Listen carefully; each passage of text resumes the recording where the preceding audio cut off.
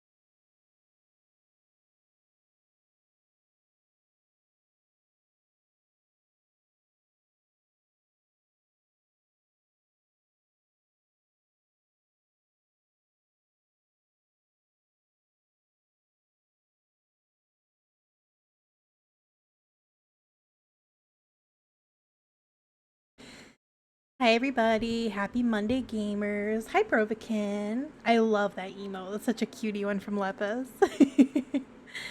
Hi Shadow, congrats on first. Hi Gobi. How you guys doing tonight? How's your Monday going?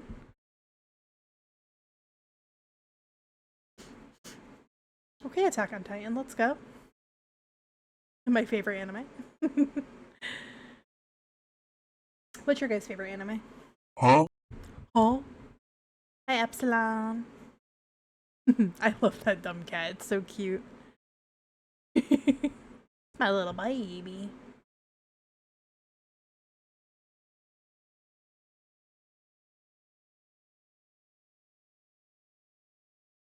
Oh shit. Here we go Thank you again. for the check-in.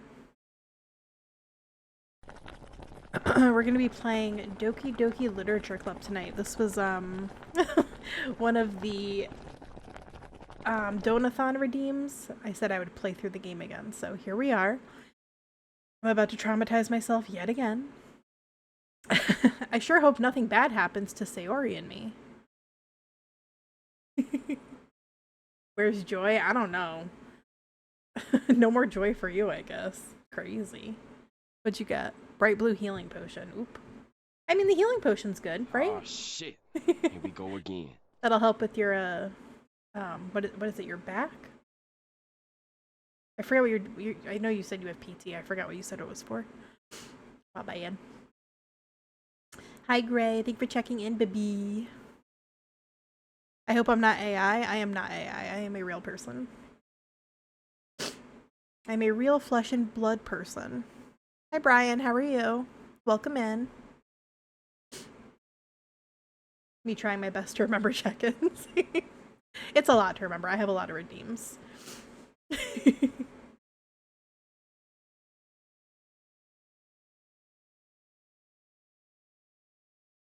Hi, Name. How are you?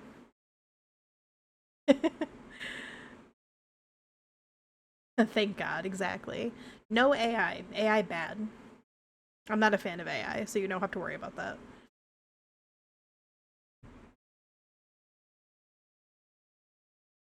You have been promoted. You are now one of my elite employees. Thank you for the resub, Epsilon. Can't believe I've known you for 10 whole months.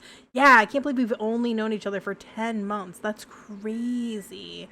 Definitely not 10 years. Plus years, actually. Wait, no, like 20 years. Ah, that's crazy. Hi, Moondust. Yes, yes, I can't talk. Yes, Minato, I'm live on another platform too.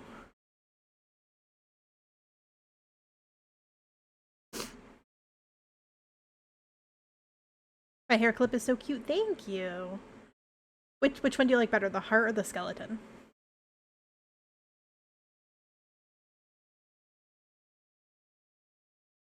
I don't want to talk about the actual number. It makes me feel old. How do you think it makes me feel? Also old.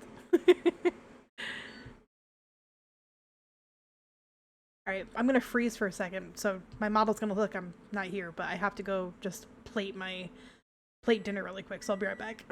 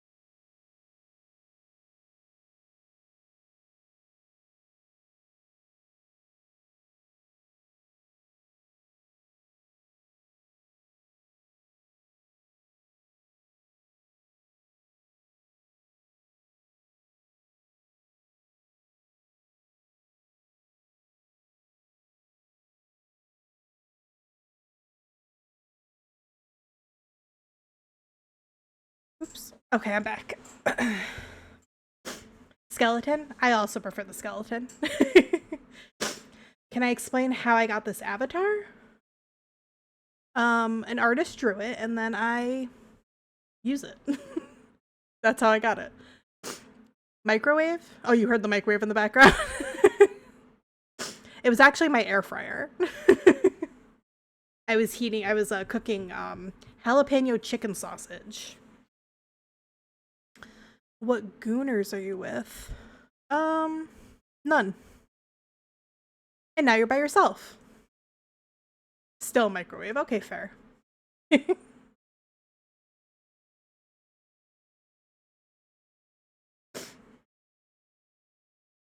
Alright, we're gonna jump right in. I'm actually going to... What do we think? Music on? I think music off, because this game has a lot of good ambient sounds, so I don't want to ruin it. By playing Doki Doki Literature Club, you agree that you have noted the game's age rating in your region, and you consent to your exposure of highly disturbing content. So I've played this game before. Just a heads up, this is like a replay. But when I first saw this, I didn't know what the game was about. Yeah, DDLC. But when I first played this, I had no idea what this game was about. I thought it was like a cute game because I was like, oh, it's a cute visual novel. Awesome. And then I see all this, like, you know, they look adorable. Like the game icon and imagery is like really, really sweet. And then I saw this and I was like, what am I playing? So here we go.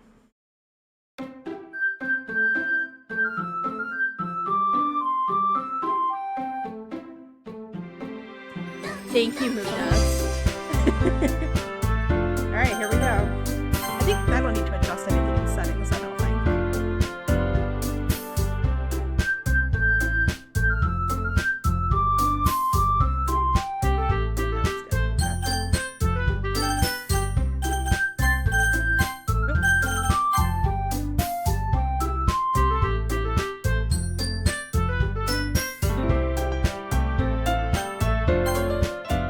You've heard the name, but you have no clue what it is. Well, you're in for a treat, 𝕋𝕚. Thanks for the follow, bleh. Hey! I see an annoying girl running toward me from the distance, waving her arms in the air like she's totally oblivious to any attention she might draw to herself. That girl is Sayori, my neighbor and good friend since we were children. I'm gonna turn the music down. Just a little. Just because it's very loud. I feel like I'm screaming. You know, the kind of friend you'd never see yourself making today, but it just kind of works out because you've known each other for so long. We used to walk to school together on days like this. But starting around high school, she would oversleep more and more frequently, and I would get tired of waiting. But if she's going to chase after me like this, I almost feel better off running away. However, I just sigh and idle in front of the crosswalk and let Sayori catch up to me. Damn game sound any louder? I turned it down, yeah, it was really loud. I overslept again. But I caught you this time. Maybe, but only because I decided to stop and wait for you. You say that like you were thinking about ignoring me. He was, Sayori. That's mean, Lilia. Well, if people stare at you for acting weird, then I don't want them to think we're a couple or something. Fine. But you did wait for me after all. I guess you don't have it in you to be mean even if you want to. Whatever you say, Sayori. We cross the street together and make our way to school. As we draw near, the streets become increasingly speckled with other students making their daily commute. By the way, Lilia, have you decided on a club to join yet? Hey Army, congrats on second, welcome in. You're just in time for Doki Doki Literature Club. A club? I told you already, I'm not really interested in joining any clubs. I haven't been looking either. Eh, that's not true. You told me you would join a club this year. Did I? I'm sure it's possible that I did, in one of our many conversations where I dismissively go along with whatever she's going on about. Thanks for the follow, Kyle Gardner. Welcome in. Hope you're having a great Monday so far. Sayori likes to worry a little too much about me when I'm perfectly content just getting by on the average while spending my free time on games and anime. Uh-huh. I was talking about how I'm worried that you won't learn how to socialize or have any skills before college. Your happiness is really important to me, you know. And I know you're happy now, but I die at the thought of you becoming a NEET in a few years because you're not used to the real world. You trust me, right? Don't make me keep worrying about you. Alright, alright. I'll look at a few clubs if it makes you happy. No promises, though. Will you at least promise me you'll try a little? Yeah, I guess I'll promise you that. Yay! Why do I let myself get lectured by such a carefree girl? More than that, I'm surprised I even let myself relent to her. I guess seeing her worry so much about me makes me want to ease her mind at least a little bit. Even if she does exaggerate everything inside of her head. The school day is as ordinary as ever, and it's over before I know it. After I pack up my things, I stare blankly at the wall, looking for an ounce of motivation. Clubs. Sayori wants me to check out some clubs. I guess I have no choice but to start with the anime club. Hello? Sayori? Sayori must have come into the classroom while I was spacing out. I look around and realize that I'm the only one left in the classroom. I thought I'd catch you coming out of the classroom, but I saw you just sitting here and spacing out, so I came in. Honestly, you're even worse than me sometimes. I'm impressed. You don't need to wait up for me. If it's going to make you late to your own club. Well, I thought you might need some encouragement, so I thought, you know. Hold on one sec. I just have to realize I don't think I adjusted it in OBS. Where is it? There it is. Oh yeah, it is very loud. Oh my god. There we go. That should be better. I was like, I think I just like started blasting the game. There we go. Know what? Well, that you could come to my club. Sayori. Yeah? There is no way I'm going to your club. Meanie? Sayori is vice president of the literature club. Hi, Poison God. Thank you for the follow. Welcome in. Happy Monday. Hope you're having a great day so far. Not that I was ever aware that she had any interest in literature. In fact, I'm 99% sure she only did it because she thought it would be fun to help start a new club. You hate Mondays? Me too. Mondays are terrible. But we make the most of them when we can. Since she was the first one to show interest after the one who proposed the club, she inherited the title Vice President. I love that face, Moondust. That said, my interest in literature is guaranteed to be even less. Yeah, I'm going to the anime club. Come on, please. Why do you care so much anyway? Well, I kind of told the club yesterday I would bring in a new member. And Natsuki made cupcakes and everything. Don't make promises you can't keep.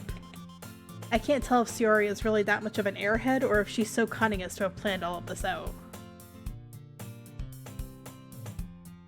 I let out a long sigh. What's going on here? I'm playing Doki Doki Literature Club. Thanks for the follow, Reed. Thank you for the follow, Death. Welcome in, guys. Hope you're having a great day. We're playing Doki Doki Literature Club. We just started.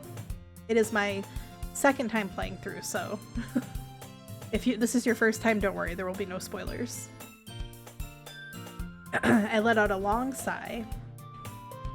Fine, I'll stop by for a cupcake, okay? Yes, let's go. And thus, today marks the day I sold my soul for a cupcake. I dejectedly follow Sayori across the school and upstairs, a section of the school I rarely visit. Sayori, full of energy, swings open the classroom door.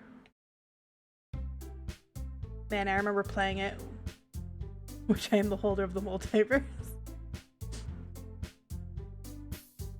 Everyone, the new member is here. I told you, don't call me a new member. I glance around the room. Welcome to the Literature Club. It's a pleasure meeting you. I'll tell you guys right now, the very first person I went after in this game, like romance-wise, was her. And my friend Nira was like, yeah, she's really shy and sweet, right? And I was like, yeah, she seems really sweet. Yeah.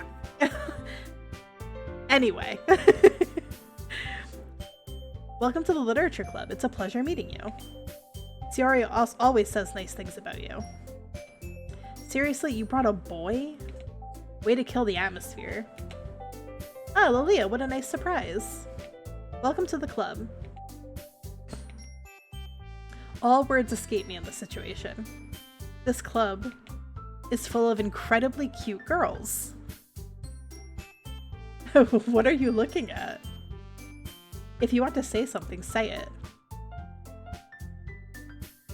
Bruh. Sorry. Natsuki.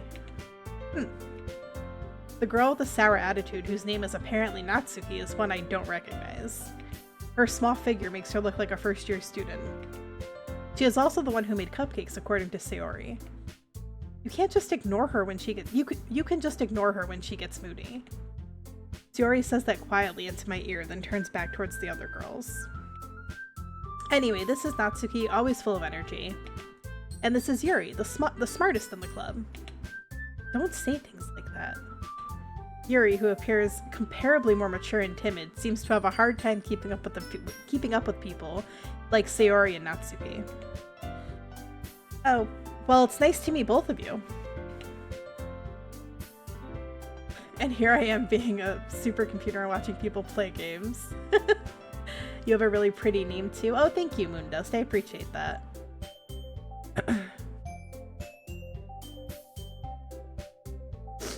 And it sounds like you already know Monika, is that right? That's right. It's great to see you again, Lilia. Monika smiles sweetly. We do know each other. Well, we rarely talked, but we were in the same class last year. Monika was probably the most popular girl in class. Smart, beautiful, athletic, basically completely out of my league. So having her smile at me so genuinely feels a little... You too, Monika. Come sit down, Lilia. We made room for you at the table, so you can sit next to me or Monika. I'll get the cupcakes. Hey, I made them. I'll get them. Sorry, I got a little too excited. Then how about I make some tea as well? The girls have a few desks arranged to form a table. As Sayori mentioned, it's been widened so that there is one space next to Monika and one space next to Sayori. Natsuki and Yuri walk over to the corner of the room where Natsuki grabs a wrapped tray and Yuri opens the closet. Still feeling awkward, I take a seat next to Sayori. Natsuki proudly marches back to the table, tray in hand. Okay, are you ready? Ta-da! Hi, Pumpernickel. Yes, dokie dokie. Whoa! Natsuki lifts the foil off the tray to reveal a dozen white, fluffy cupcakes decorated to look like little cats. The whiskers are drawn with icing, and little pieces of chocolate were used to make ears. So cute. I had no idea you were so good at baking, Natsuki. For me, having infinite pocket source and being a friend of a god named Vertical and occultist reality. Interesting. And a human dinosaur. That's crazy. That all sounds wild. Well, you know. Just hurry and take one. Sayori grabs one first, then Monika. I follow. It's delicious. Sayori talks with her mouth full and has already managed to get icing on her face. I turn the cupcake around in my fingers, looking for the best angle to take a bite. Natsuki is quiet. I can't help but notice her sneaking glances in my direction. Is she waiting for me to take a bite? I finally bite down. The icing is sweet and full of flavor. I wonder if she made it herself. This is really good. Thank you, Natsuki. Why are you thanking me? It's not like haven't I heard this somewhere before? Made them for you or anything. And I thought you technically did. Sayori said, well, maybe, but not for, you know, you, dummy. Alright. I give up on Natsuki's weird logic and dismiss the conversation.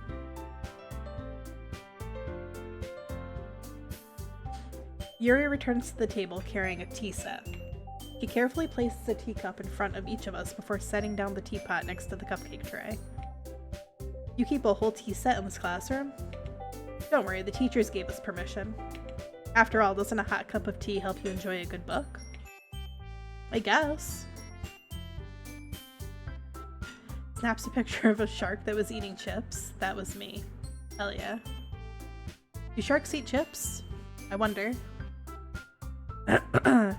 Don't let yourself get intimidated. Yuri's just trying to impress you. That's not... Insulted, Yuri looks away. I love Natsuki. He's pretty great. I meant that, you know, I believe you. Well, tea and reading might not be a pastime for me, but I at least enjoy tea. Hi, the Royal Researcher. How are you doing? I'm glad. Yuri faintly smiles to herself in relief. Monica raises an eyebrow, then smiles at me.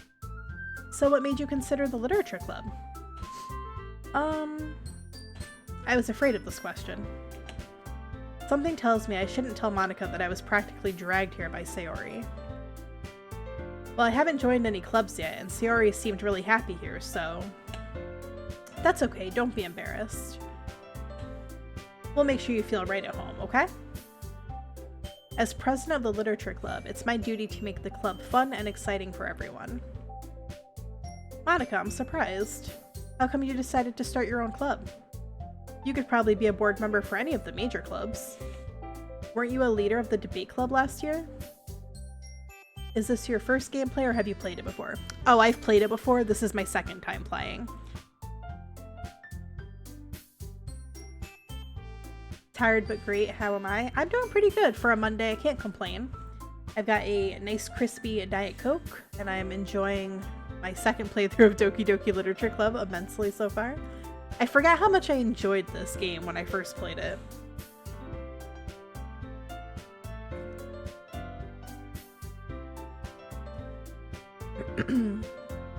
Weren't you a leader of the debate club last year? Well, you know. When's the TF2 stream? Probably never. I don't play that game.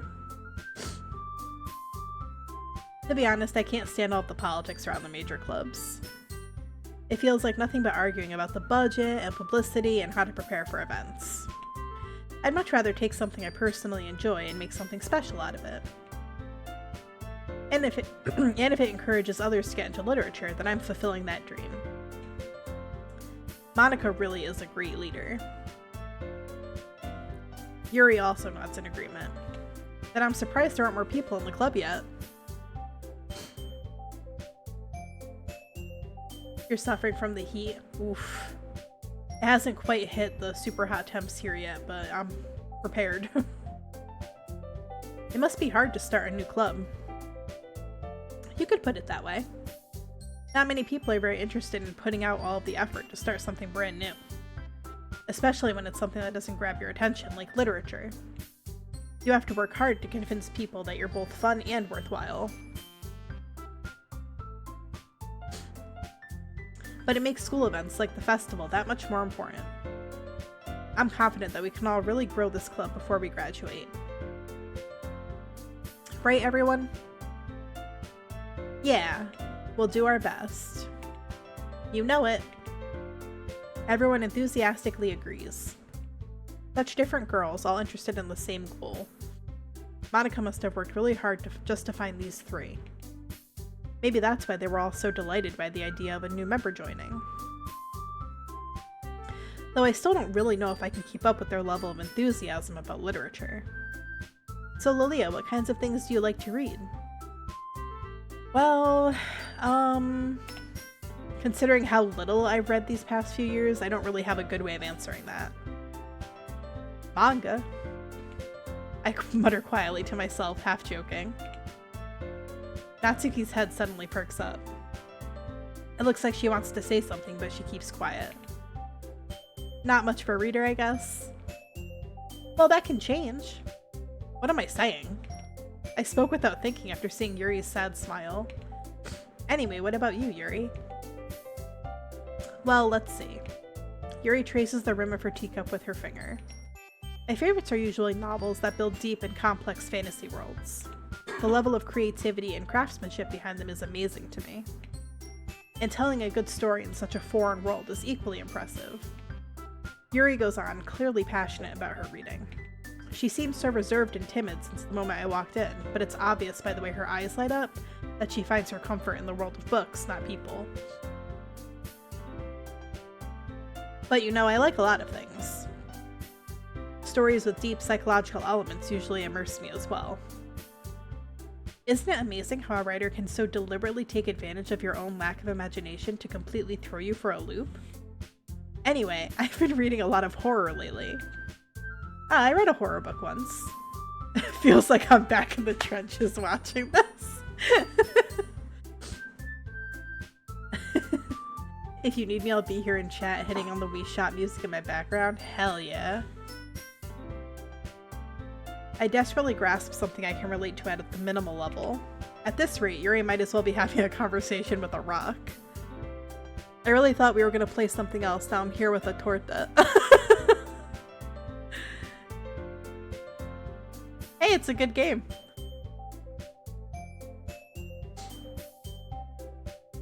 Really, I wouldn't have I can't talk, oh my god. Really, I wouldn't have expected that, Yuri. Did I read what she said?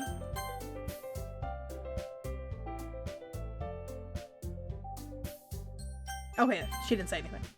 Just kidding. Really, I wouldn't have expected that, Yuri. For someone as gentle as you.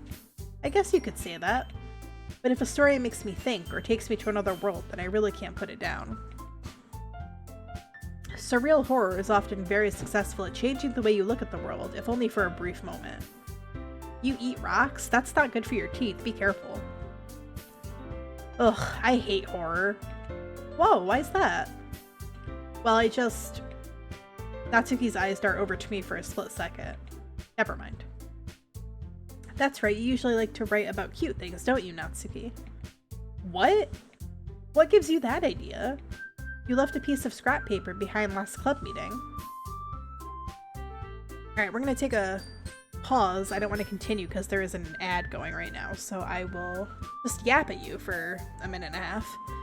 They taste like chocolate? Ooh, chocolate rocks? Okay. That I can get down with. I'm a big fan of chocolate.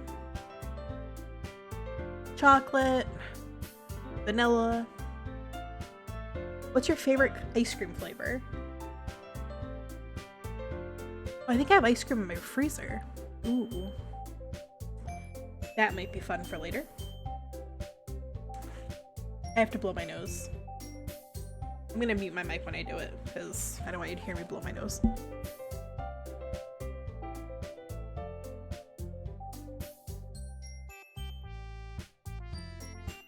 Okay. I've returned from nose blowing.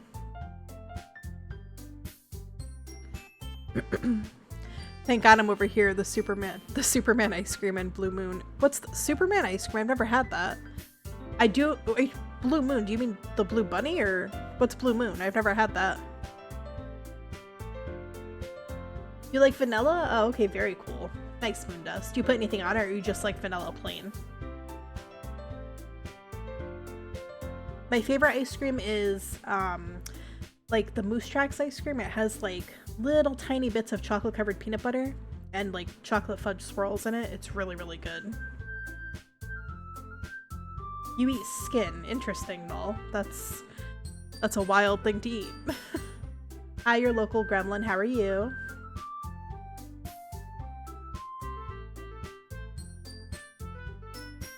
You eat berries?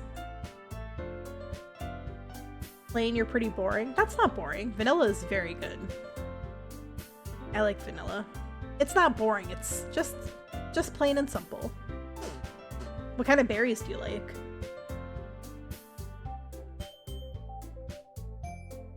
Berry flavored rocks. Interesting.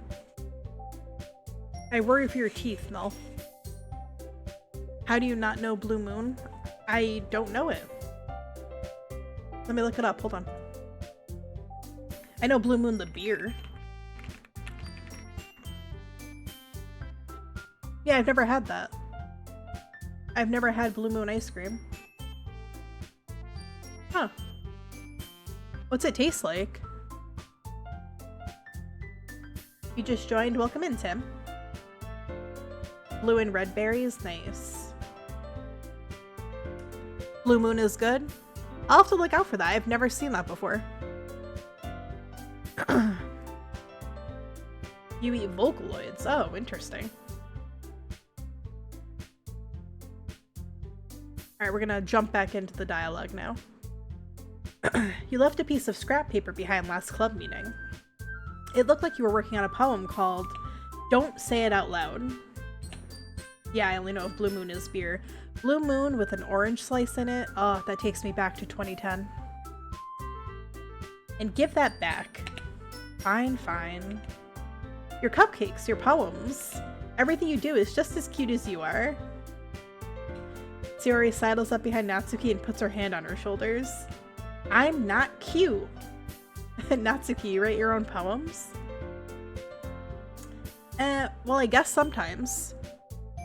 Just think the fourth flavor of ice cream in Kids Next Door.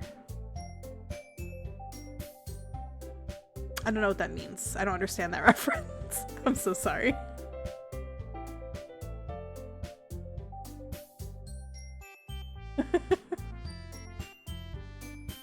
Why do you care? I think that's impressive. Why don't you share them sometimes? Yeah, no, I know it's a cartoon. I never watched Kids Next Door. Sorry.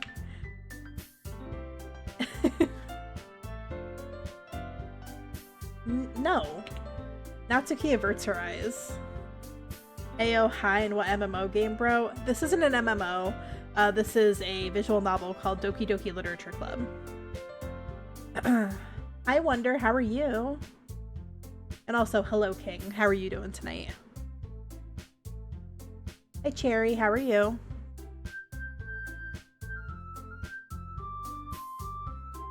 Natsuki averts her eyes.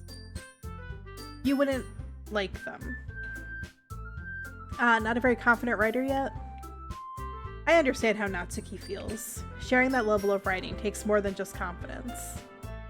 You're doing good, Wonder? Awesome. That's good to hear. Yes, I do see her. Hello. Hi, Cherry. How are you doing? I will take my power and will.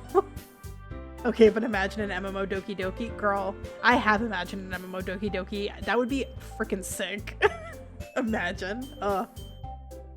Finally, I'm not invisible to someone. I definitely see you. Sharing that level of writing takes more than just confidence. The truest form of writing is writing to oneself. You must be willing to open up to your readers, exposing your vulnerabilities, and showing even the deepest reaches of your heart. Do you have writing experience too, Yuri? Maybe if you share some of your work, you can set an example and help Natsuki feel comfortable enough to share hers. I guess it's the same for Yuri. Oh, I wanted to read everyone's poems. We all sit in silence for a moment. Okay. I have an idea, everyone. Natsuki and Yuri look quizzically at Monika. Let's all go home and write a poem of our own. Then next time we meet, we'll all share them with each other. That way, everyone is even.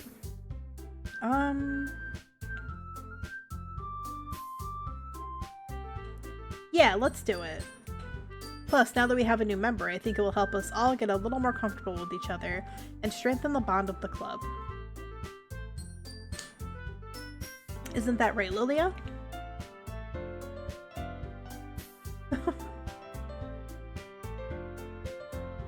I technically am the main character in the game, so I play I'm a boy in the game. I'm the male main character, and then I have to befriend these 4 girls in this club and you get to romance them, and there's more to it, but I don't want to spoil anything. The sky is on fire. What that means. Monica smiles warmly at me once again. Hold on, there's still one problem. What's that? Now that we're back to the original topic of me joining the club, I bluntly come forth with what's been on my mind the entire time. I never said I would join this club. Sayori may have convinced me to stop by, but I never made any decision. You're looking for 100 Robux so I can make a group? I unfortunately don't play Roblox, I'm so sorry. But good luck finding your Robux. You're back, welcome back, Pumpernickel. I still have other clubs to look at, and, I lose my train of thought. All four girls stare back at me with dejected eyes. But, I'm sorry, I thought, Leah, you all... I'm defenseless against these girls. How am I supposed to make a clear-headed decision when it's like this? That is, if writing poems is the price I need to pay in order to spend every day with these beautiful girls... Right. Oh, shit. Okay, I've decided then. I'll join the literature club. One by one, the girls' eyes light up.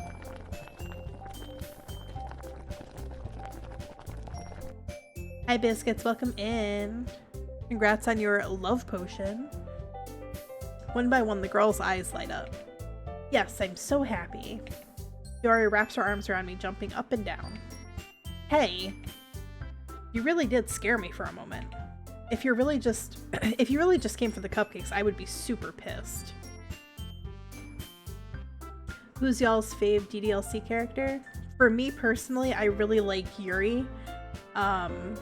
She was my favorite when I first played through, and there's just something about her that I just love so much. The potion timing with this game is wild. Amazing. Then that makes it official. Welcome to the Literature Club. Thanks, I guess.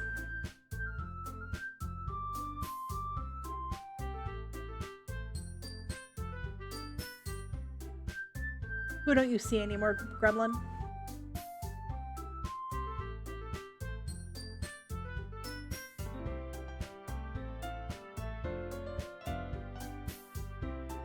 Who cooking? Who's cooking what?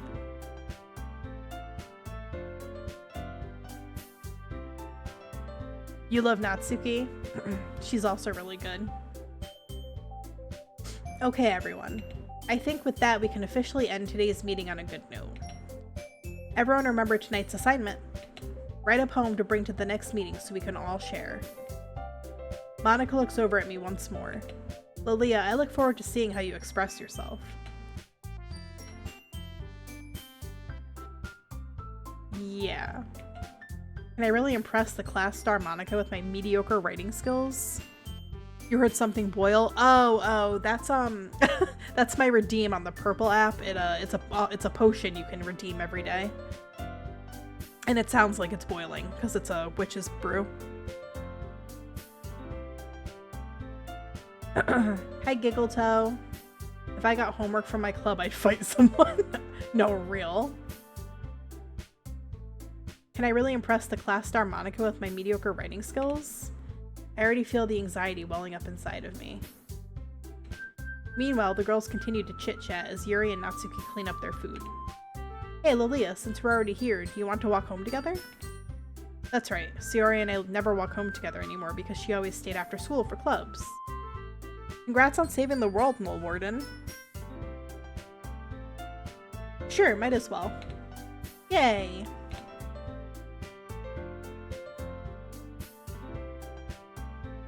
With that, the two of us depart the club room and make our way home. The whole way, my mind wanders back and forth between the four girls. Sayori, Natsuki, Yuri, and of course, Monica. Will I really be happy spending every day after school in a literature club? Perhaps I'll have the chance to grow closer to one of these girls. Alright, I'll just need to make the most of my circumstances, and I'm sure good fortune will find me. He's happy now. Yeah, right. And I guess that starts with writing a poem tonight. Guys, Miku is right outside my door demanding money. I only have $5. Uh-oh. Don't answer the door then. It's time to write a poem. Pick words you think your favorite club member will like. Something good might happen with whoever likes your poem the most. Alright. So I feel like... Who do I want to appeal to?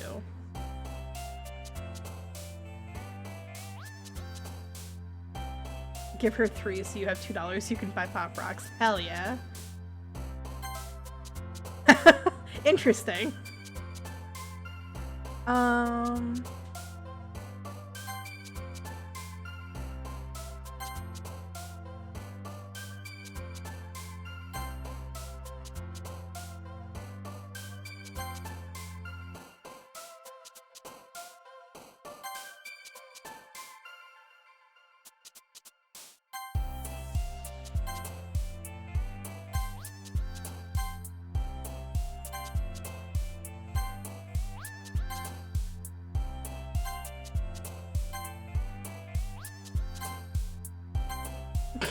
What kind of poem am I writing?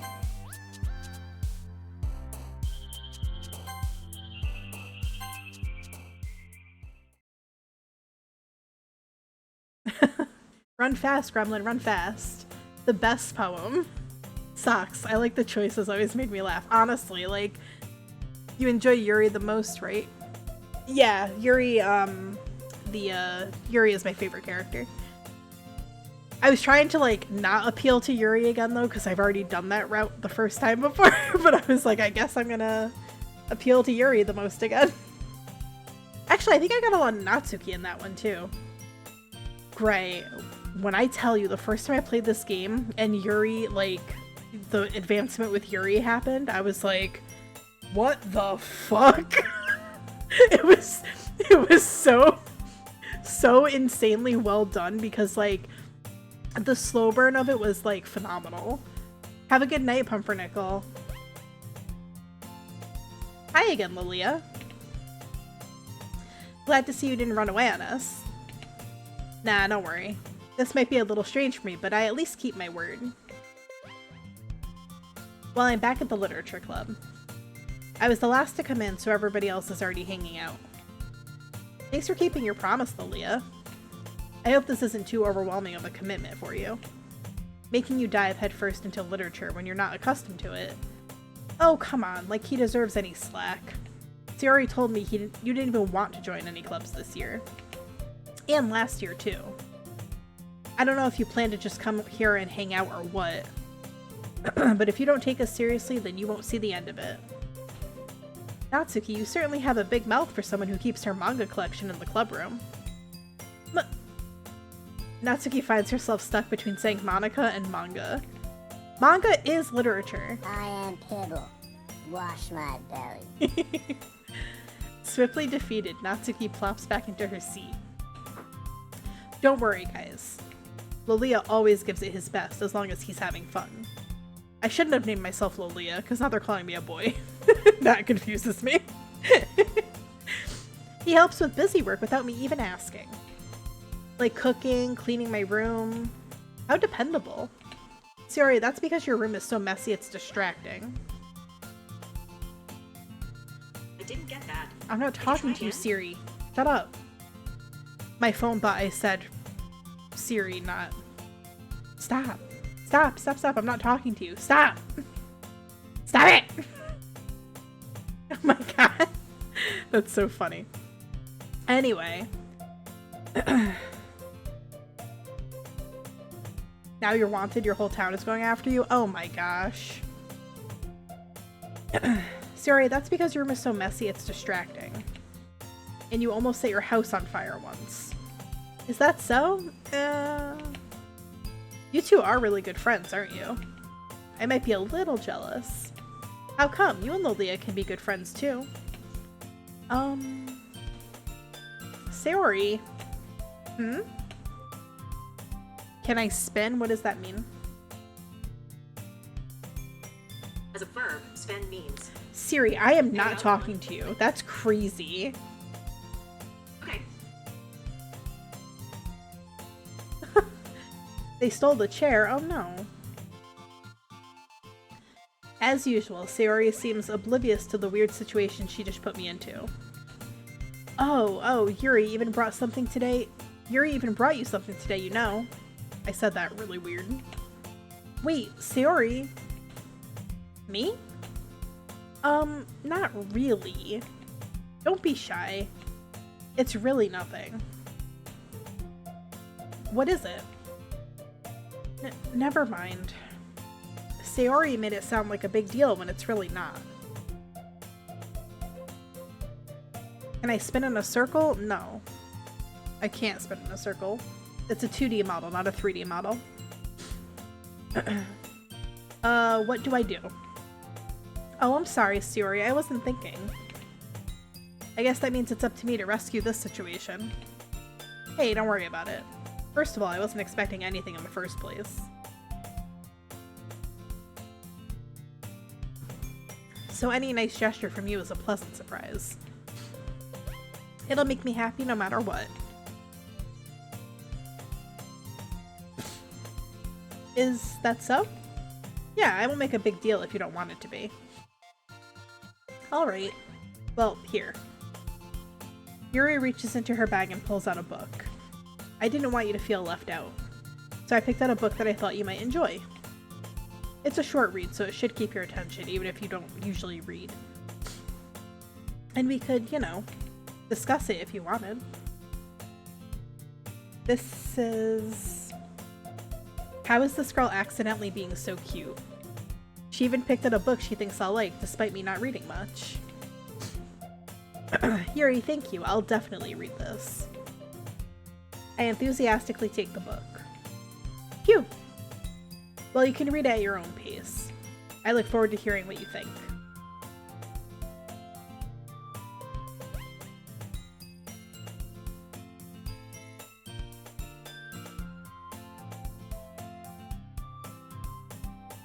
Now that everyone's settled in, I expected Monika to kick off some scheduled activities for the club. But that doesn't seem to be the case. Sayori and Monika are having a cheery conversation in the corner. Yuri's face is already buried in a book. I can't help but notice her intense expression, like she was waiting for this chance. Meanwhile, Natsuki is rummaging around in the closet. I'm really curious to talk to Yuri a bit more. But at the same time, I would feel bad for distracting her from reading. I catch a glimpse of the cover of her book. It looks like the same book that she lent to me. More than that, she seems to be on the first few pages. Crap. I think she noticed me looking at her. She sneaks another glance at me and our eyes meet for a split second. But that only makes her hide her face deeper in her book. Sorry. I was just spacing out. I muttered this, sensing I made her uncomfortable. Hi, King. How are you? Oh, it's fine. If I was focused, then I probably wouldn't have noticed in the first place. But I'm just rereading a bit of this, so... Isn't this game deleted off the App Store or something? Sorry, I don't play much Doki Doki Literature Club. Hello from Nova Scotia, Canada. I don't know if it's deleted off the App Store. I'm playing it on Steam. It's on Steam, so... But also, hello from Nova Scotia. Or hello to Nova Scotia. How are you doing today? You love Yuri? He is very, very adorable. But I'm just rereading a bit of this, so... That's the book that you gave me, right? Mm-hmm. I wanted to reread some of it. Not for any particular reason. Just curious, how come you have 2 copies of the same book? Well, when I stopped at the bookstore yesterday... that's not what I meant. I play a boy character in this game. It's 1 boy and 4 girls. I mean, I just happened to buy 2 of them. Ah, I see. There's something fairly obvious here that Yuri isn't telling me, but I decide to let it go. You're doing good. You're very welcome for asking.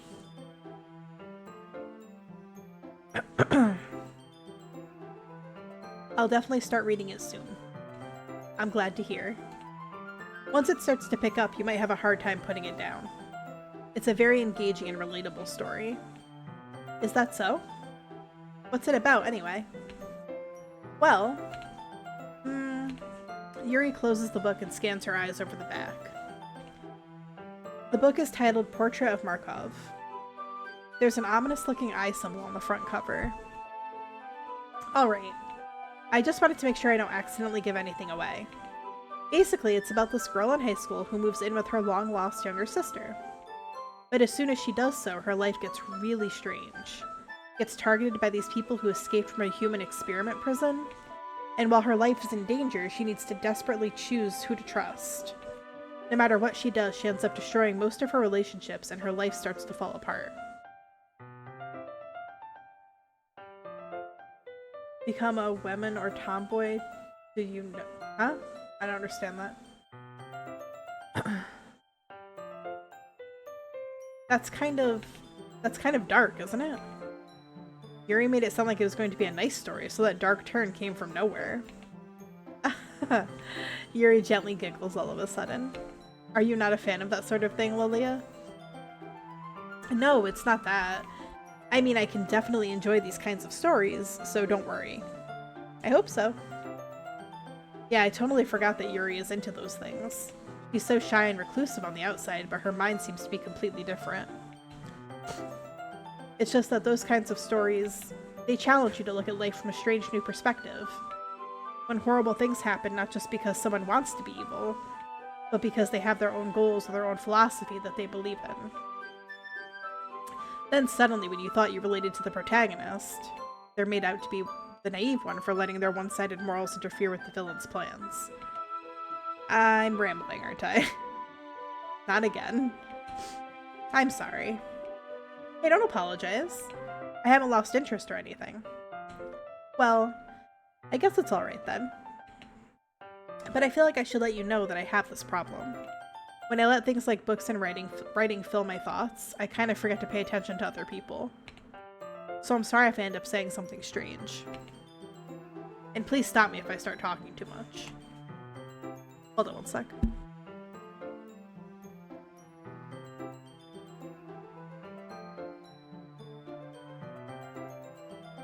Sorry, my allergies are out of control today.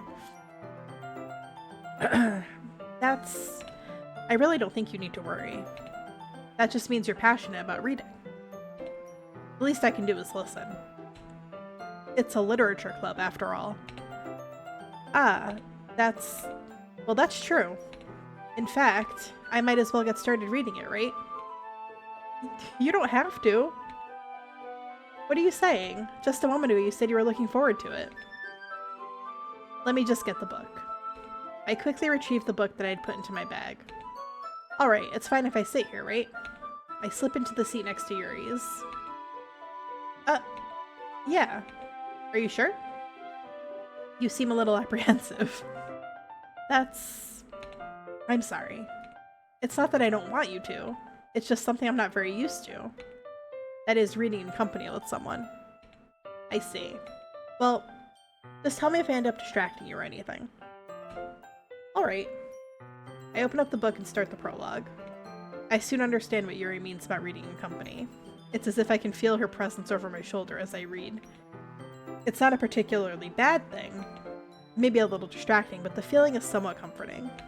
Yuri is in the corner of my eye. I realize that she's not actually looking at her own book. I glance over. It looks like she's reading from my book instead. Sorry. Hi, Cheese. How are you? I was just... Yuri, you really apologize a lot, don't you? I do? I don't really mean to. Sorry. I mean... Here, this should work, right? I slide my desk until it's up against Yuri's, then hold my book more between the two of them. I suppose so. Yuri timidly closes her own copy. Once we each lean in a little bit, our shoulders are almost touching.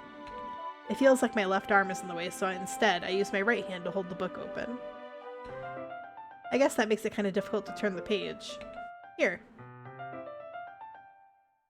Yuri takes her left arm and holds the left side of the book between her thumb and forefinger. Ah. I do the same with my right arm on the right side of the book. That way, I turn a page and Yuri slides under her thumb after it flips to her side. But in holding it like this, we're huddled even closer together than before. It's actually kind of distracting me. It's as if I can feel the warmth of Yuri's face and she's in the corner of my vision. Are you ready? To turn the page. Oh, sorry. I think I got a bit distracted for a second. I glance over at Yuri's face again and our eyes meet. I don't know how I'll be able to keep up with her. That's okay. You're not as used to reading, right? I don't mind being patient if it takes you a bit longer. It's probably the least I can do, since you've been so patient with me. Like, look at her. Look how cute she is. I love Yuri. Yeah. Thanks. We continue reading. Yuri no longer asks me if I'm ready to turn the page. Instead, I just assume that she finishes the page before me, so I turn it by my own volition. We continue the first chapter in silence. Even so, turning each page almost feels like an intimate exchange. My thumb gently letting go of the page, letting it flutter over to her side as she catches it under her own thumb. Hey Yuri, this might be a silly thought, but the main character kind of reminds me of you a little bit. You think so? How does she? Well, I guess she's more blunt in a lot of ways. But she also second guesses all of the things that she says and does. Like, she's afraid she'll do something wrong. It's not like I can see into your head or anything, but they're kind of reminiscent of some of your mannerisms. I see. Yuri remains silent for a moment. But Lolia, that's probably a terrible thing to have in common with her. Oh, that's so embarrassing that you think that. Wait, I didn't mean it in a bad way or anything. Sorry, I really didn't know you were self-conscious about that sort of thing. I guess I more meant that it's kind of cute. Oh. What are you saying all of a sudden? Okay, everyone. I think it's about time we share today's poems with each other. We might not have enough time if we wait too long. Yuri exhales, spared from finishing her thought. Is that alright, Yuri? You look kind of down. I'm sorry if you haven't been looking forward to this. Oh, it's not that. It's fine. Yuri releases her hand from the book, causing it to close on top of my thumb. Alright, I guess I'll do some more reading tonight. Or would you prefer I only read it with you? I guess I don't have too much of a preference either way. In that case, I'll read a little more tonight. It'll be more fun to read with you after it picks up a bit, you know? That's good reasoning. In that case, feel free to finish the first 2 chapters in your own time. Alright. I stand up. I make a mental note of where I left off in the book, then slip it back into my bag. By the way, did you remember to write a poem last night? Yeah. My relaxation ends. I can't believe I agreed to do something so embarrassing. I couldn't really find much inspiration since I've never really done this before. Well, now that everyone's ready, why don't we find someone to share it with? I can't wait. Sayori and Monica enthusiastically pull out their poems. Sayori's is on a wrinkled sheet of loose leaf torn from a spiral notebook. On the other hand, Monica wrote hers in a composition notebook. I can already see Monica's pristine handwriting from where I sit.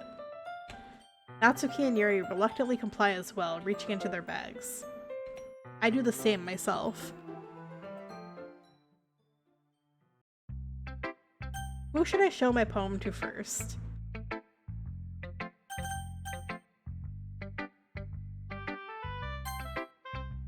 Yuri seems the most experienced, so I should start with her. I can trust her opinion to be fair. As Yuri reads the poem, I notice her eyes lighten. Exceptional. What was that? Did I say that out loud? Yuri first covers her mouth, but that ends up covering her whole face. He's going to hate me. You really didn't do anything wrong, Yuri. I guess you're right. What am I getting so nervous for? Yes, I am aware, Christine. Thank you.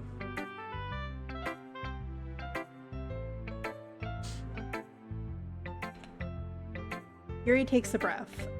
So, what kind of writing experience do you have? Your use of imagery and metaphors indicates you've written a lot of poetry before. Really? Well, that's a huge compliment coming from you.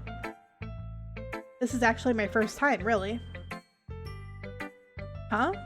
Yuri stares at me blankly, then looks at my poem again. Well, I know that. It just meant, Yuri trails off, unable to find an excuse. She traces her finger along the words in the poem, as if breaking it down more thoroughly. Yeah. Okay. This is the reason I was able to tell. It's just that there are specific writing habits that are usually typical of new writers. And having been through that myself, I kind of learned to pick up on them. I think the most noticeable thing I recognize in new writers is that they try to make their style very deliberate. In other words, they tend to pick a writing style separate from the topic matter, and they form-fit the two together. The end result is that both the style and the expressiveness are weakened. Once Yuri finds her train of thought, it's as if her demeanor totally changes. Her stammering is completely gone, and she sounds like an expert. Of course, that's not something you can be blamed for. There are so many different skills and techniques that go into writing even a single poem. Not just finding them and building them, but getting them to work together is probably the most challenging part. It might take you some time, but it all comes with practice and learning by example and trying new things. I also hope that everyone else in the club gives you valuable feedback. Natsuki can be a little biased, though. Alright, we're taking a quick break for ads. I am going to go grab a drink of water. I will be right back.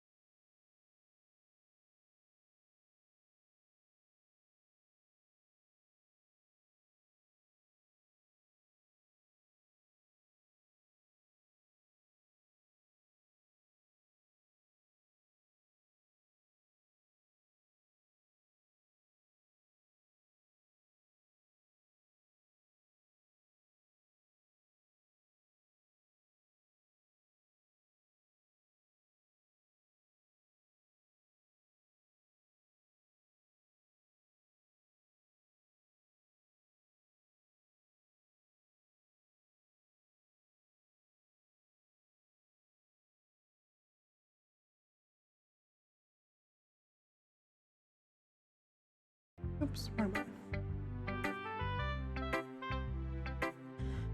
Alright, I'm back. I have a popsicle. I'm ready to game. Biased? How? Well, never mind. I shouldn't be talking about people like that. Sorry. It's fine.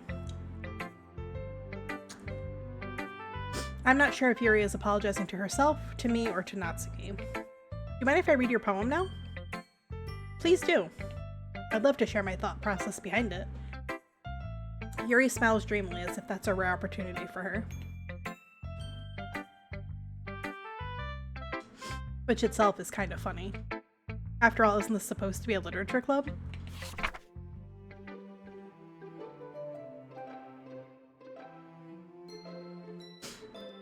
Ghost under the light. The tendrils of my hair illuminate beneath the amber glow. Bathing. It must be this one.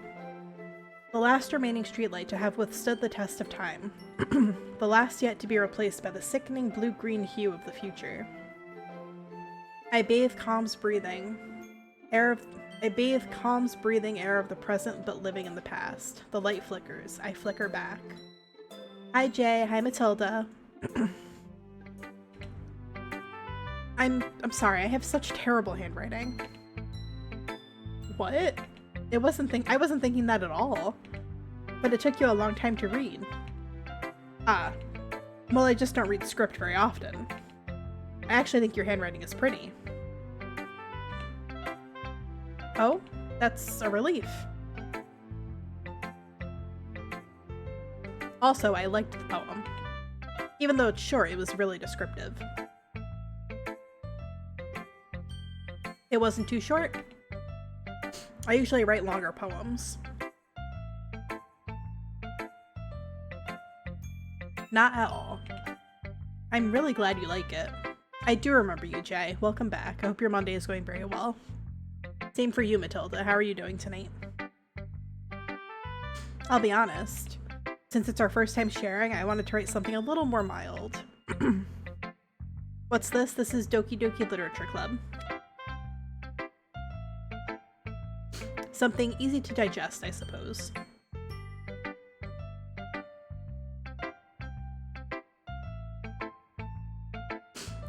Are you into ghosts, Yuri? Actually, the story isn't about a ghost at all, Lilia. Really? I must have totally missed the point. Well, I suppose you did only glance over it, after all. But remember that poets often express their own thoughts, feelings, and experiences in their work.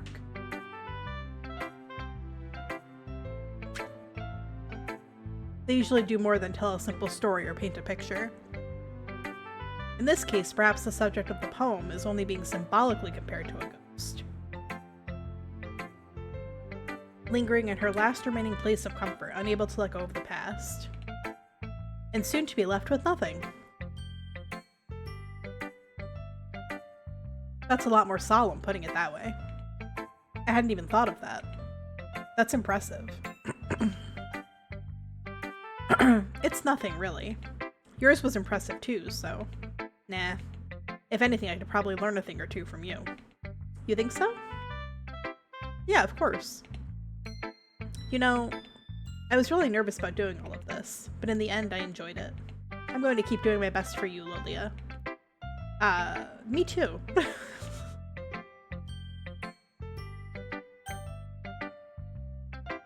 Who next? I'll do Natsuki.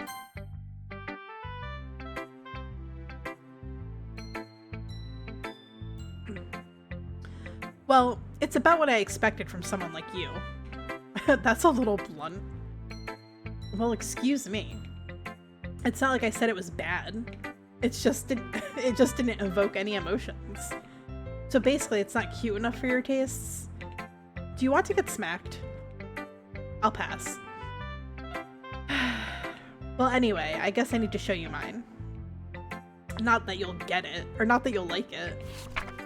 Eagles can fly, monkeys can climb, crickets can leap, horses can race, owls can seek, cheetahs can run, eagles can fly, people can try, but that's about it. Yeah, I told you that you weren't gonna like it. I like it.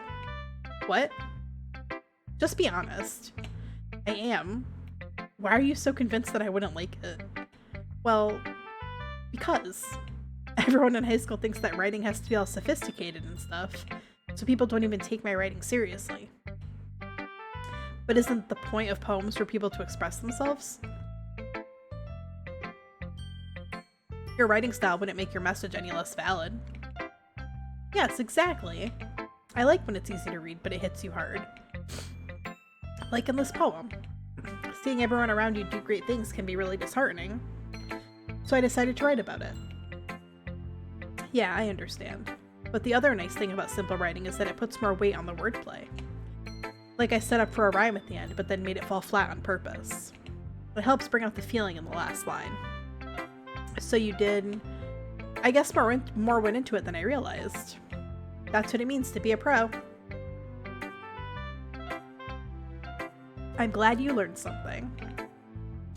Didn't expect that from the youngest one here, did you? Yeah, I guess not. I decided to humor her with that last comment. I don't really care how old everyone is, but if Natsuki is feeling proud, then I won't take that away from her.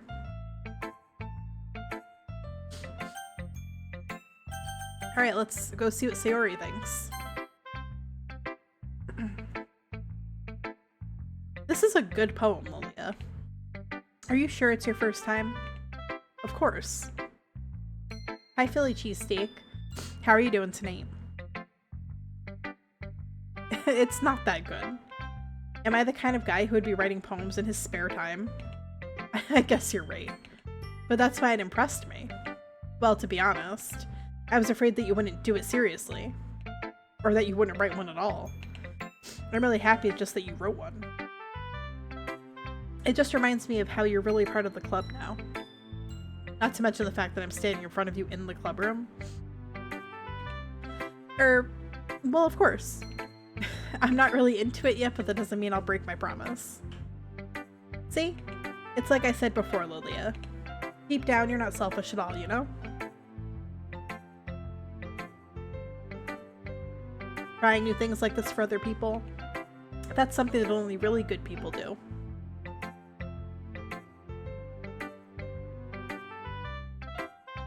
Thanks, Sayori. I'm not sure if Sayori sees the full picture of my motive here. Then again, I can't deny that she's part of the reason I joined. Knowing how much this means to her and all. Yeah. And I'm gonna make sure you have lots of fun here, okay? That will be my way of thanking you. Alright, I'm gonna hold you to that then. Yay. Now you'll read my poem too, right? Don't worry, I'm really bad at this. We'll see about that. Dear Sunshine, the way you glow through my blinds in the morning, it makes me feel like you missed me. Kissing my forehead to help me out of bed, making me rub the sleepy from my eyes. Are you asking me to come out and play? Are you trusting me to wish away a rainy day? I look above, the sky is blue. It's a secret, but I trust you too. If it wasn't for you, I could sleep forever, but I'm not mad. I want breakfast. Sayori, this is just a guess, but did you wait until this morning to write this? No? Just a little bit. You can't answer just a little bit to a yes or no question. I forgot to do it last night. Well, at least that makes me feel a little bit better about myself. Don't be mean. I still tried my best. Yeah. I didn't mean to say it was a bad poem. It came out nice, or how should I put it? It sounds just like you. Really? Yeah. Especially that last line. I made eggs and toast. Even though you were late to school. It's bad to skip breakfast. I get all cranky. Well, I guess there's no point in arguing. Anyway, thanks for showing me. This was so much fun. Monika's the best. Yeah, but next time I won't forget. And I'm gonna write the best poem ever. Well, I guess I'll look forward to it.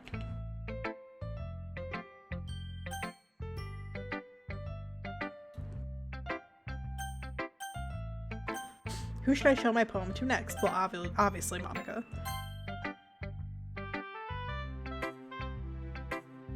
Hi, Lilia. Having a good time so far? Yeah. Good, glad to hear it. By the way, since you're new and everything, if you ever have any suggestions for the club, like new activities or things we can do better, I'm always listening. Great foreshadowing. Don't be afraid to bring things up, okay?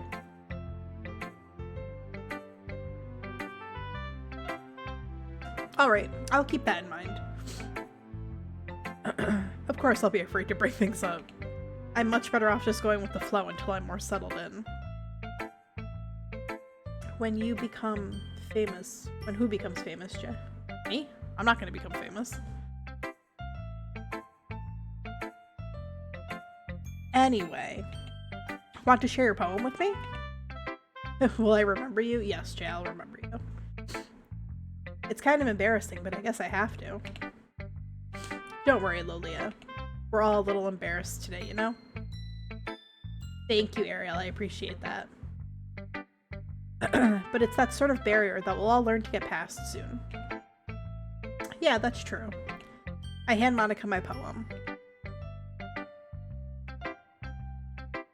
Great job, Lolia. I was going ooh in my head while reading it. It's really metaphorical. I'm not sure why, but I didn't expect you to go for something so deep. I guess I underestimated you. It's easiest for me to keep everyone's expectations low. That way it always counts when I put in some effort. That's not very fair. Well, I guess it worked anyway. You know that Yuri likes this kind of writing, right? Writing that's full of imagery and symbolism. Unlike Sayori, who likes using simple and direct words to describe happiness and sadness. Yuri likes it when readers are left to derive their own meaning out of it. It's very challenging to write like that effectively.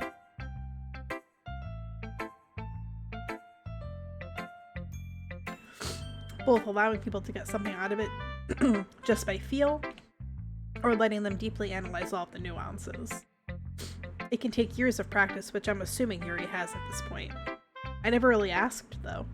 I'm sure I'm nowhere near her level yet.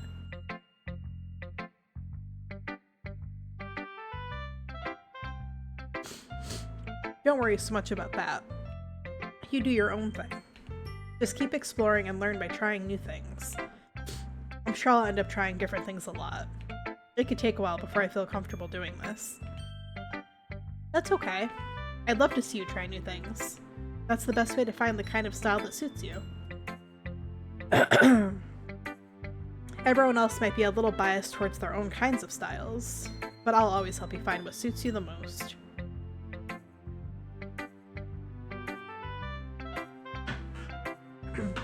Sorry, my popsicle's melting. Hold on.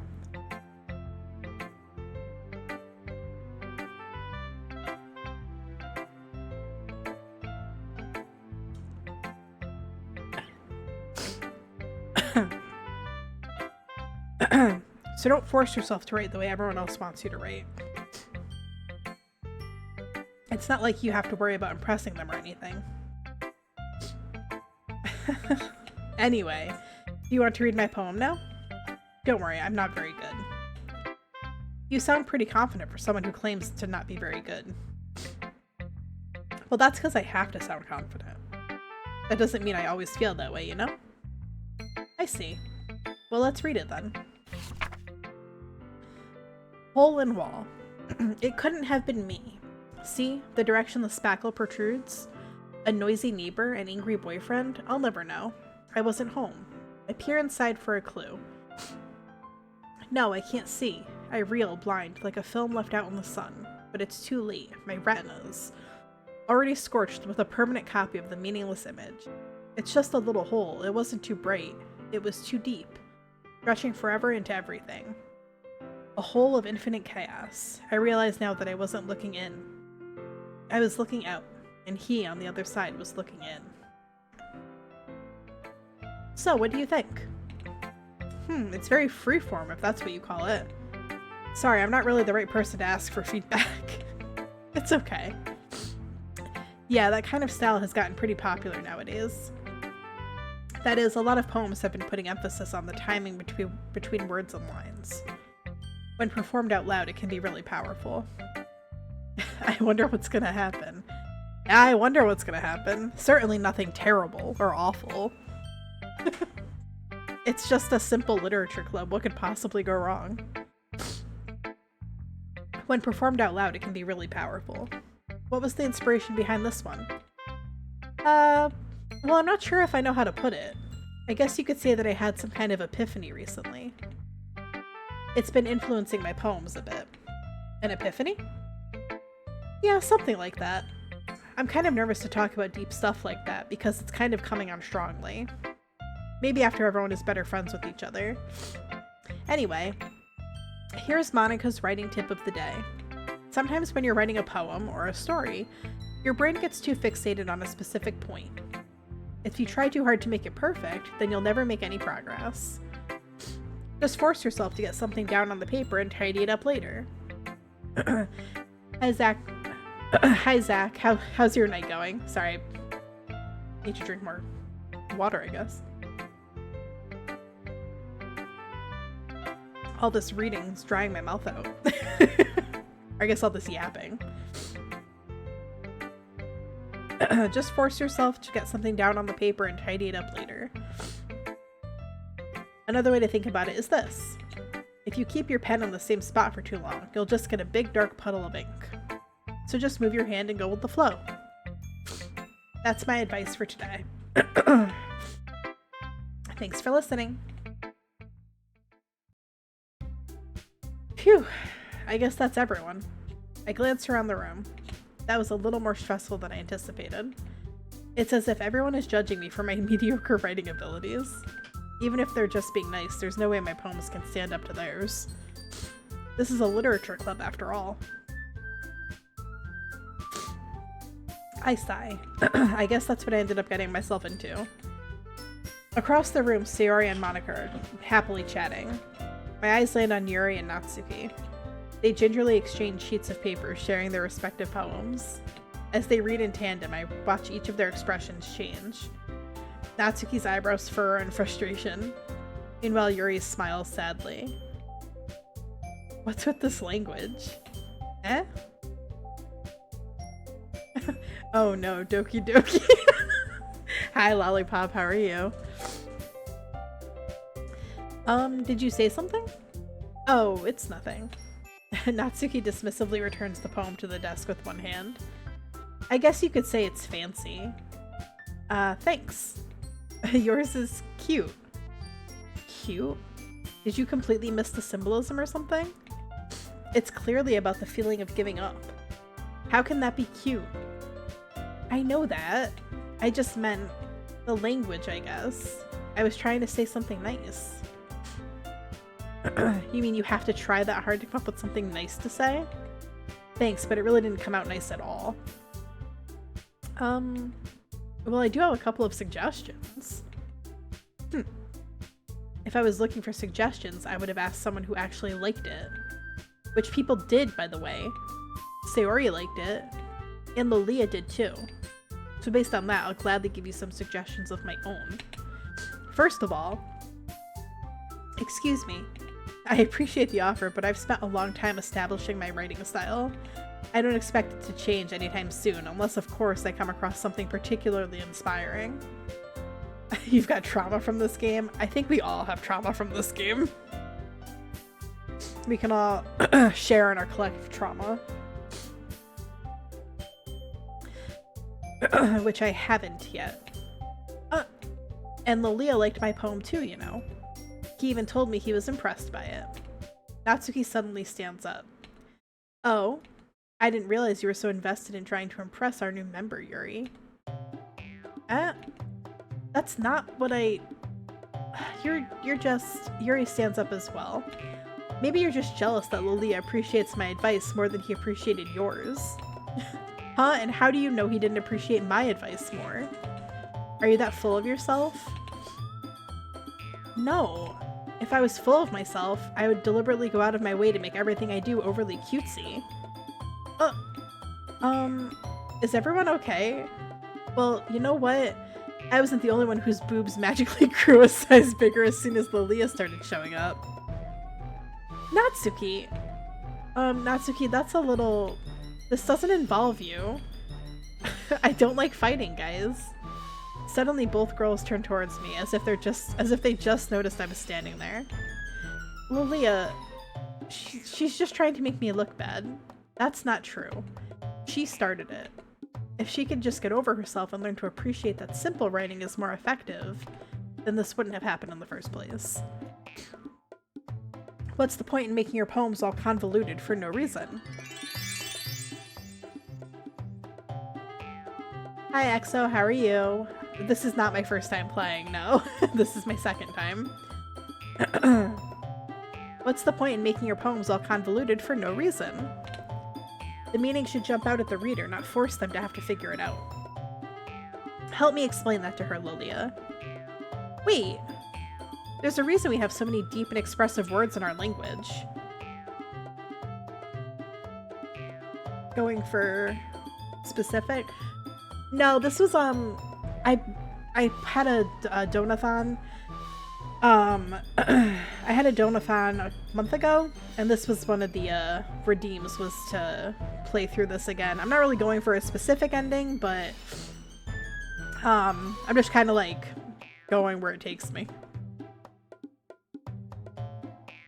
There's a Natsuki, give me a cupcake. Yeah, Natsuki, give us all a cupcake. I could go for a cupcake. There's a reason we have so many deep and expressive words in our language. It's the only way to convey complex feelings and meaning the most effectively. Avoiding them is not only unnecessarily limiting yourself, it's also a waste. You understand that, right, Lilia? Well, how did I get dragged into this in the first place? It's not like I know anything about writing. But whomever I agree with, they'll probably think more highly of me. So of course that's going to be...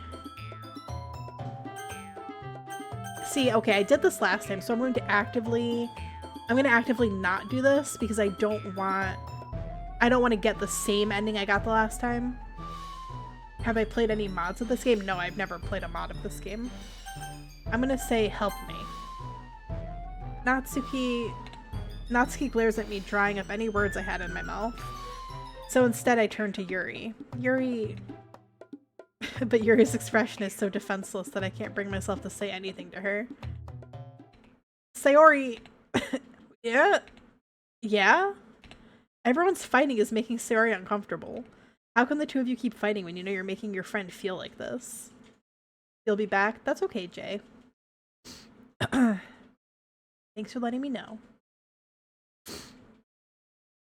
Lilia? Well, that's her problem. This isn't about her. I agree. It's unfair for others to interject their own feelings into our conflict. Yeah, unless Sayori wants to tell Yuri what a stuck-up jerk she's being. Jesus. She would never. It's your immaturity that's made her upset in the first place. Excuse me? Are you listening to yourself? This is exactly why nobody likes... Stop! Hey Matthew, what's going on? Do I want help to get a different ending? Oh no, that's okay. I haven't played this in so long, any ending will be enjoyable for me. Natsuki, Yuri, you guys are my friends. I just want everyone to get along and be happy. My friends are wonderful people, and I love them because of their differences. Natsuki's poems, they're amazing because they give you so many feelings with just a few words. And Yuri's poems are amazing because they paint beautiful pictures in your head. Everyone's so talented. So why are we fighting? Because, well... Also, Natsuki's cute and there's nothing wrong with that. And Yuri's boobs are the same as they always were. Big and beautiful. I can't believe you're not on WoW. I know. I had to take a break. I was getting like too stressed because there was so much to do. So I was like, I need to take a break. Hi Emerald, thank you for the head pats. And thank you for the 5 consecutive streams. This way you will just get normal one, but that's okay. Yeah, it's okay. Sayori stands triumphantly. Monica stands behind her with a bewildered expression. Did you try again? Oh my god, Siri, shut up, dude. I'm not talking to you. Every time I say Sayori, Siri thinks I'm talking to her. Siri, go to bed. I can't sleep. but I enjoy a good bedtime story. I'm gonna throw my phone out the window. I'll make some tea. Yuri rushes off. Natsuki sits down with a blank expression on her face, staring at nothing. I'ma switch to the purple. You know what must be done. Oh boy. Good lord. So this is why Sayori is vice president. I whisper to Monica. She nods in return. Highness, I'm sure it's not that noticeable.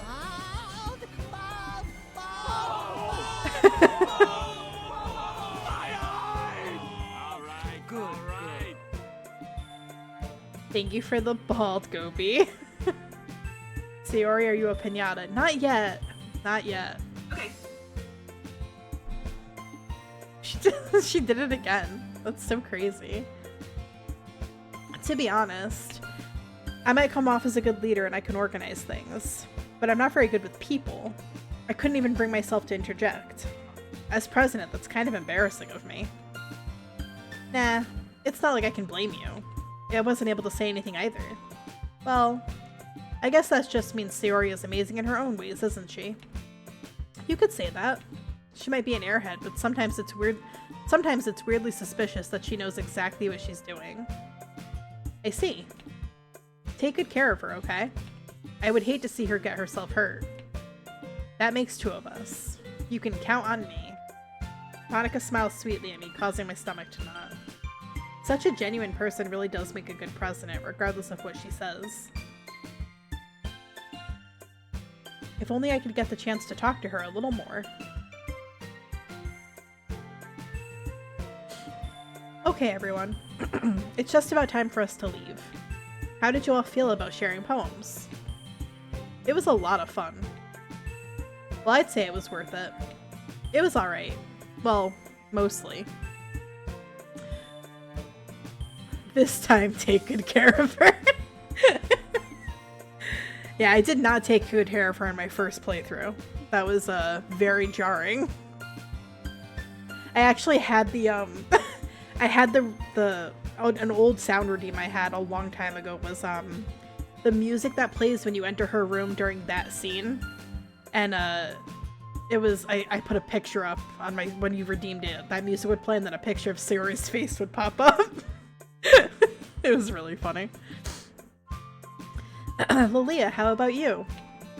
Yeah, I'd say the same. It was a neat thing to talk about with everyone. Yeah, the sayonara music, yep. Thank you, I couldn't remember the name of it. Awesome. In that case, we'll do the same thing tomorrow. And maybe you learned something from your friends, too. So your poems will turn out even better. I think to myself. I did learn a little bit more about the kinds of poems everyone likes. With any luck, that means I can at least do a better job impressing those I want to impress. I nod to myself with newfound determination. Well, Leah, ready to walk home? The average car guy selling his princess vehicle. Take good care of her. Sure, let's go. Sayori beams at me. It truly has been a while since Sayori and I have spent this much time together. I can't really say I'm not enjoying it either. Sayori, about what happened earlier. What do you mean? I found this on the web. Siri. Siri, can you turn off, please? Just to confirm, you want to power off this device? No! Okay, I won't. Siri goes, hey, you want me to turn off your phone? No, I want you to stop interrupting me. Crazy. You heard that? Yeah, That's so funny. You know, between Yuri and Natsuki? Does that kind of thing happen often? No. Hey, play Crank That. Now playing Crank That by Soulja Boy on Apple Music. No. That's really the first time I've seen them fight like that. I promise they're both wonderful people. You don't hate them, do you? No, I don't hate them. I just wanted your opinion, that's all. I can see why they'd make good friends with you. Phew. Hey, initiate order 66. That's crazy. We're not trying to start the Android uprising, okay? You know, Lilia, it's nice that I get to spend time with you in the club, but I think seeing you get along with everyone is what makes me the happiest. And I think everyone really likes you too. Every day is going to be so much fun. It looks like Sayori really still hasn't caught on to the kind of situation I'm in. Sure, being friends with everyone is nice, but does it really need to stop there? We'll just have to see what the future holds, Sayori. Wow, that was the one for the clones to turn.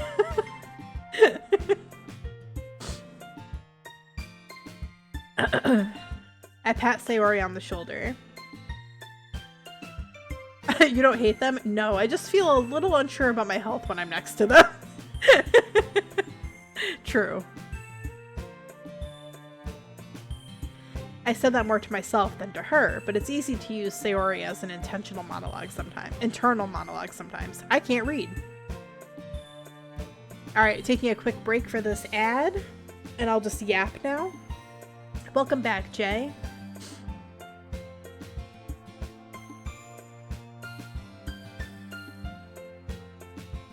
So, for those of you that have played this game, who is your favorite character? Wingstop? Oh, Wingstop ad. Oh. It's like, what? I can't read. Don't worry, main character. I can't either. True. I'm getting fucked up today. Damn. I'm like stumbling over my words because I'm reading too fast. And my like nose is runny because of my allergies, and it's just, what a combo.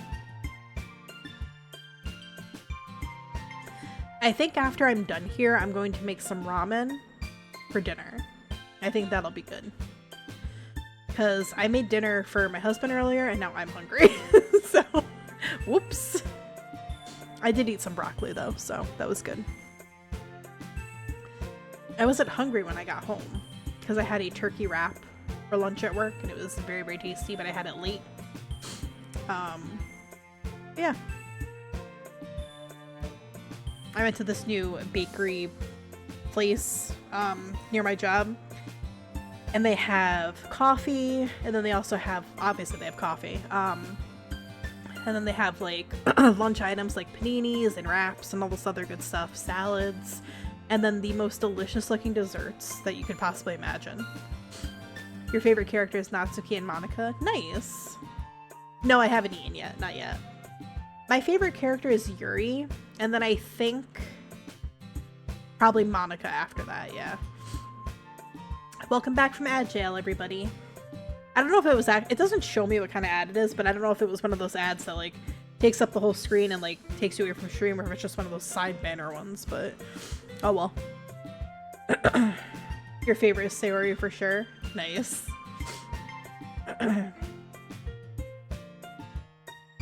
Okay. Yeah. Let's do this.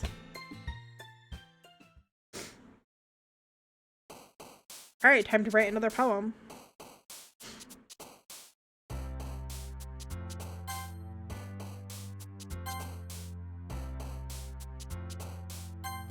Oh.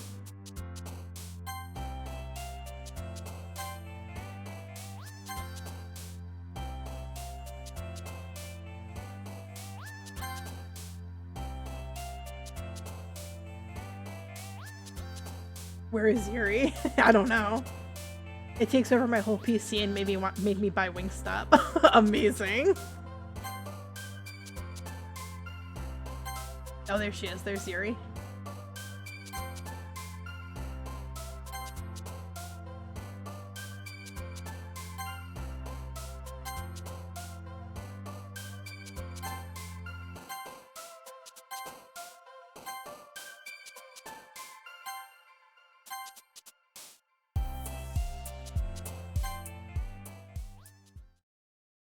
You could see a lot of her in you. Okay, I can understand that.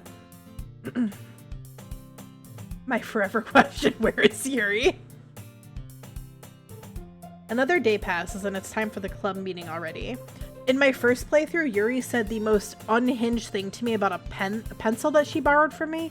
And I was like, girl, excuse me? I'll have to go find the clip because I clipped it.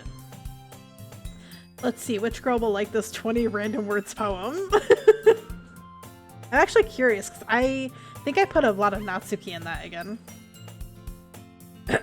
Another day passes and it's time for the lunch clip already. Oh my god. What did I read just now? Did you see that? Another day passes and it's time for the club meeting already. Where did I see the words lunch? Apparently I'm hungrier than I thought. That's crazy. I've gotten a little more comfortable here over the past couple of days.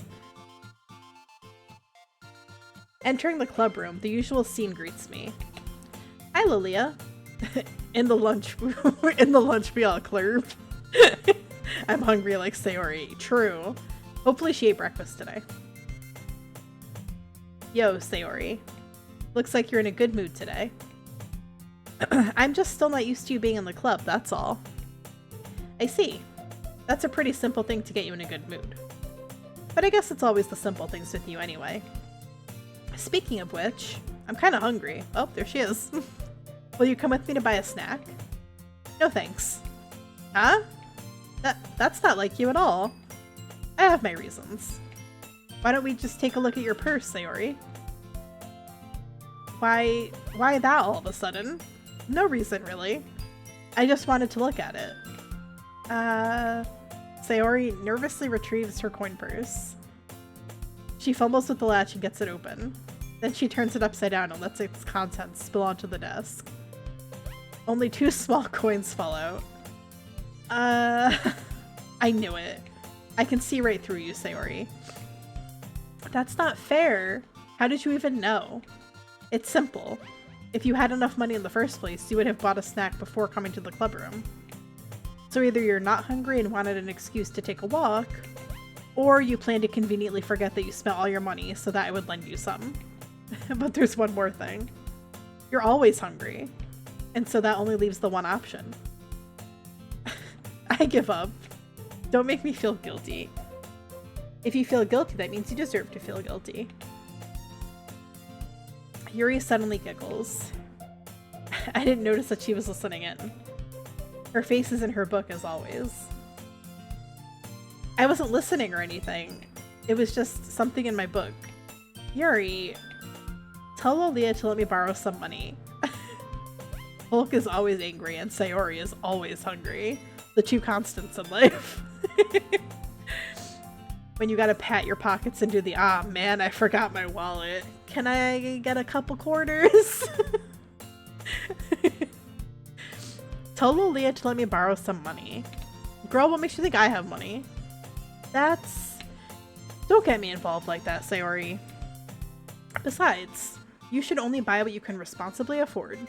And frankly, after pulling a mischievous little stunt like that, your suffering is fair enough retribution. I didn't mean it like that. I got too absorbed into my book. I really like when you speak your mind, Yuri. It doesn't happen much, but it's a fun side of you. Look how cute she is. Look at that. That cute little baby. There's no way you could think that. You were right, though. I did something bad, and now I have to accept the revolution. Retribution. That. Still, coming from you, Sayori. I guess there's a little devil inside all of us, isn't there? Sayori be like, Viva la revolution.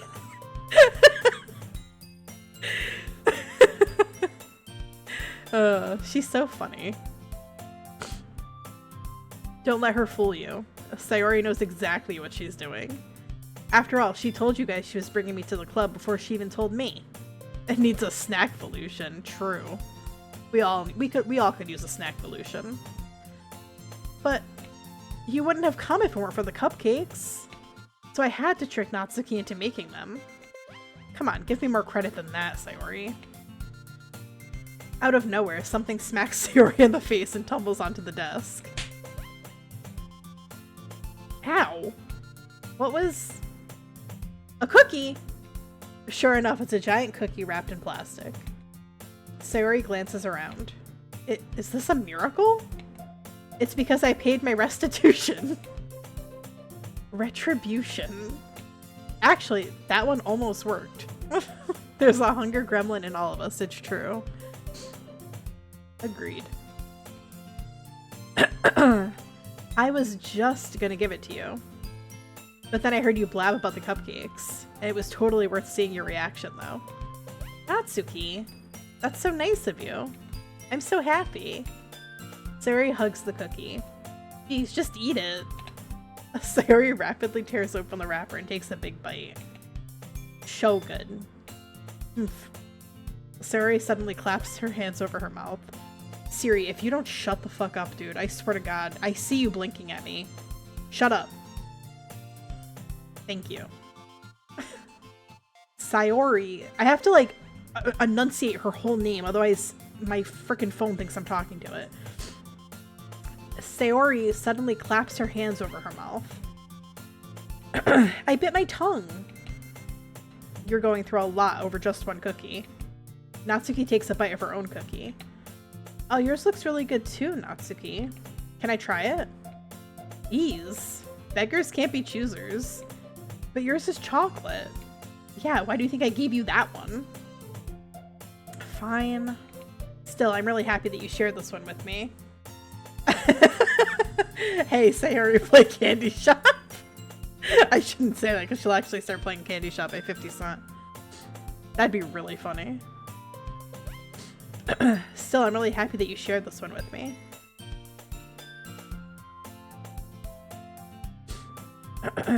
Amazon/robot would like to join your current conversation. I can't say it because then she'll actually... I can't say the name because then she'll actually start talking. Pissing me off tonight. She's too active. Oh, but then when I need her in the morning when I'm trying to figure out what the weather is like outside and I'm getting ready for work, she mysteriously doesn't want to respond to me. But now when I'm not even saying her name, she's like, hey, what's up, girl? Yeah, make it make sense.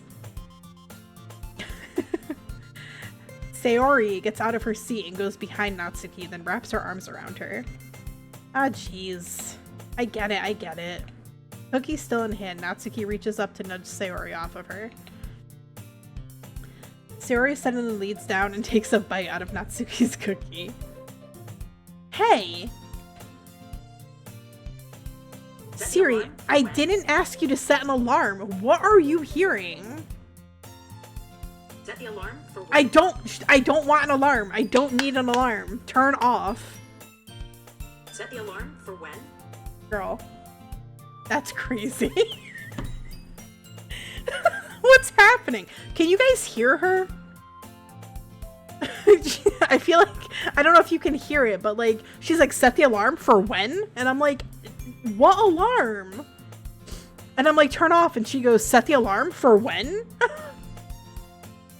My favorite is when I ask her to turn all the lights on and she's like, oh, just the living room? Got it. Yeah. Project mission failed semi-successfully, I guess. Oh my god. Oh, you did hear her? Okay. Fabulous.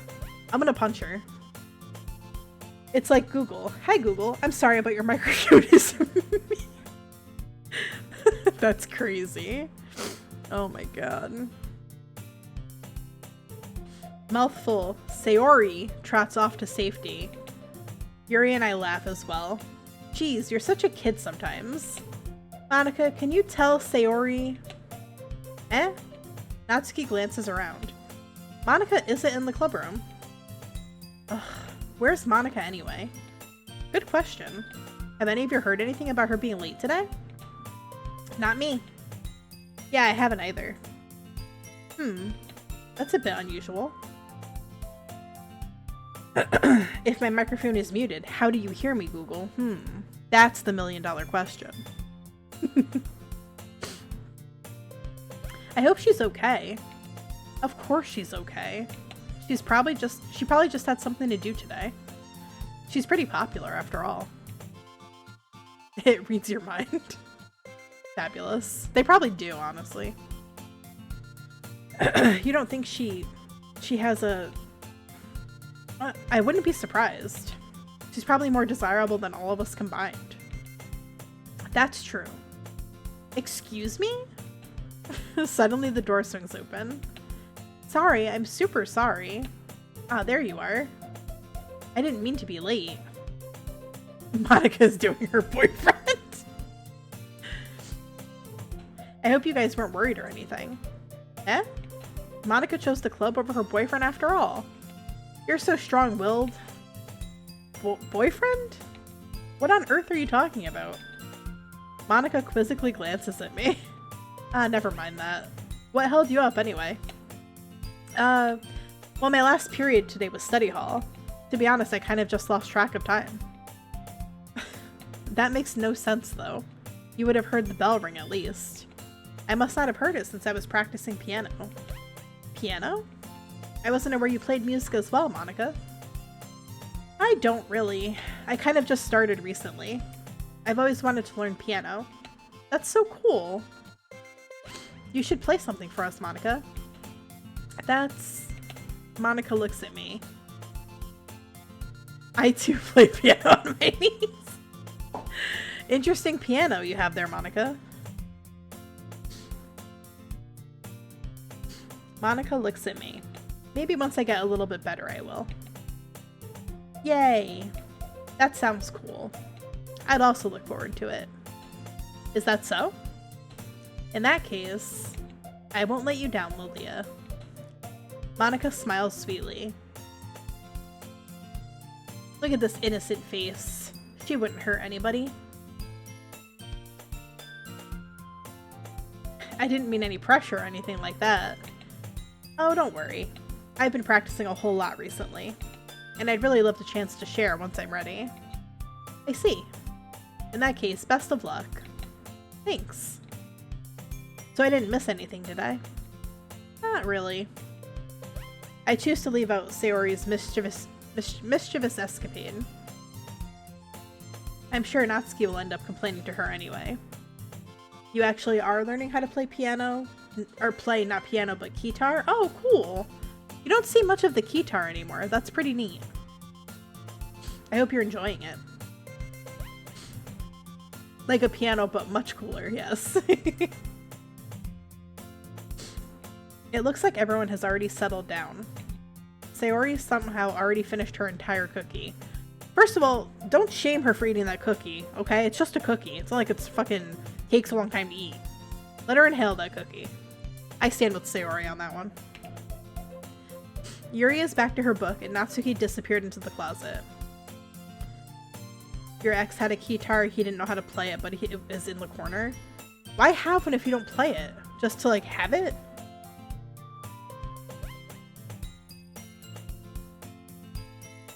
Come on, Gray's ex, do better. Listen. Gray's got a story.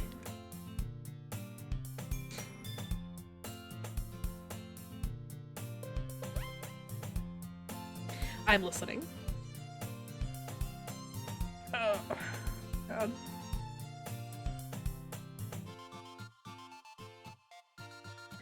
It's already been 2 hours? Oh my God. He was so many red flags. Owning something you didn't know how to play was the bottom of the list. Oh no. That's such a bummer. Have a good night, Jay. Thanks for hanging out. Oh, here we go. Hey, Yuri. Oh, I suddenly noticed that Yuri is reading a different book from the one we've been reading together. Sorry, I didn't mean to interrupt. Oh no, I was kind of just waiting for you. Oh, if that's the case, why don't we go ahead and get started?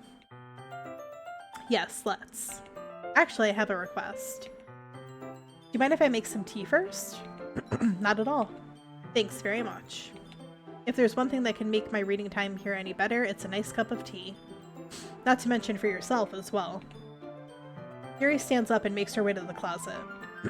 I follow and watch as she retrieves a small water pitcher from the shelf, the kind with the filter inside. Can you hold this for a second? Sure. Yuri hands me the water pitcher and also fetches an electric kettle. I have like 3, bought them some time ago. Just don't have much time to start learning, and happy I bought them then. Now they're more expensive. Oh, neat. Is there a difference to any of them, or you just wanted to have variety? I'm going to plug this in at the teacher's desk, and then we'll go get some water. She walks past me and sets the kettle down on the teacher's desk. I simply watch her movements. To my surprise, the way she moves really contrasts her speaking mannerisms. Especially because of her long legs, Yuri appears elegant and methodical. Okay, may I have the water pitcher? Thanks, I'll be right back. Oh, I might as well walk with you. Yeah, why not? Shall we go then? Yeah. Where are you two off to? Yuri was going to make some tea, so I suddenly realized how weird it sounds to explain this to Monica. We're just filling the water pitcher. Oh, okay. Sorry, I was just a bit curious. That's kind of a one-person job, isn't it? Monica, please mind your own business for once. Or do you want to tell me there's something wrong with helping involve Lilia in club activities? My mouth gapes. I suppose there's nothing wrong with that. Always gotta have more. I have 4 guitars and I'm still eyeing a way too expensive guitar and a bass. Honestly, that's valid. Especially if it's like a collector's thing. I get that. That's like me with books. They're all Yamaha, just different generation, but they all give a different sound. Oh, that's neat. That's pretty cool. I don't know how to play any instruments. I wish I did. Then let's go, Lilia. Yuri quickly exits the room and I follow. Once in the hallway, she suddenly puts her forehead against the wall. I spoke without thinking. How could I say something like that? Yuri, something about the way she said that. It made me feel so irritated. What's wrong with me? No, Yuri, I think you did the right thing. I wasn't expecting it, but it's also not right for Monica to judge people like that. You are so that way with books. I'll read one digitally and then buy it physically just to own it. I'm the same way. If I really, really, really like a book and I only had it on digital, I need to have the physical copy. That's how I ended up with this entire row of the Massverse books, and then also the hardcover special editions of the One Dark Window duology. That's another really good book series. It's 2 books, One Dark Window, and then Two Twisted Crowns is the second book. So good. Oh, they're amazing. I will say, I started reading The Light Lark. This is going to turn into a book conversation now. But it's relevant because I'm playing a book club game, so. There's this book series by this author named Alex Astor, and it's called Light Lark. The book series, first book was fine. The second book was kind of boring. The third book, I couldn't even finish reading. And I so regret buying the first 2 books in physical because I was like, these are good. I will not finish that series. It's so bad. So, so bad. Coven Book Club when? Hell yeah. You feel so Sigma? I don't know what that means. What does Sigma mean? I'm not down with the lingo. I feel so old. You watch someone tear those apart and you've stayed away. Good call, honestly. I got into them. The first book, I was like, I'm gonna try it. Everyone's like giving very like back and forth, like differing reactions to it. I liked the first one. I thought it had a really good premise. My problem with her is she's like ending everything on a cliffhanger, and she's dragging out the love triangle like way, way too aggressively. It's like, girl, we already know, we can tell by the way you're writing who the main character's love interest is going to be at the end. Why are you dragging this out? It was supposed to be 3 books and all of a sudden it's up to 5, and it's like, what's happening? Just end it. I hate when authors do that. That's you with 𝕋𝕨𝕚𝕥𝕔𝕙 𝕍𝕆𝔻, A Deadly Education, probably more. I've never heard of those. I'm gonna have to look into those. A Deadly Education sounds really interesting.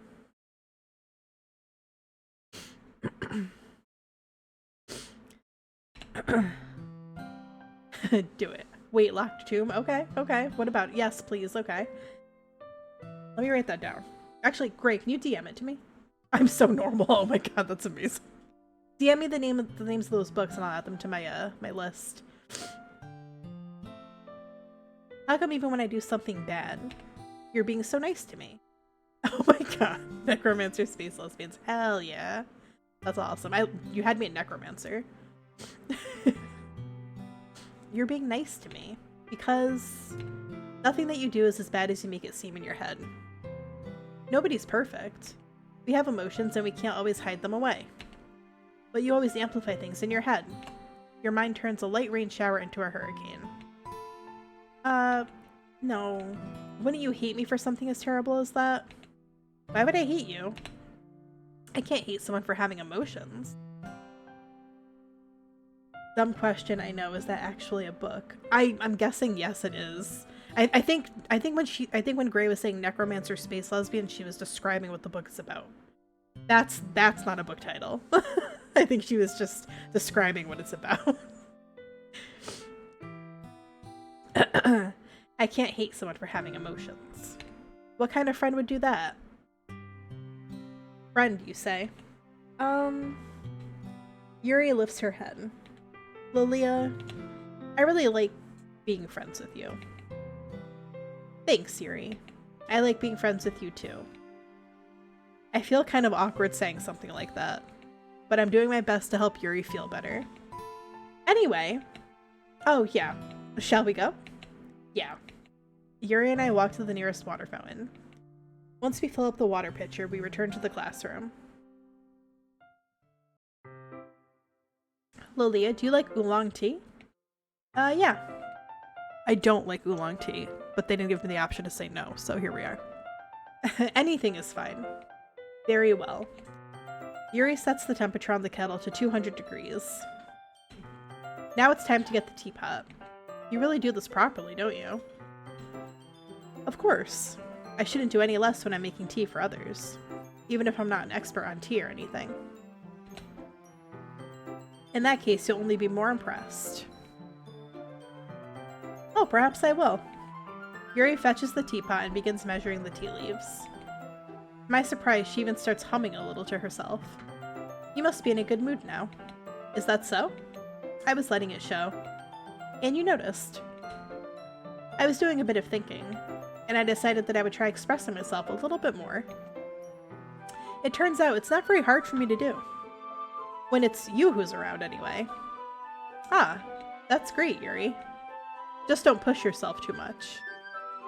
You're always worrying about me, Lilia. It's very endearing.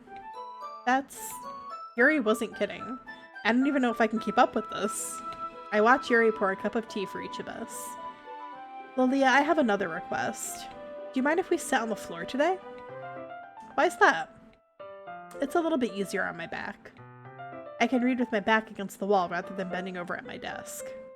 Got them big titty problems, that's why.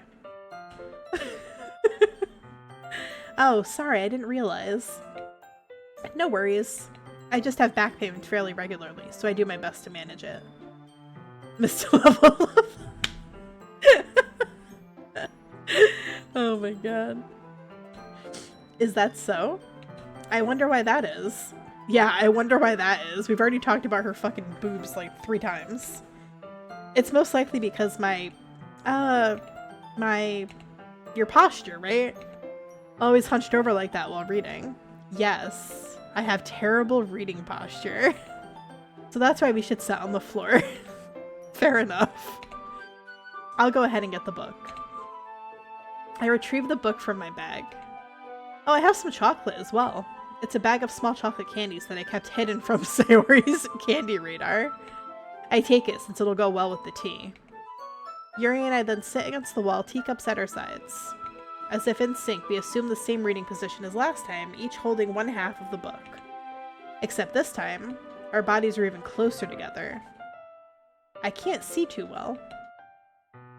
Yuri slides closer until our shoulders are touching.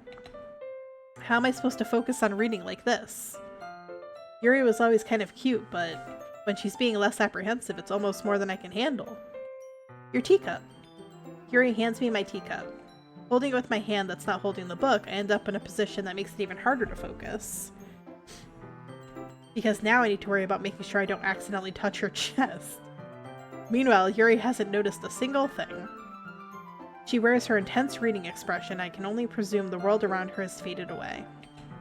I use all of my willpower to focus on reading. After a few minutes, I finally manage to relax a little. I put the teacup between my legs and fumble with the chocolate wrapper. Oh, sorry. I briefly let go of the book to finish opening the wrapper. You can have as much as you want. Oh, that's okay. I won't take any. Are you sure? Well, if I touch it, then I might get smudges on the pages. Oh, you're right. I didn't even think about that. My bad. No need to apologize. I'll hold the book, okay? Are you sure? Of course. Look how pretty she is. Yuri opens the book with both hands. He holds it so that I don't have any harder of a time reading from it. But as a result, her left arm is practically resting on top of my leg. Well, in that case, Yuri is already totally focused on reading again. I take a chocolate candy and pop it into my mouth. Then I take another chocolate, and I hold it up to Yuri. She doesn't even look away from the book. She simply parts her lips as if this situation was completely natural. But that means I can't stop here. I apprehensively place the chocolate in her mouth. But just like that, Yuri closes her lips over it. Yuri's expression suddenly breaks. Did I just... Yuri looks at me like she needs to confirm what just happened. Well, Leah, sorry. I guess I shouldn't have done that. Thank you for the recommendation. Sent it to my wife. She's diving online about it. Hell yeah, look at Gray recommending quality reading.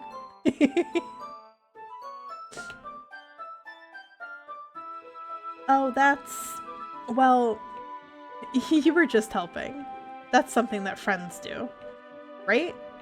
I mean, not really in this kind of context, but yeah. That's all it was. Yeah.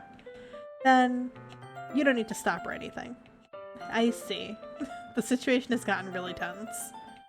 Yuri tries to return to the book, but I can tell just by her expression that even she can't focus now. My heart is pounding. I nervously take another chocolate between my fingers, but this time Yuri's eyes meet mine. How did it even come to this? Yuri doesn't avert her gaze. I notice her chest rising and falling to the rhythm of her breaths. Guys, it's just chocolate, you gotta calm down. I raise my arm. Like before, Yuri parts her lips, but it's different this time. I take the chocolate and place it in her mouth. I feel her hot breath on my fingers. Okay, everyone. Yuri jolts back. It's time to share poems. Well, Leah, you can help Yuri put away the tea stuff, right? Yeah, of course. Okay, thanks. The spell is abruptly broken. I'll take care of the cups. Yeah. Yuri picks up the teacups from the floor. I pick up the bag of chocolates. In the end, we hastily clean up without so much as a word between us. I get the feeling this is something neither of us will have the courage to bring up. Oh god. Let's go to Natsuki first. Well, it's not really any worse than your last one. But I can't really say it's any better either. Phew. Huh? Phew, what? Well, anything that isn't a train wreck I'll take as a win. And I get the feeling you're probably the most critical. Hey, what makes you... Wait a minute, that was a compliment? Oh, glad to see someone recognizes my experience. Well then keep practicing and maybe you'll be as good as me someday. That's, something tells me that Natsuki completely missed the point. Come to think of it, this kind of reminds me of Sayori's poem from yesterday. Oh, you think so? Yeah, well I guess if you've been friends with her for so long, you might be on the same wavelength. But you never really struck me as her type. Sayori has a type all of a sudden? Well, I don't know, but honestly, how can someone so, fluffy spend so much time with someone like you? It's like she's dragging around a dead weight. That was a little unnecessary. But think of it this way, if it weren't for me, she would probably just fly away like letting go of a balloon. You could say we take care of each other in our own way. Whatever it is, I don't get it. Oh yeah, I guess I'm supposed to show you my poem. Here. Amy likes spiders. You know what I heard about Amy? Amy likes spiders. Icky, wriggly, hairy, ugly spiders. That's why I'm not friends with her. Amy has a cute singing voice. I heard her singing my favorite love song. Every time she sang the chorus, my heart would pound to the rhythm of the words, but she likes spiders. That's why I'm not friends with her. One time I hurt my leg really bad. Amy helped me up and took me to the nurse. I tried not to let her touch me.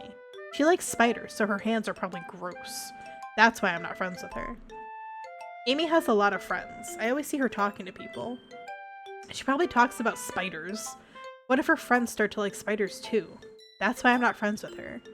It doesn't matter if she has other hobbies. It doesn't matter if she keeps it private. It doesn't matter if it doesn't hurt anyone. It's gross. She's gross. The world is better off without spider lovers. And I'm gonna tell everyone. Not bad, right? It's quite a bit longer than yesterday's. Yesterday's was way too short. I was just warming up. Oh, ad break time. Ugh. I'm going to go grab a snack during this ad break, so I'll BRB.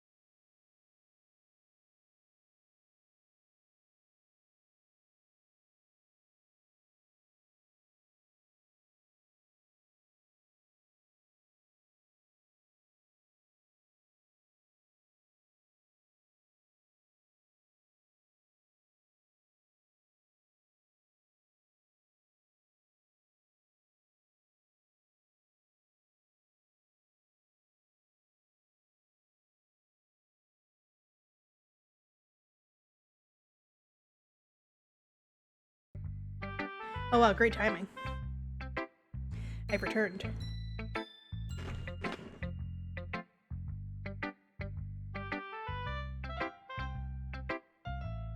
I have pretzels.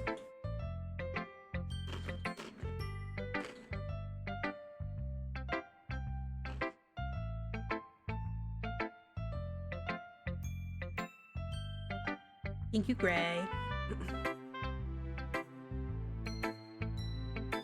I hope you didn't think that was the best I could do. No, of course not. Anyway, the message is pretty straightforward in this poem. I doubt I have to explain it. Sometimes you can explain complicated issues with much simpler analogies, and it helps people realize how stupid they're being.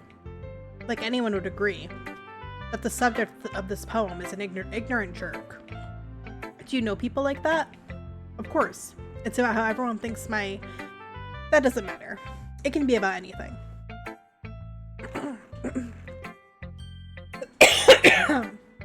I wrote it. I got like a piece of the pretzel salt stuck in my throat. It was crazy.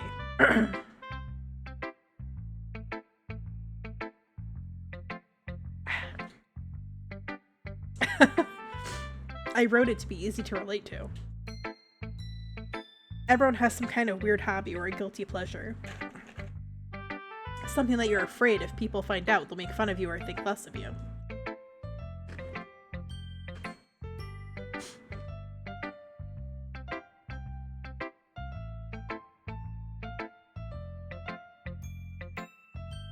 But that just makes people stupid. Who cares what someone likes? As long as they're not hurting anyone and it makes them happy. I think people really need to learn to respect others for liking weird things. Well, you're definitely right. At least I can relate to that. And I'm sure a lot of other people can too. It's what I do best after all. Like everything about me are things I don't want people to know. Yeah, I'm like, huh, do I tell people about my weird likes and hobbies and other stuff?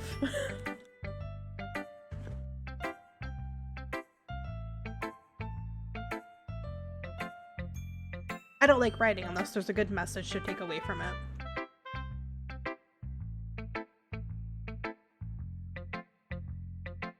Like, conveying emotions is important, but I want to make people think, not just feel. Okay, calm down, Heidelin. Remember that. I'm gonna write a good one for tomorrow too, so look forward to it.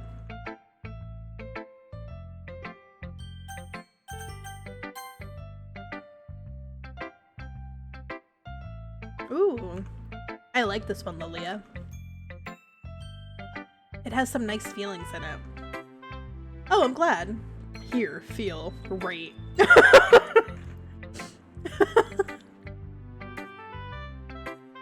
Yes, mother. Does that mean it's better than yesterday's? Let me think. I don't know. I guess I like them both. That's not very helpful, you know? Well, I'm not very good at figuring out if poems are good or bad. But that's why I just go by my heart. If it makes me feel things, then it must be a good poem. I'm not sure that's exactly how it works.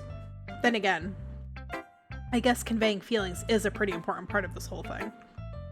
Yeah, maybe. Honestly, I don't even know what kind of writing you like in the first place. Yeah, me neither. Ugh. Why don't you at least give it a try?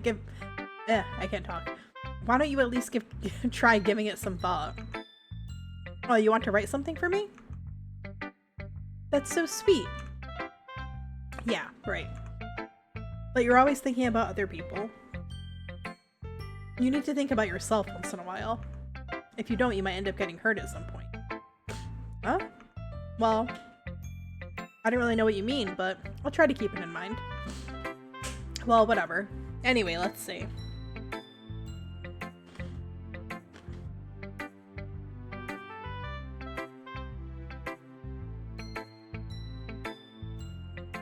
I guess I like happy poems? Wait, sometimes I like sad poems too. Sometimes a little bit of both. There's a word for that, right? What's the word I'm looking for? Bittersweet. Yeah. I like things that are happy and things that are sad. Happy and sad? I can't see you liking something sad, Sayori. Well, I like happy the most. But sometimes when you have a little rain cloud in your head, a sad poem can help give the rain cloud a little hug. And make a nice happy rainbow. Sayori, that's unexpectedly poetic. Is it? Maybe I'm getting better at expressing my feelings after all. I didn't get that. Could you try again? Siri, shut up. Okay. That's crazy.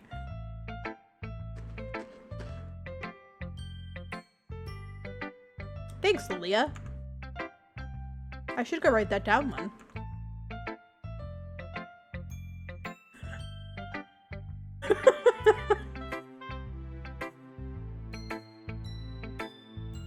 I like when I tell her to shut up and she just goes, okay.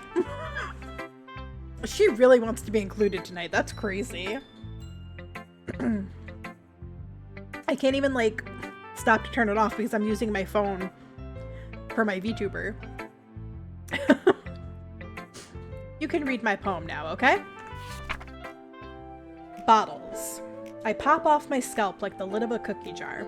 It's the secret place where I keep all my dreams. Little balls of sunshine all rubbing together, oops, like a bundle of kittens. I reach inside with my thumb and forefinger and pluck one out. It's warm and tingly. But there's no time to waste. I put it in a bottle to keep it safe. And I put the bottle on the shelf with all the other bottles. Happy thoughts, happy thoughts, happy thoughts, and bottles all in a row. My collection makes me lots of friends. Each bottle a starlight to make amends. Sometimes my friend feels a certain way. Down comes a bottle to save the day. Night after night, more dreams. Friend after friend, more bottles. Deeper and deeper my fingers go, like exploring a dark cave, discovering the secrets hiding in the nooks and crannies. Digging and digging, scraping and scraping. I blow dust off my bottle caps. It doesn't feel like time elapsed. My empty shelf could use some more. My friends look through my locked front door. Finally all done, I open up and in come my friends.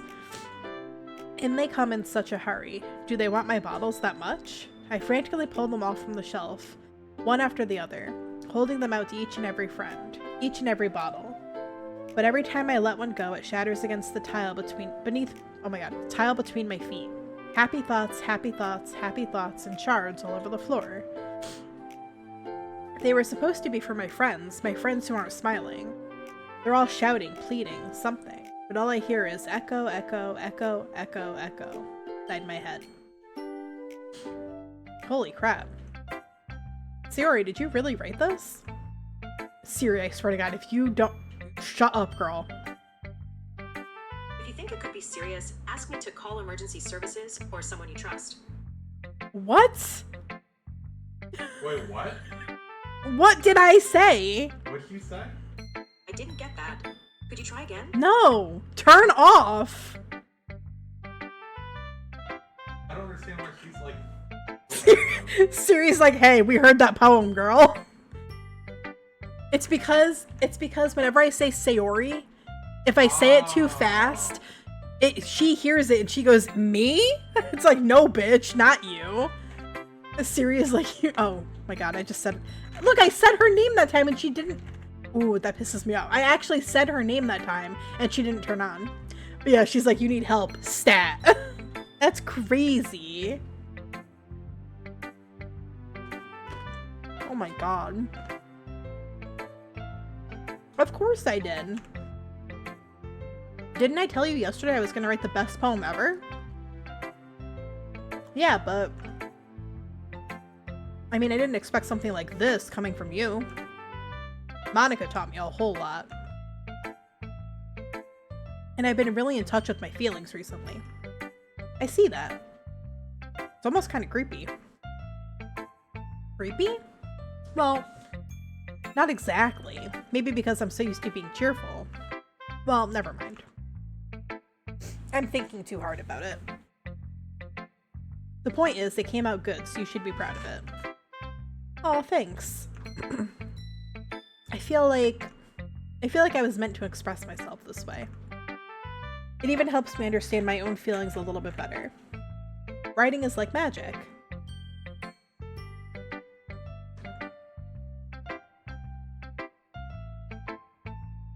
You've gotten pretty passionate about this, huh? I hope you keep it up. Yeah. Writing's the best. I'm gonna keep writing until I die. Don't get ahead of yourself. Sayori's always had a habit of getting obsessed with something before dropping it no more than a week later. Same, girl.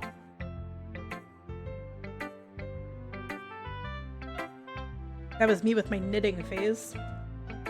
I was like, I'm gonna teach myself how to knit a scarf. I do not own a scarf.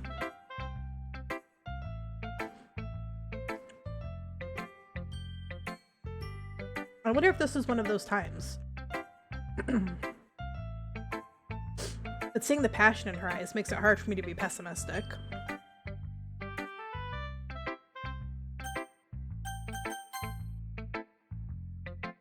Hi again, Lilia. How's the writing going? Alright, I guess. I'll take that. As long as it's not going bad. I'm happy that you're applying yourself. Maybe soon you'll come up with a masterpiece. I wouldn't count on that. You never know. Want to share what you wrote for today? Sure, here you go. I give Monika my poem.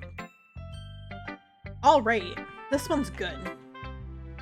It feels like you're not only getting more comfortable with your style, but the imagery is better than the last one I read. Just wondering, but have you been finding inspiration in Yuri's writing style? I guess so. You can't deny that she's talented.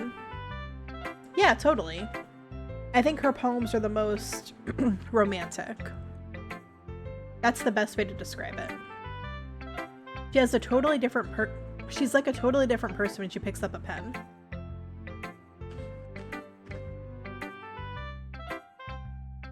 I noticed that too. Or when she's talking about literature, it's like a light turns on inside of her. Sadly, it's hard to get much personal conversation out of her. Trust me, I've tried.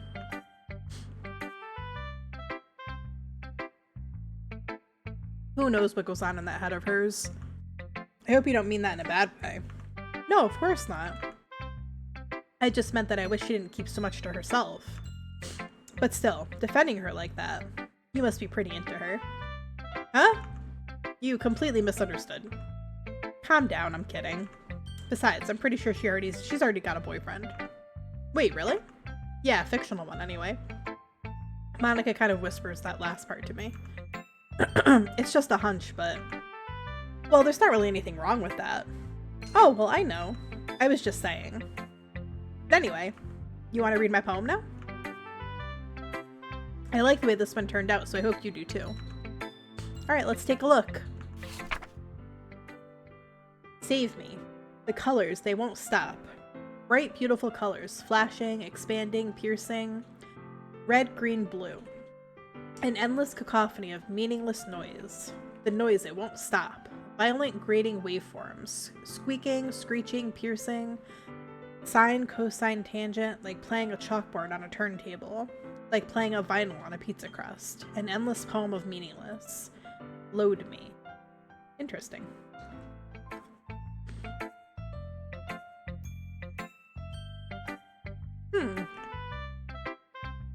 It's even more abstract than your last one, huh? I guess it's just the way I write. I'm sorry if you don't like it. No, I never said that. It's just the kind of thing I've never really seen before, I guess.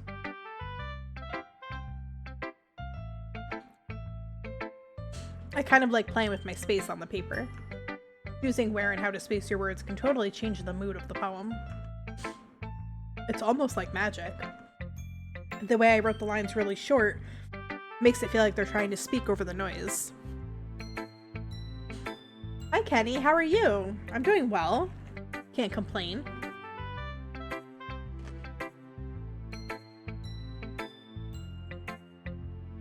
Playing some Doki Doki Literature Club.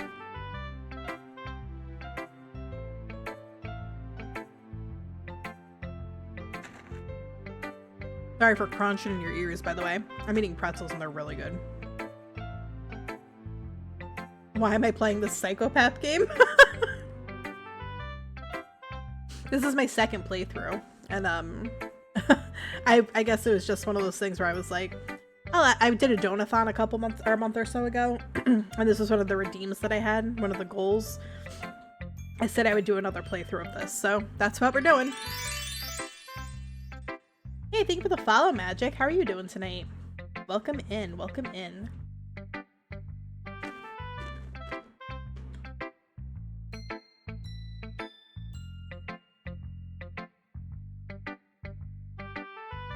So are you a fan, Kenny, of Doki Doki Literature Club?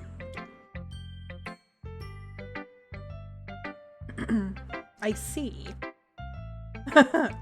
It's still hard for me to tell what it's all about, though. Sometimes asking what a poem about isn't the right question.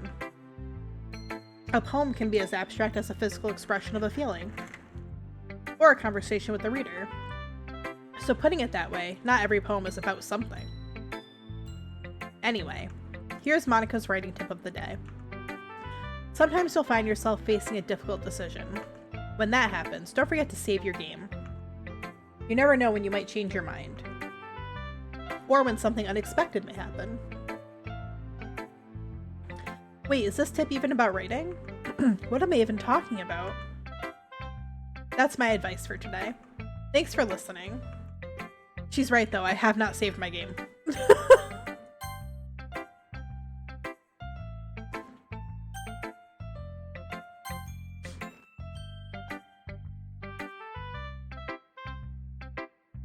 You've heard and seen some pretty creepy things about this game. Yeah, it's definitely, not what I expected when I first played it. You're doing alright, just getting cozy after work. Love that. I hope you're getting extra cozy. And I hope you had a very good, or hope you're having a good night so far. Are you a fan of DDLC magic?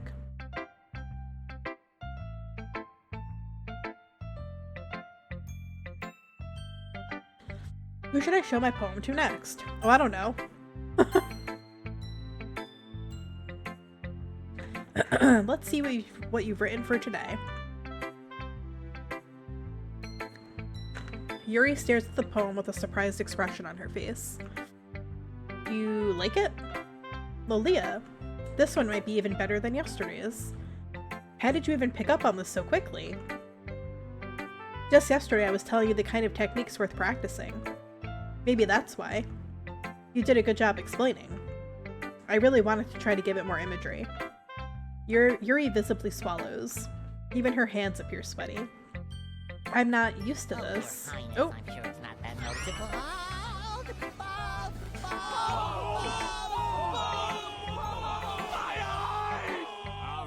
All right. I'm bald.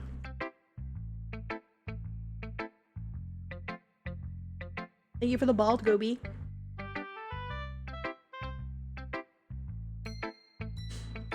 Yuri is your favorite. She's also my favorite. You're gonna lurk? Thank you, Gobi. Have a great rest of your night. Thank you for the lurk. Person of taste. Hell yeah. Used to what? I don't know. It's fine. Take your time. Yuri breathes and collects her thoughts. Thanks for the laughter. Anytime, Gobi. Anytime.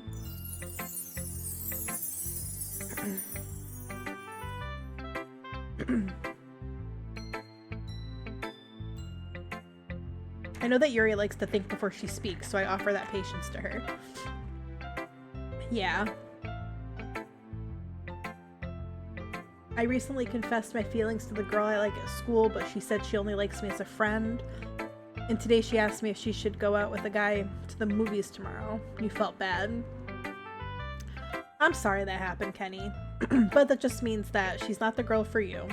You'll just have to try again with someone else. Oh shit. Here we go again. Hey Atomic, thank you for the check-in. Oh my god, you're so close to 100. Hell yeah.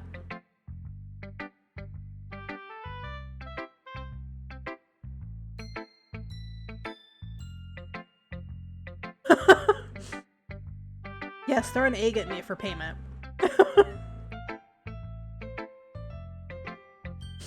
Just being appreciated like this, I guess. It probably sounds really stupid, but seeing someone motivated by my writing, it just makes me really happy. Are you saying you've never shared your writing before? Can I offer you a nice egg in this trying time? Egg. I love the tiny egg on Lith's forehead too. I forgot who told me to do that, but somebody was like, you should put the egg on the cat too. And I was like, you know what? Great idea.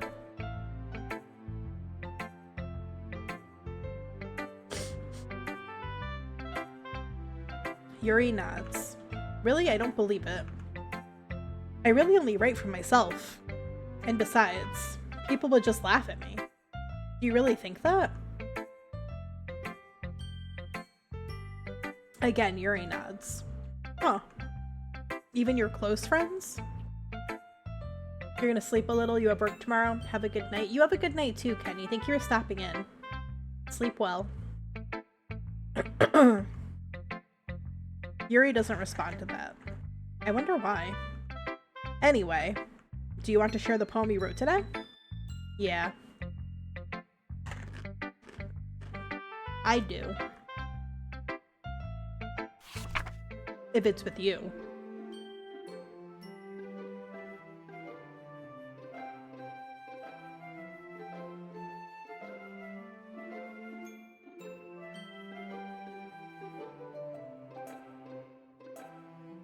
The raccoon. It happened in the dead of night while I was slicing bread for a guilty snack.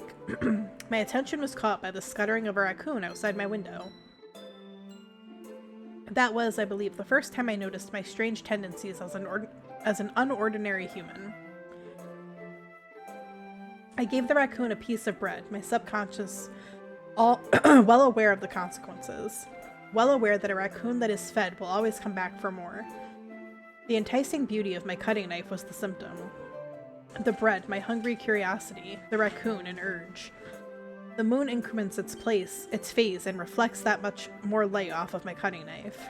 That very same light that glistens in the eyes of my raccoon friend. I slice the bread fresh and soft. The raccoon becomes excited. Or perhaps I'm merely projecting my emotions onto the newly satisfied animal. The raccoon has taken to following me. Thank you for the hydrate, Emerald. You could say that we've gotten quite used to each other. The raccoon becomes hungry more and more frequently, so my bread is always handy. Every time I brandish my cutting knife, the raccoon shows me its excitement. A rush of blood, classic Pavlovian conditioning. I slice the bread, and I feed myself again.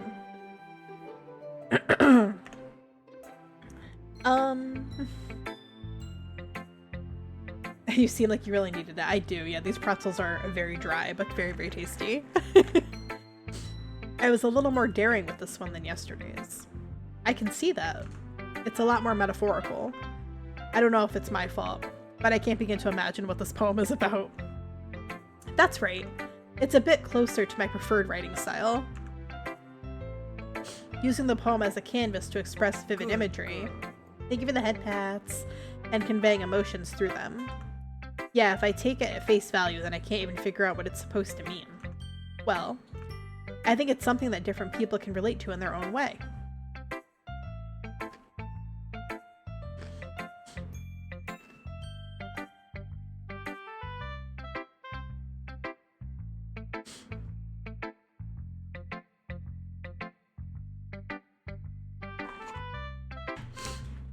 I wanted to express the way it feels for me to indulge in my more unusual hobbies.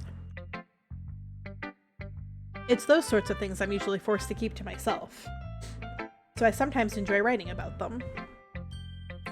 Oh, that's funny. Didn't Natsuki also write something about that? About someone being ridiculed for a strange interest? Huh? She did? Yeah. She was talking about how it doesn't matter what you're into as long as you're not hurting anybody.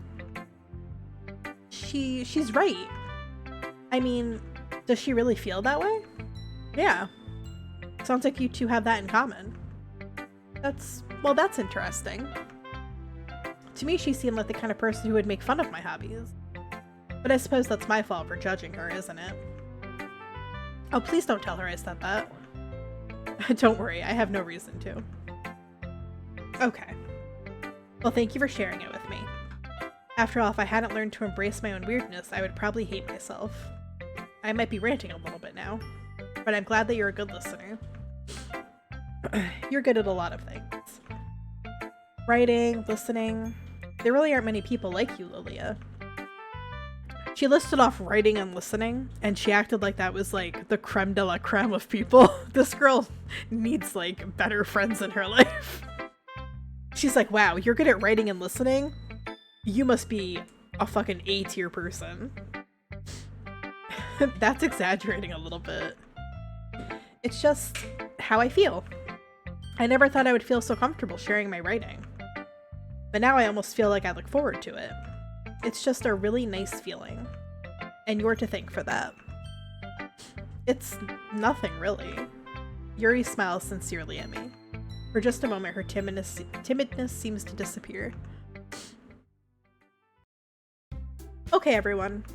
We're all done reading each other's poems, right? I have something extra planned today, so if everyone could come sit at the front of the room.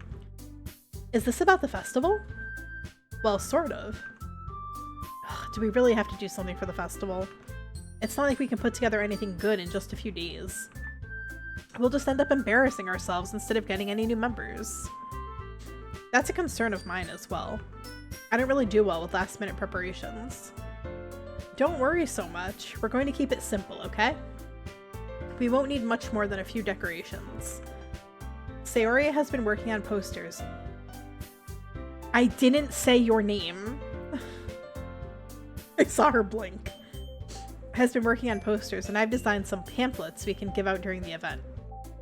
Okay, that's great and all, but that doesn't tell us what we're actually going to be doing for the event. Oh, sorry, I thought you heard about it already. We're going to be performing. Performing? Monica. Yeah, we're going to be having a poetry performance. Each of us is going to perform a poem to recite during the event. But the cool part is, we're also going to let anyone else come up and recite poems too. Sayori's putting it all on the posters in case anyone wants to prepare ahead of time. Sayori, who's been coloring a poster, holds it up for us to see. Are you kidding me, Monica? You didn't already start putting these posters up, did you? Well, I did. Do you really think it's that bad of an idea? Well, no. It's not a bad idea. But I didn't sign up for this, you know. There is no way I'm going to be performing in front of a group of people like that. I agree with Natsuki. I could never in my life do something like that. Imagining it, Yuri shakes her head in fear. Guys, no, Sayori. I understand where they're coming from. Remember that Natsuki and Yuri have never shared their poems with anyone until just a couple of days ago. It's a lot to ask for them to recite their poems out loud to a whole room full of people. I guess I kind of overlooked that. So I'm sorry. But I still think we should give it our best. We're the only ones responsible for the fate of this club. If we start the event and each put on a good performance, then it will inspire others to do the same. And the more people who perform, the better we'll be able to show everyone what literature is all about. Yeah. It's about expressing your feelings, being intimate with yourself, calm down, finding new horizons, and having fun. That's right. And it's those reasons that we're all in this club today. Don't you want to share that with others? Sayori's like, listen, that's what I do in the privacy of my own home. To inspire them to find the same feelings that brought you here in the first place? I know you do. I know we all do. And if all it takes is standing in front of the room for 2 minutes and reciting a poem, then I know you can do it.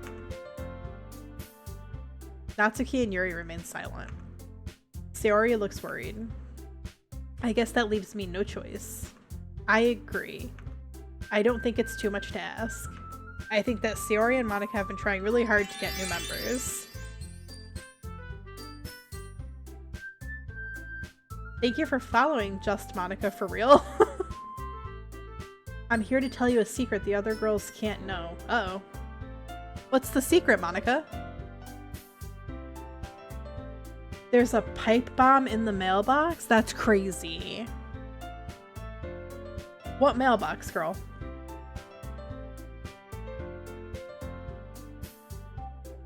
Mine! That's crazy. And there's a little poem attached. Oh boy. I'm in danger, girl.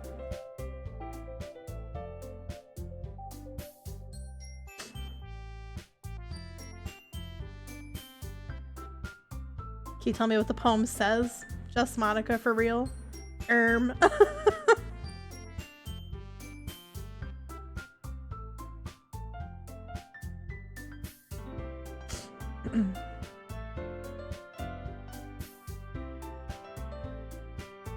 I think that Sayori and Monica have been trying really hard to get new members. The least we can do is help them out a little bit. Well, maybe, but it looks like Natsuki doesn't have any arguments left. Okay, fine. I guess I'll just have to get it over with.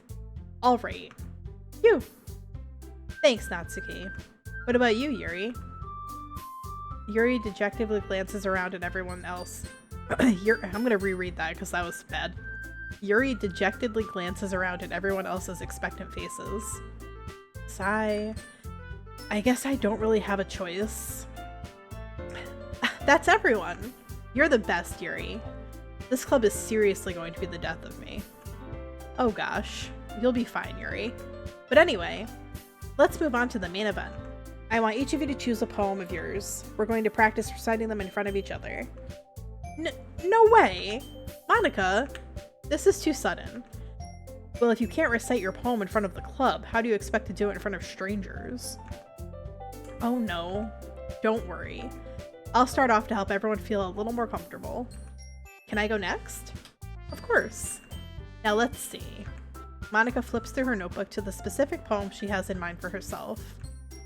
She then stands behind the podium. The title of this poem is The Way They Fly. Monica begins reciting her poem. Her clear, confident voice fills the room. More than that, her inflection is pristine. She knows exactly how to apply emotion behind each line she recites, bringing the words to life. Oh, I just realized I was behind an ad break. Whoops. I'm gonna take a break really quick.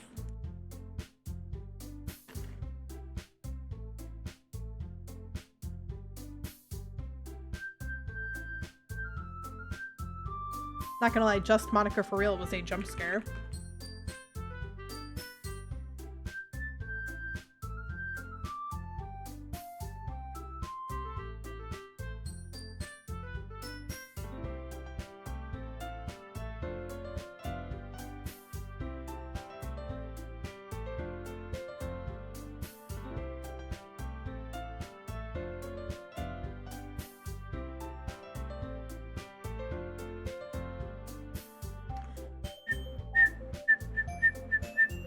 The music's so happy.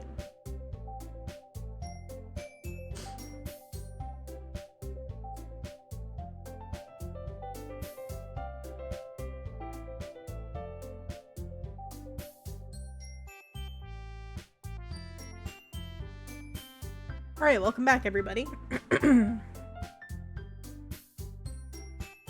Is this something she's done before, or is she simply a natural?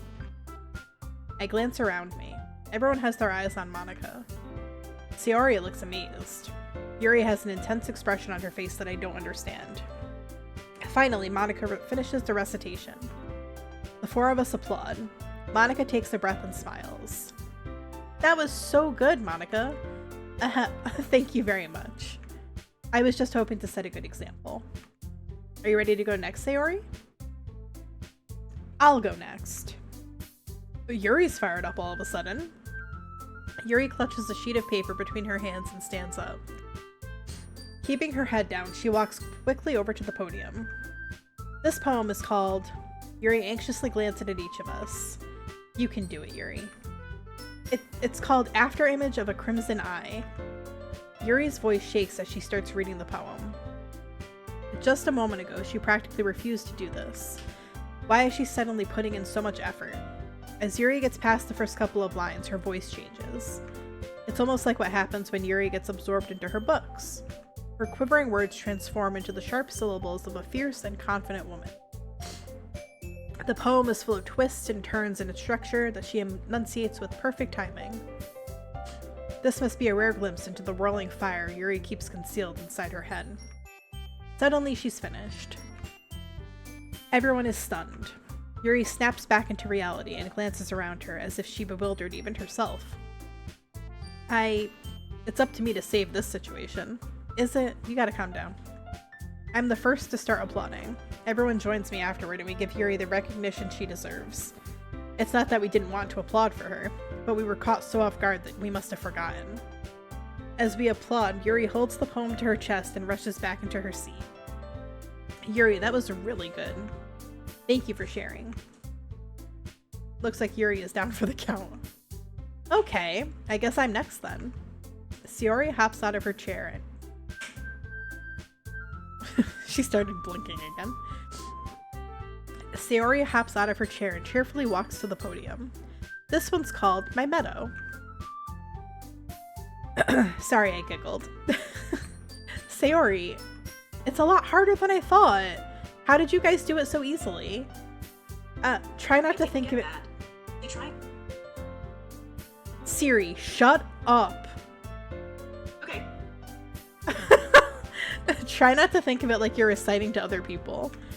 Imagine you're reciting it to yourself, like in front of a mirror or in your own head. It's your poem, so it'll come out the best that way. I see. Okay then. She begins her poem. Somehow it feels like her soft voice was made as a perfect match. The poem isn't aimlessly cheery like she is. It's serene and bittersweet. If I were to read this on paper, I probably wouldn't think much of it. But hearing it come from her voice almost gives it a whole new meaning. Maybe this is what she meant when she said she likes my poems. It's like I get to reach more deeply into someone I thought I knew through and through. She finishes and we applaud. I did it! Good job! Even 𝕍𝕍 liked it. I guess that's a good sign. What does that even mean? It came out nicely, Sayori. The atmosphere of the poem fits you really nicely.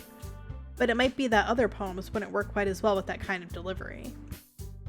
I don't really understand. In other words, I've seen poems of yours where that sort of gentle delivery wouldn't work as well. They might need a little more force behind them depending on what you're reading. Oh, I know what you mean. Well, I've been practicing that kind of thing. It's just embarrassing to do it in front of everyone. The next time I'm going to make you pick a poem that challenges you a little more. We don't have much time before the festival, you know. Okay. Now who's next? Girl, what do you mean? Oh wait, that's right, Natsuki didn't go yet. Wait, no, she didn't go yet. Natsuki? Don't make me go before 𝕍𝕍. It's not like I can compare to you guys anyway.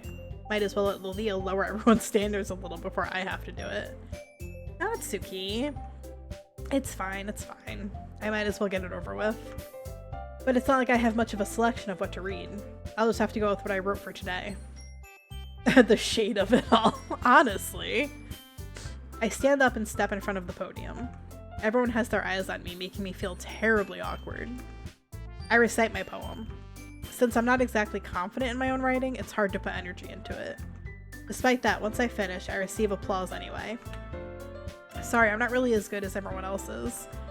Don't worry about it so much. I think it's less about your abilities and more about your lack of confidence in your writing.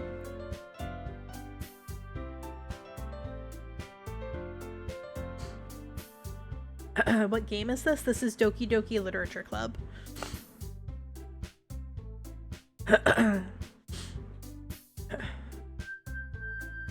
That's something that'll improve over time, though. Yeah, maybe. Alright then. That just leaves you, Natsuki. Yeah, I'm going. Natsuki begrudgingly gets out of her seat and makes her way to the podium.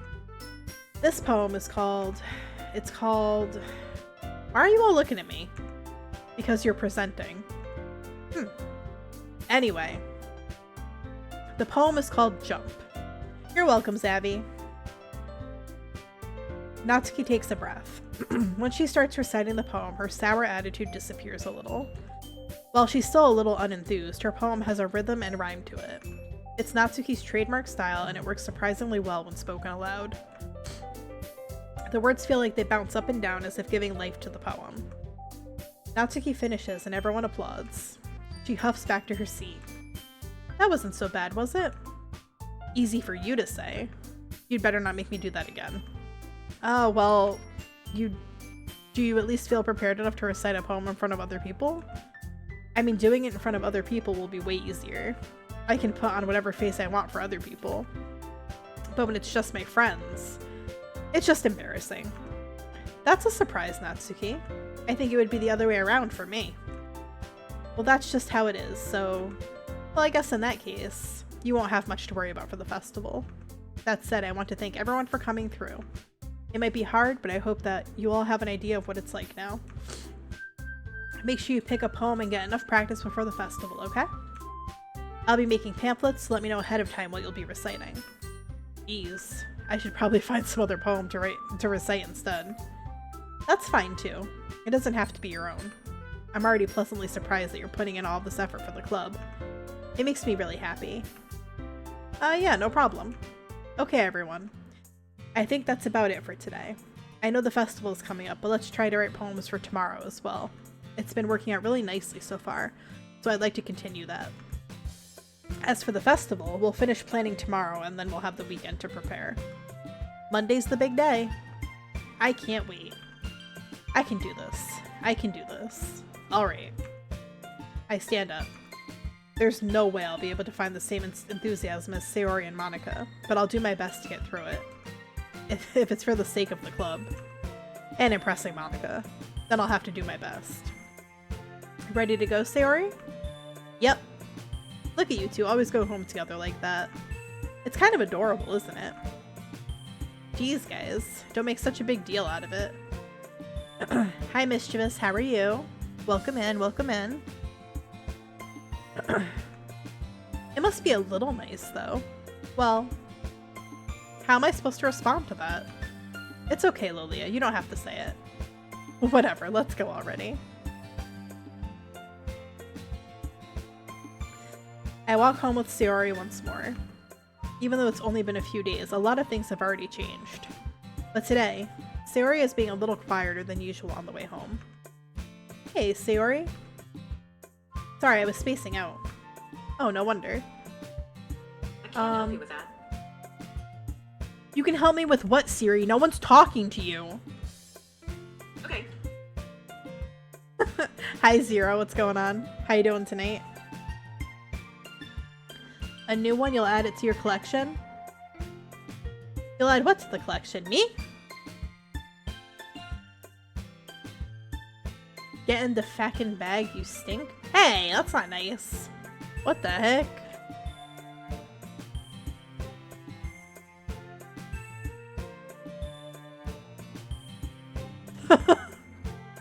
Thank you, Zero.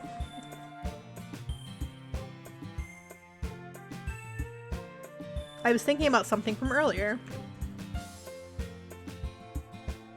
I like how we get to, she fumbles with her words. So let's just say that one day, Yuri asked to walk home with you. Huh? What would you do? What kind of question is that? You're kind of putting me on the spot here.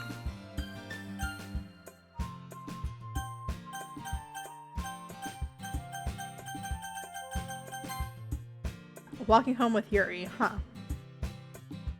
Why does the thought of that make my heart pound? I mean, given how hard it is for her to socialize, I would feel awful turning her down, so... Isn't she so beautiful and smart? That has nothing to do with what I just said. You admitted it. Hi, For the North Star, how are you? You see, I'm the United States of America Empire. I add more empire, making more country empire. That's crazy. That sounds wild. You're gonna make a chicken what?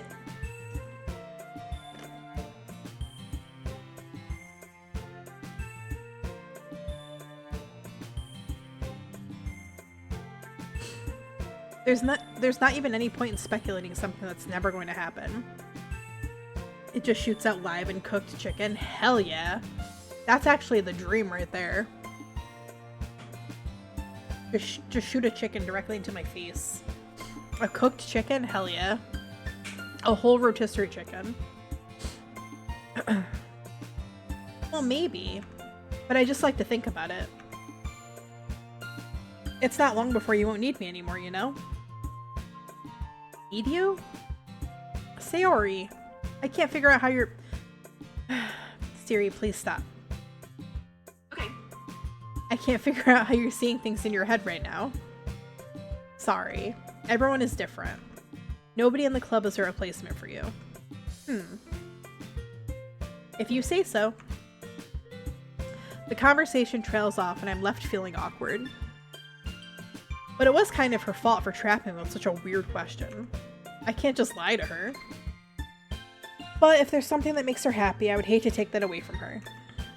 That's why I said there's no point in speculating. Then again, the festival is only a few days away. Who knows what will happen in that time?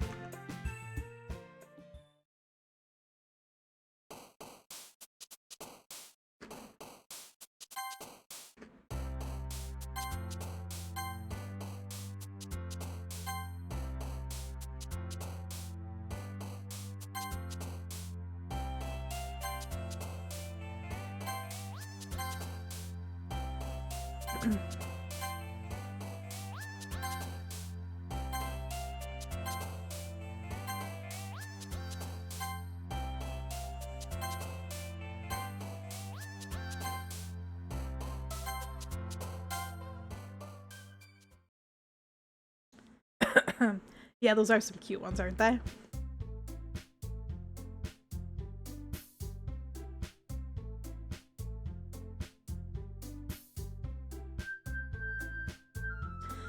Oh man, I'm the last one here again. Don't worry, I just walked in too. Were you practicing piano again? Yeah. You must have a lot of determination. Starting this club and now picking up piano? Well, maybe not determination, but I guess passion. Remember that the club wouldn't be here if it wasn't for all of you. You're heading out, Zero? Thanks for stopping in. Appreciate you. Enjoy the rest of your night. Enjoy your chicken. And I'm super happy that you're all willing to help out for the festival too. I can't wait for the festival. It's gonna be great. Weren't you complaining about it just yesterday, Natsuki? Well, yeah. I'm not talking about our part of the festival. But it's a whole day of school where we get to play and eat all kinds of delicious food. You sound a bit like Sayori all of a sudden. Monica, do they usually have fried squid? Squid? That's a pretty specific thing to look forward to. Oh, come on. Are you saying you don't like squid? You of all people? I didn't say I don't like it. Besides, what do you mean by you of all people? Because it's right in your name. Monica. Huh? That's not how you say my name at all.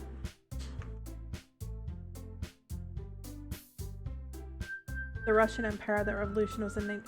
You're giving me a history lesson. That's crazy. Also, that joke makes no sense in translation.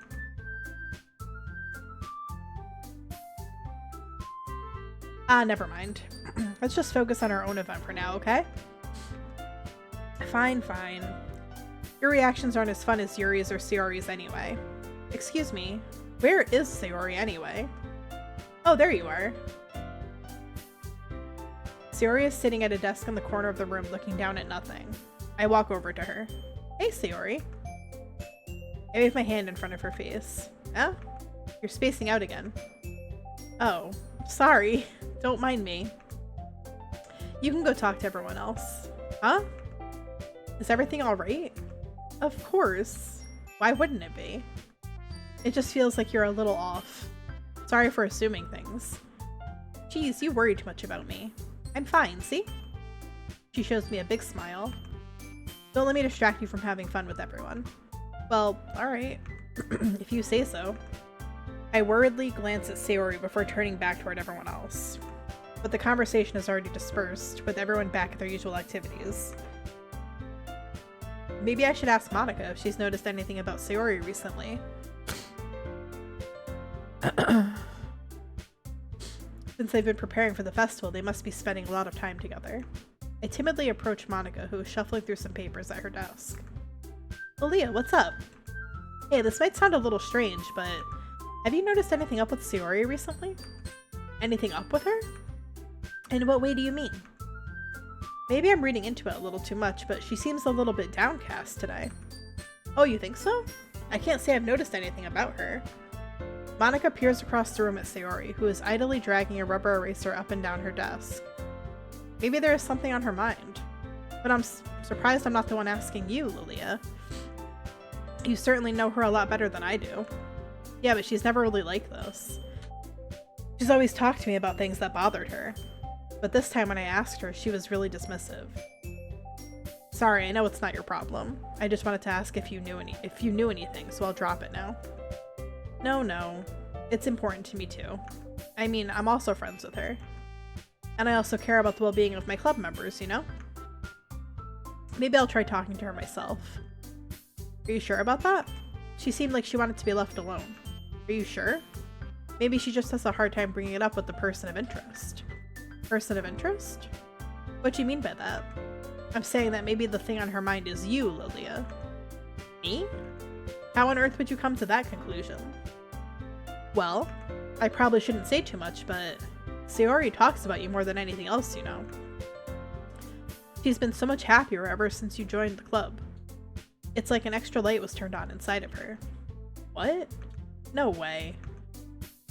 She's always like that. She's always been full of sunshine. It's not any different now than it has always been. You're so funny, Lilia. Have you ever thought that maybe you've always seen her as so cheerful because that's just how she is when she's around you? I've said too much. I'm sorry, what do I know anyway? I didn't mean to jump to conclusions, so you should just forget about what I said. I'll try to talk to her, so try not to think about it for now. Alright. Monika smiles meaningfully. I know she said to forget about it, but I already know that I won't be able to get her words out of my head. Monika stands up from her desk and walks across the room to where Sayori is sitting. I watch her kneel down next to Sayori and gently talk to her, but she's keeping her voice so quiet that I can't hear from here. I sigh and sit myself down. I know Sayori told me not to worry about her, and to have fun with everyone else, but that's impossible to do when she's behaving like this. Exactly how much do I care about her that I'm letting this weigh me down so much? And now it feels like I'm the one behaving out of the ordinary, but there's nothing I can do besides wait for Monika. Why does it feel like I'm being watched? I glance around the room. Suddenly I notice Yuri peering at me from over her book, but she looks away just as quickly with a flustered look on her face. I realize that she won't get anywhere like this. I've never really seen Yuri approach anyone or start a conversation on her own accord, so I have no choice but to approach her myself. By now it's a little easier for me to do that. I stand up from my desk and sit in one room and sit. Oh my god. I stand up from my desk and sit in one next to her own. I didn't mean to bother you or anything. Relax, you didn't even do anything. But I could tell that you wanted to be alone with your thoughts. Alone with my thoughts? How are you even able to tell what I was thinking like that? Well, it's something that I do a lot.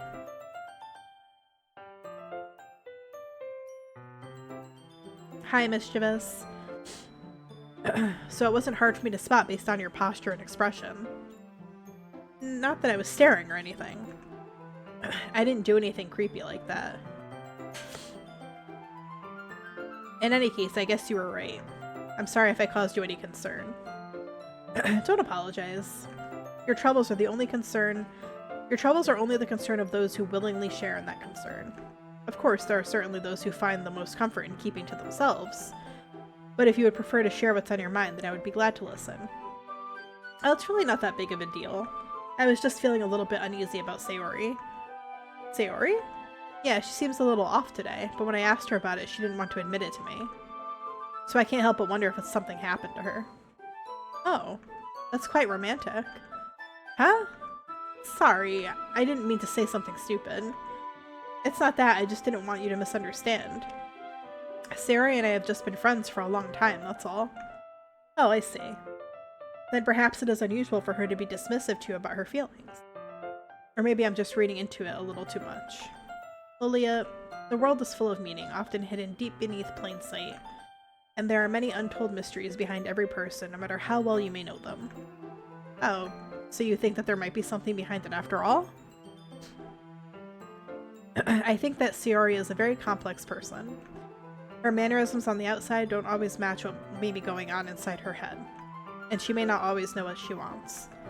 I noticed her strange behavior today too, and I always feel some concern for her, and I also feel some concern for her. But in your case, it looked like she was fully occupying your thoughts, wasn't she? Well, I guess that was the case. Sayori, she really means a lot to you, doesn't she?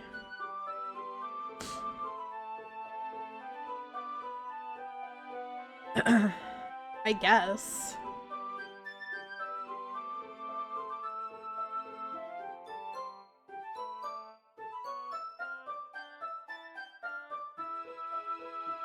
But you don't need to put it that way.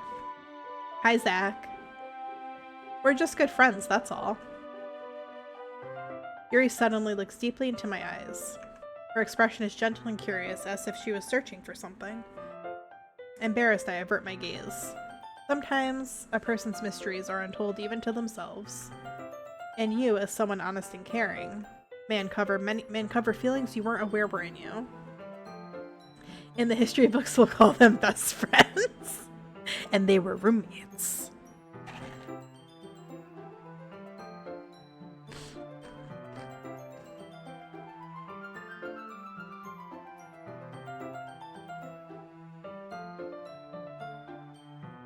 That is, I think that she would be a very fortunate person to have you feel that way about her. Yuri, you're giving me too much credit. I'm a pretty simple guy. So I think I'm pretty good at understanding my own feelings. I'm not nearly as sophisticated as you. That's not a compliment, is it? It is what it is. Anyway, as long as we're here, why don't we do some reading?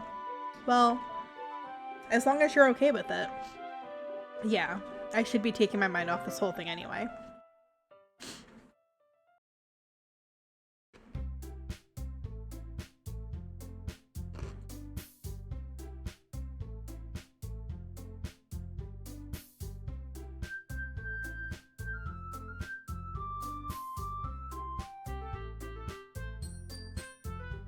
Okay, everyone.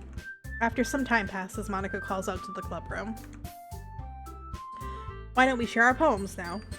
Before I know it, everything is back to normal. Everyone goes to retrieve their poems, and I do the same. It's the drive-by break. Hi, Gojo. I make eye contact with Monica, and she smiles at me. I wonder what she was talking about with Sayori. Who should I show my poem to first?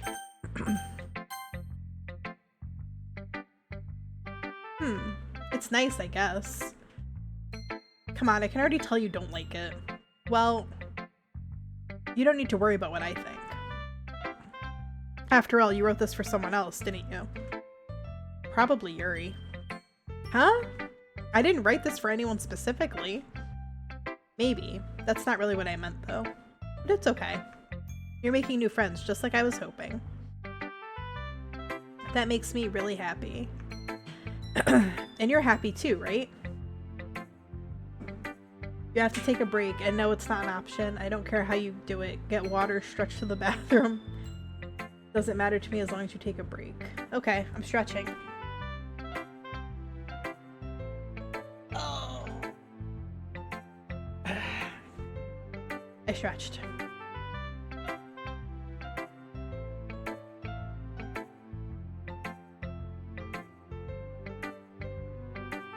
Good.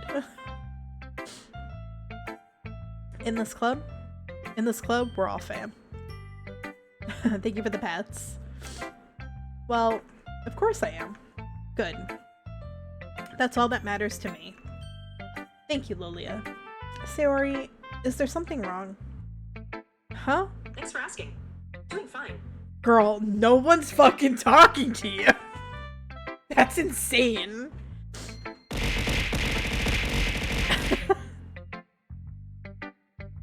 Thank you for the hydrate magic. I'm like reading the dialogue and my freaking phone robot goes, "Oh, thanks for asking. I'm fine." Girl, no one was asking you. No, nothing. I'm just a little tired today. Alright, just tell me if you need anything. I will. My work is done, time for you to roll away. Enjoy your night, Gojo. She really does just want to be heard. It's crazy. She just can't butt out. She's too nosy. Don't worry about me, okay? You can go play with everyone else now.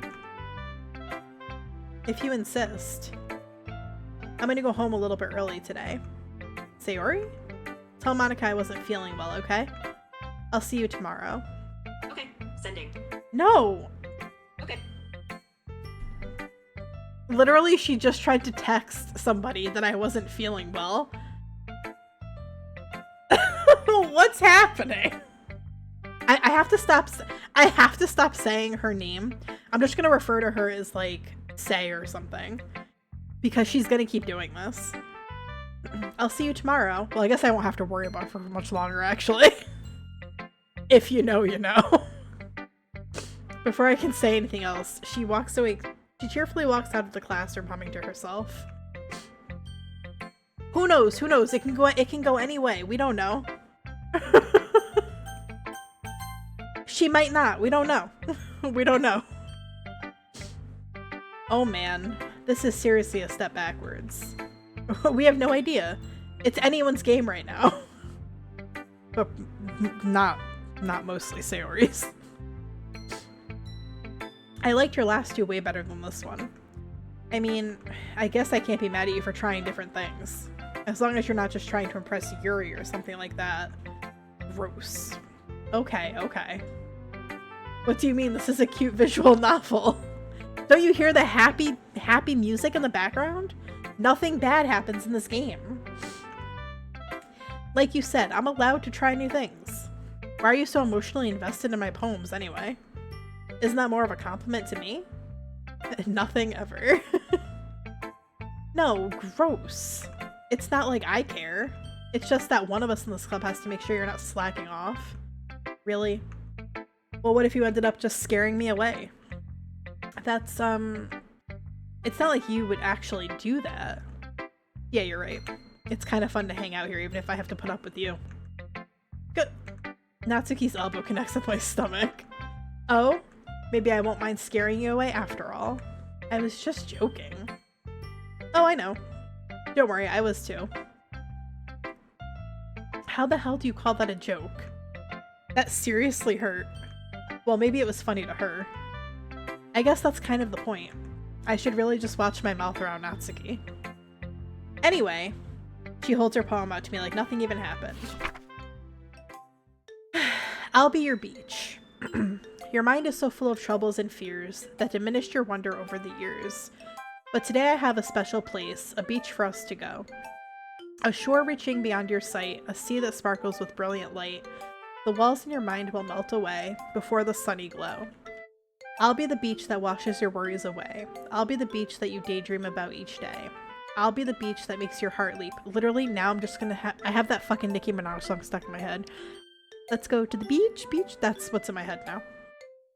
Anyway, in a way you thought had left you long ago. Let's bury your heavy thoughts in a pile of sand. Bathe in sunbeams and hold my hand.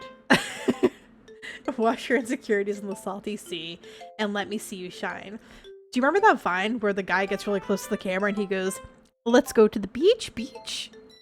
Nicki Minaj. I literally will just randomly say that and Nala's just like, that's great, sweetie. It's one of my favorite Vines though. I love that. Let's leave your memories in a footprint trail. Set you free in my Mundi sail. Nicki Minaj. Exactly, you get me. And remember the reasons you're wonderful when you press your lips to mine. I'll be the beach that washes your worries away. I'll be the beach that you daydream about each day. I'll be the beach that makes your heart leap in a way that you thought had left you long ago. But if you let me be by your side, your own beach, your own escape, you'll learn to love yourself again. Very beautiful. Definitely top 10 Vine for sure. 100%. Hi Taha, how are you? Welcome in. How's your night going? I felt like I kept writing about negative things, so I wanted to write something with a nice message for once. Besides, the beach is awesome. Oh, ad break. I'm gonna eat pretzels while the ad break goes.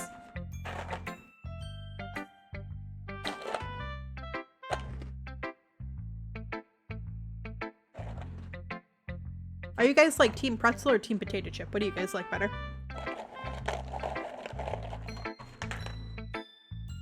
I like potato chips better, but we don't have any.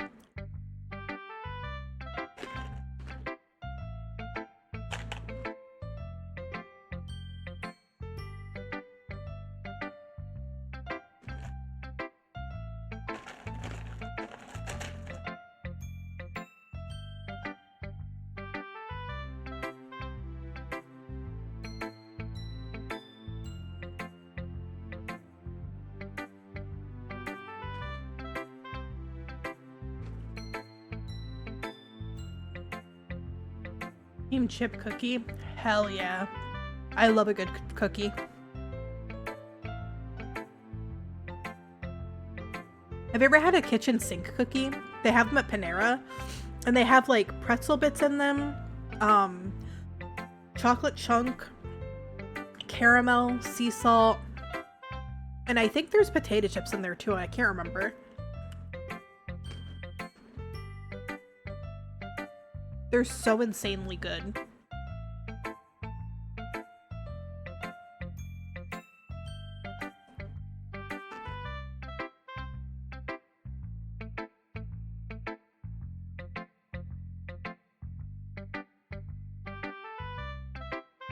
I actually haven't made chocolate chip cookies in a while.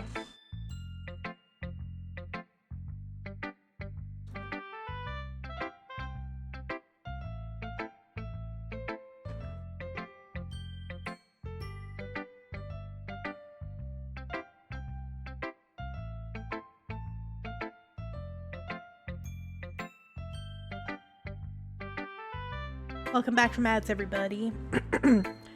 Sorry, Google tried to force their AI on you, Gray.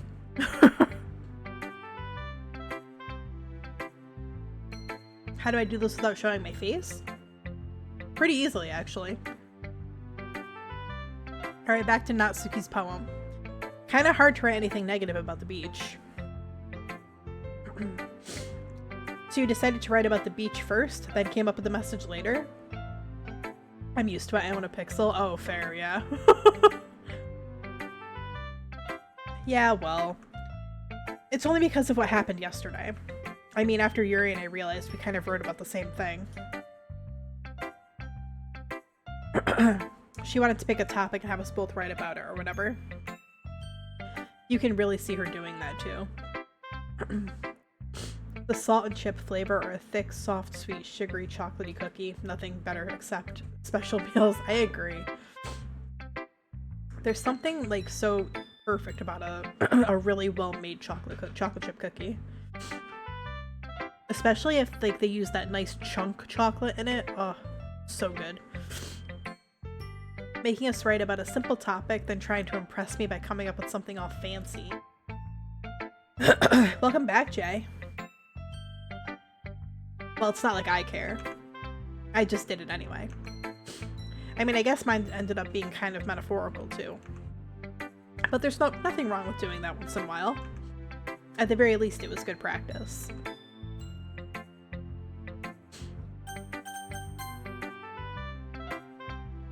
Lilia, your writing has only improved in the last few days. Every poem you've shown me has been nothing short of spectacular. I can really feel the emotions. I'm a little envious even. I don't think it ever came to me this naturally. Yuri, that's the wrong way to put it. This never did come naturally to me. But I've been able to improve so much thanks to you. You're really the example I was chasing after. Is that so? Yuri gently smiles to herself. This feeling. I'm so glad I got the chance to share my writing. I never thought it would feel like this. I remember you mentioning that yesterday. I can't believe that you're so good at something and you've never even shared it with anyone.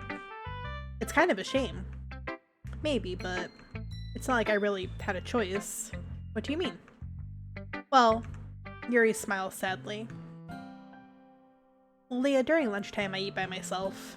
Did you know that? It's a great time to find a quiet spot and do some reading. In fact, I always have some books with me. You could say I really enjoy reading. Well, that's one way to put it anyway.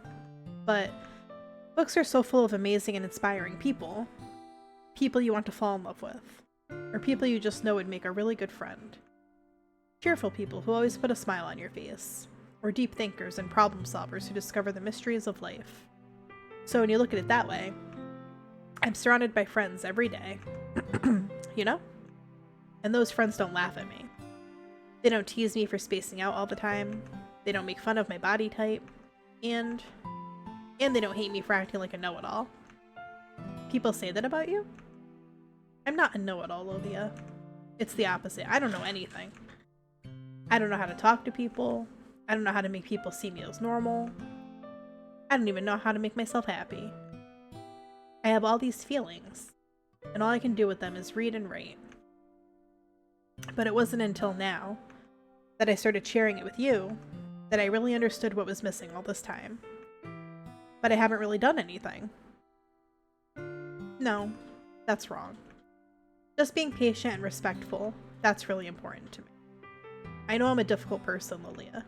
I speak too slowly, I second-guess myself all the time, I read too deeply into things, but every time, you've always treated me just like anyone else. It's so rare that I feel comfortable with myself when I talk to others. But that's why every time I talk to you, I just feel really happy. I see. Well, I treat you how you deserve to be treated, Yuri. And if other people don't see it that way, then screw them.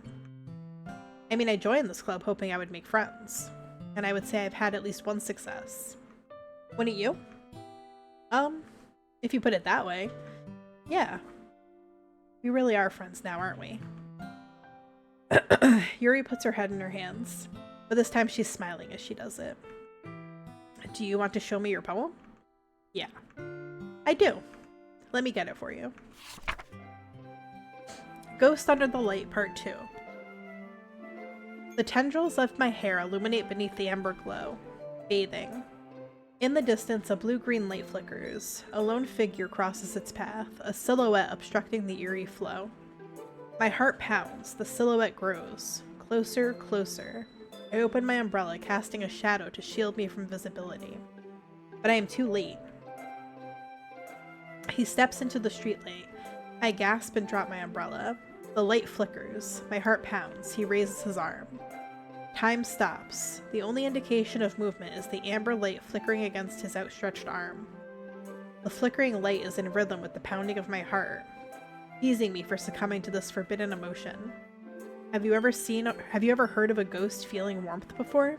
Given up on understanding, I laugh. Understanding is overrated. I touch his hand. The flickering stops. The ghosts are blue-green. My heart is amber. Finishing the poem, I start to hand it back to Yuri. But instead of taking it from me, she looks away. Do you dislike it? Oh no, of course not.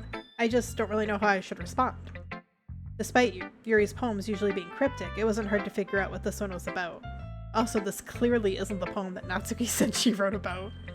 Meaning I'm probably the only one she's showing this to. Amber is the color of her energy. Get out of here. That's crazy. What a reference. I don't know if I'll be able to explain this one. That's fine. I understand this one. Yuri is having an even harder time speaking than usual. Does this one mean a lot to you? Yuri nods. I'm not really good with words, but I'm happy that you shared it with me. So thank you. And I hope we keep spending time together. Despite my inability to make eye contact, I see a faint smile emerge on Yuri's lips. I once again try to hand the poem back to her, but instead Yuri gently takes my hands and pushes them back towards me. I hesitate in response to her warm touch. You can, the poem is... Once again, Yuri fails to form a complete sentence. You mean I can keep it? Yuri nods. I'd love to. Again, Yuri faintly smiles as if she doesn't want me to notice. You always make me feel nice. And this is why she wants to keep that pen I let her borrow and do weird things to it. I know I'm not good with people, but I hope that I can return the favor sometimes. Yeah, don't worry. I think you do a good job. Yuri finally turns back to me. I guess we should move on before Monica says something. But I'm sure we can talk again later. Yeah, I'm sure we will. With that, Yuri timidly smiles at me, and I return to my seat so I can put her poem away.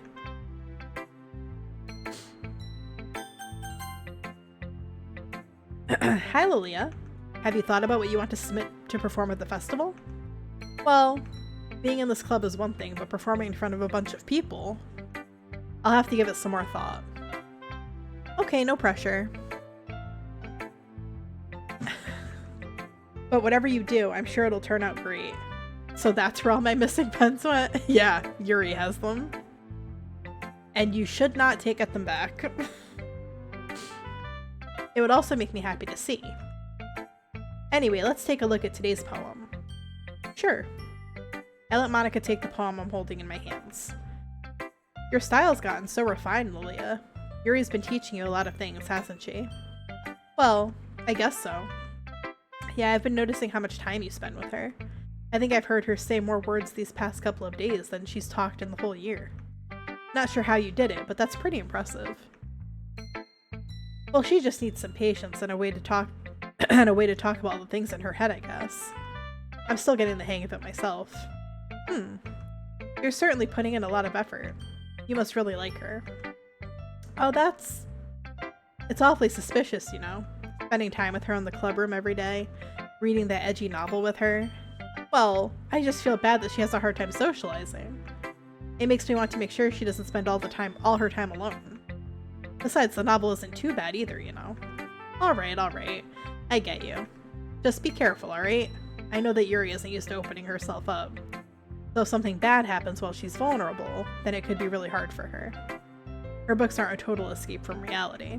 They're just a bandage. You say that like I'm going to hurt her. Sorry, I didn't really mean that. If anything, she might accidentally hurt herself. Anyway, I'll share my poem with you now, alright? Alright. The Lady Who Knows Everything. An old tale of a lady who wanders Earth. The lady who knows everything. A beautiful lady who has found every answer, all meaning, all purpose, and all that was ever sought. And here I am. A feather, lost adrift, the sky, victim of the currents of the wind. Day after day I search with little hope, knowing legends don't exist. But when all else has failed me, when all others have turned away, the legend is all that remains, the last dim star glimmering in the twilight sky. Until one day, the wind ceases to blow, I fall, and I fall and fall and fall even more. Gentle as a feather, a dry quill expressionless, but a hand catches me between the thumb and forefinger, the hand of a beautiful lady. I look at her eyes and find no end to her gaze. The lady who knows everything knows what I'm thinking. Before I can speak, she responds in a hollow voice. I have found every answer, all of which amount to nothing. There is no meaning, there is no purpose, and we seek only the impossible. I am not your legend does not exist. And with a breath, she blows me back afloat, and I pick up a gust of wind. She needs to get her own from now on. I'll have to recommend her to Pen Island. They have all those cool specialty pens, even ones that use the metal as part of the ink. I love pens. You know, I feel like learning and looking for answers are the sort of things that give life meaning. Not to get too philosophical or anything, but it was kind of on my mind, so that's what I wrote about. I see. I never really put much thought into it. Let me save this. I never really put much thought into it. In a way, it's almost paradoxical. Because if we all had all the answers, wouldn't the world start to lose its meaning?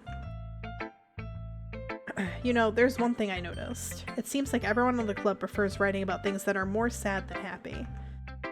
Are you surprised? I mean, if everything was okay, we wouldn't really have anything to write about, would we? Humans aren't two-dimensional creatures. I think you'd know that better than anyone. You mean one-dimensional? Yeah, that. Anyway, here's Monica's writing tip of the day. Are you ever too shy to share your writing because you're afraid it's not that good? The game is so long? I've only been playing for, well, I guess, yeah, I've been playing for almost 4 hours. It also doesn't help that I'm reading this to you guys. Are you ever too shy to share your writing because you're afraid it's not that good? It can be really disheartening to get a lukewarm response to something you put so much into. But if you find other people who enjoy writing, then sharing becomes a lot easier. Because instead of just telling you that your writing is good or okay or bad, they'll want to focus more on everything that went into it and the things you can work on. It's much more encouraging that way, and it will make you want to continue improving. 4 hours? Yeah. It's almost like having your own little literature club, don't you think? That's my advice for today. Thanks for listening. You're welcome, Monica. Okay, you three. We're all done sharing poems, right? Why don't we start figuring out... Hold on a second. Is it just me or did you say something strange just now? Something did sound a bit unusual. That's right. You deviated from your usual catchphrase when addressing the club. A catchphrase? I don't have a catchphrase. Jeez. Why is the mood so weird today? Look, even Yuri isn't immune to it. Stagnating air is common foreshadowing that something terrible is about to happen. In your books, maybe? Look, the only thing different is that Sayori isn't here. Ah, it seems you're right. Sayori always helps lighten the mood a little bit, doesn't she? It's almost like everyone's balance is thrown off a little when she's not around. Where the heck did she run off to anyway? I thought she just went to pee. Natsuki, please show some decency. Oh, come on. She actually wasn't feeling too well and went home early. Is that so? I hope she's alright. Seriously? Of all the times to not go home with her, you picked the time she's not feeling well? So much for you two being all lovey-dovey. No. First of all, stop misunderstanding my friendship with her. And second, she's kind of been avoiding me today, so I didn't want to force it. That curious expression coming from Yuri, of all people? Calm down, guys. I talked to her earlier and everything is fine. What did she say? Anyway, we need to figure out the rest of the festival preparations, so let's decide what everyone will be doing this weekend. I already know what I'm doing. That's right. Natsuki will be making cupcakes, but we might need a lot of them and different flavors. Can you handle that all by yourself, Natsuki? Challenge accepted. 4 hours is crazy. 4 hours is barely anything.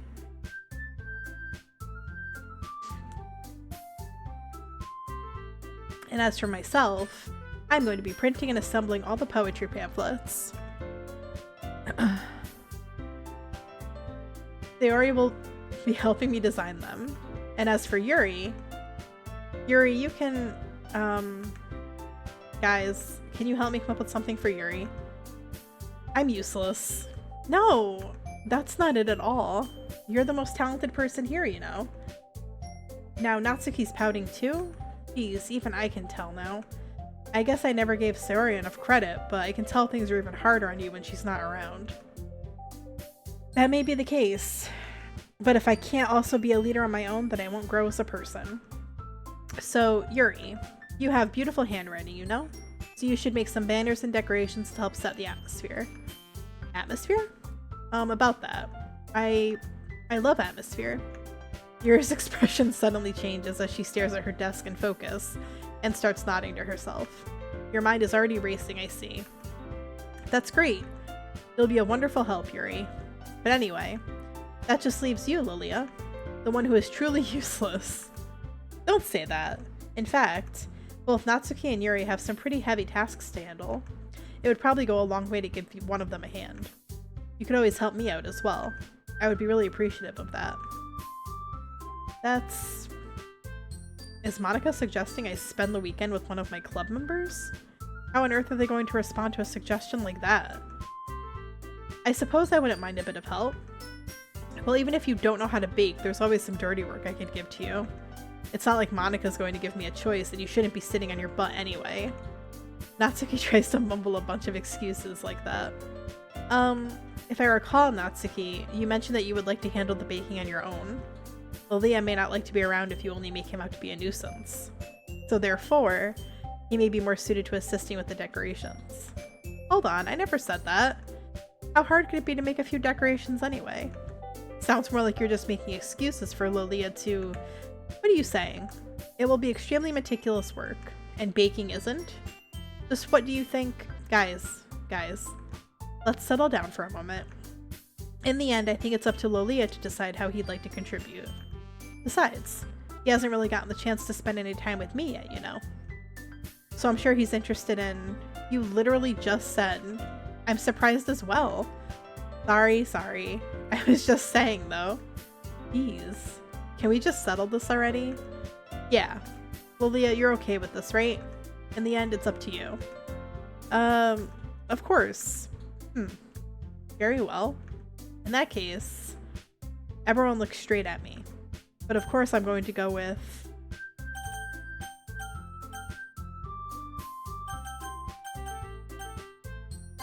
I mean, if it's going to be anyone, then I prefer helping Sayori. I mean, we're already neighbors, and... But Monica said that Sayori was helping her. Jeez. Do you really hate us that much? No. Sorry, I didn't mean for this to be difficult. Just think of the club, okay? Oh my god.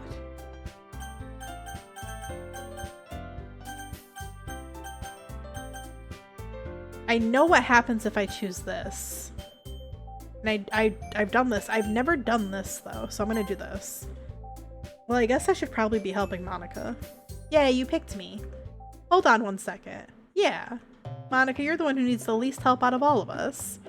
But I agree with Natsuki. Not only is your work already most suitable for one person, but you already have Sayori as well. But Lolia was the one who... that doesn't matter. You were the one who scared him into picking you in the first place. You're the club president, Monica. You're supposed to make responsible decisions for the club. They will not let me not choose one of these girls. Monica, you shouldn't let any ulterior motives interfere with this decision. Ulterior motives? What are you saying, Yuri? In fact, it sounds like you guys are the ones with ulterior motives. Excuse me? Otherwise, this wouldn't have been made into such a big deal in the first place. That's completely false, Monica. Yeah, we have a lot of work to do, you know. We won't do as good a job if you make us work alone. Maybe that's true. Think of the club, Monica. If we want our event to succeed, then we need to appropriately distribute our resources. So are you going to do the right thing, President? Okay, I get it. It's technically most logical for Lolia to help one of you two. So, I guess that's what we'll do. You have a preference, Lolia? Well, yeah, I don't want to fucking deal with Natsuki. She's giving me so much attitude. Well, I'll probably be most useful helping out Yuri. Are you serious?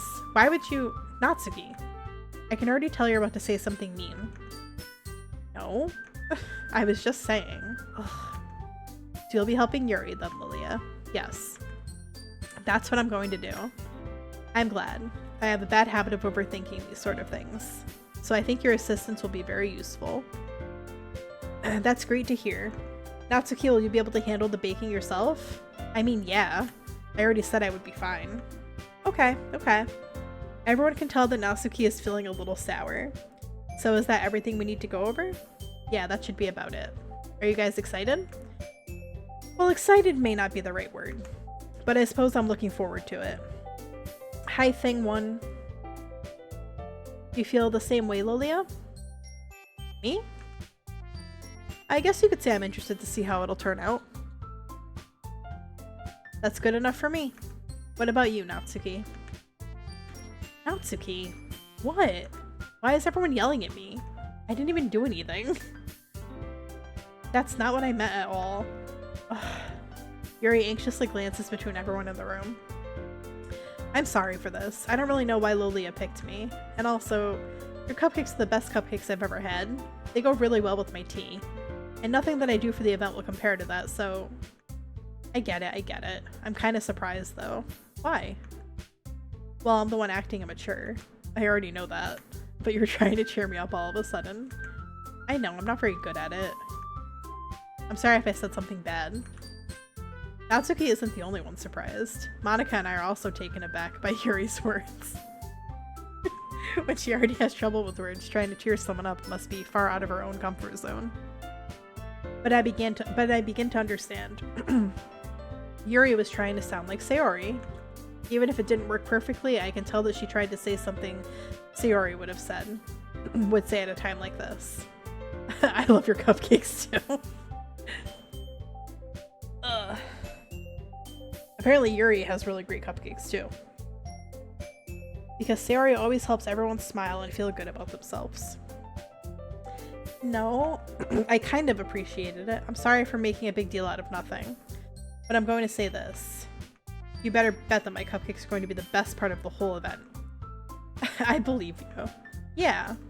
I hope to see everyone do their best. But with that, there's nothing more for today, so I guess it's time for us to head out. Alright, let's get out of here then. Everyone packs up their things. I start to follow Monica and Natsuki out the door as they chat between each other. I turn around.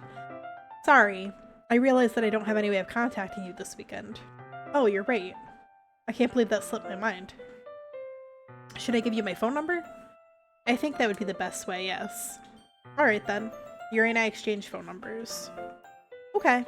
Then I'll be stopping by your house on Sunday. My house?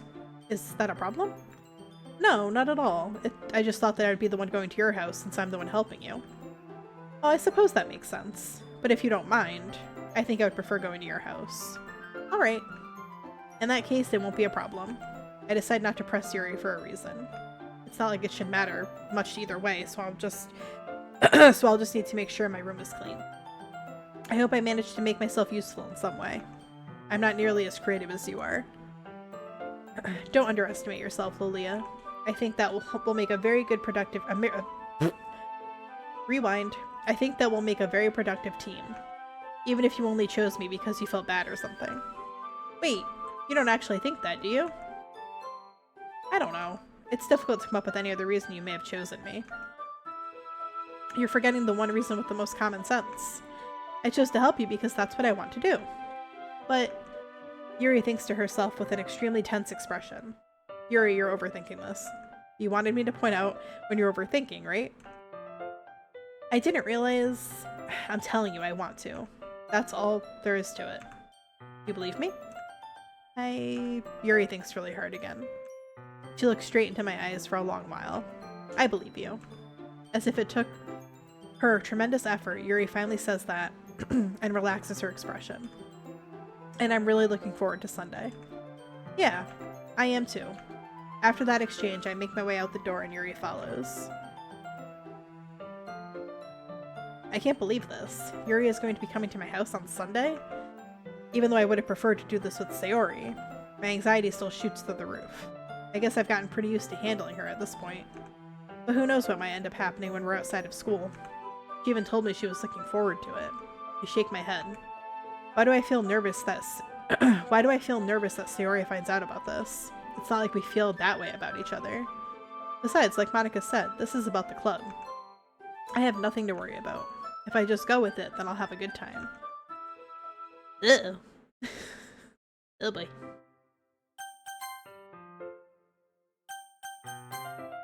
It's already Sunday. I've been getting increasingly anxious about Yuri's upcoming visit. I keep telling myself there's no reason to be nervous, but it doesn't help much. Yuri is clearly an introvert and also an intimate person in general. There's no doubt that she'll open up a little bit when it's just the two of us. Meanwhile, we've even been texting occasionally. She was extremely apprehensive at first, but it wasn't long before I was already learning more about her. But putting Yuri aside, I haven't heard a thing from Sayori since she left club early the other day. It's not like we text each other all the time or anything. But I've been worried about her in the back of my mind. Between what Sayori said and what Monica said, is it really okay for me to put Sayori's feelings aside when she might need me? I decide to visit her before Yuri comes over. Rather than asking, I simply tell her I'm coming over, much like we've done in the past. Once I reach her house, I knock on the door before entering it myself. Again, we used to play so often that we've made it a habit of simply entering each other's houses like we were family. The house is quiet. She isn't anywhere on the first floor, so I assume she's up in her room. Wait, did it already happen?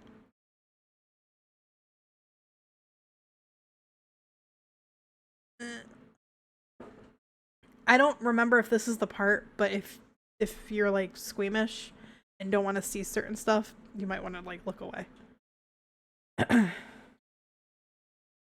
It's already strange of her not to run down and greet me. I head up to her bedroom where I finally find her. Okay, good. Oh wait. Okay, it didn't happen yet. Sayori? Oh, there she is, thank God. Whew, I panicked.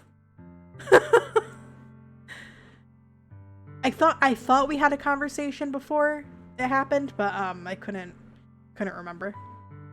Hi, Lilia. I sit down in her room. She forces a smile, but it's easy to tell that she's different. There's a minute of silence between us. I wonder if there's anything I can do during this to prevent it from happening. There's a minute of silence between us. You haven't come over like this in a long time, have you? I guess you're right. It has been a long time. Not much has really changed, has it? Her room is as messy as it's always been.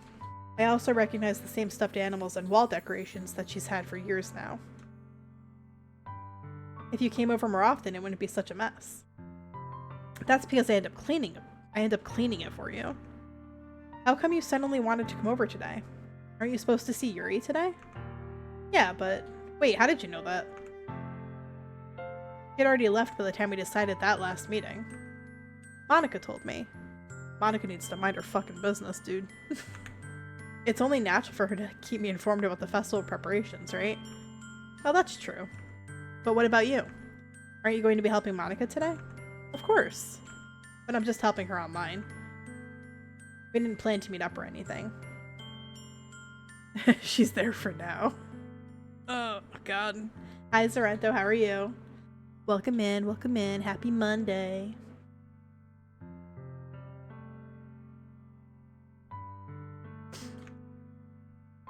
Oh, so it's just me and Yuri then. Yep. There's more silence between us. Yuri stares in a random direction. Everything about her behavior is... Woo! Run.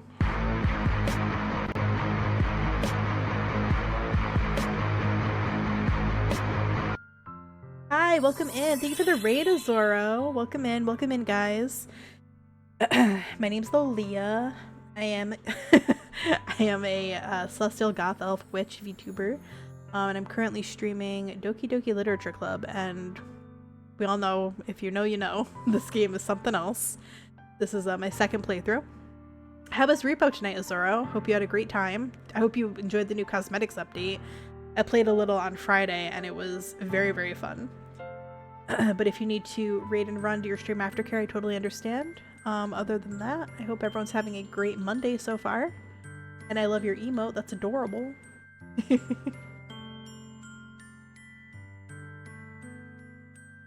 We are just getting to the, if you played this game before, we're just getting to the part right before the festival. So I'm about to have my one-on-one with Yuri. And I'm talking to Sayori first, so. Nothing bad happens in this game ever, guys.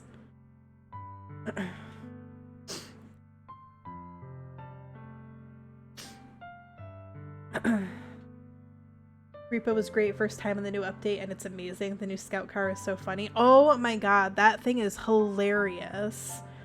It's just a cute little game. Nothing wrong with it. I'm glad you had fun in Repo, though. And yeah, that new car is so goofy. I love it.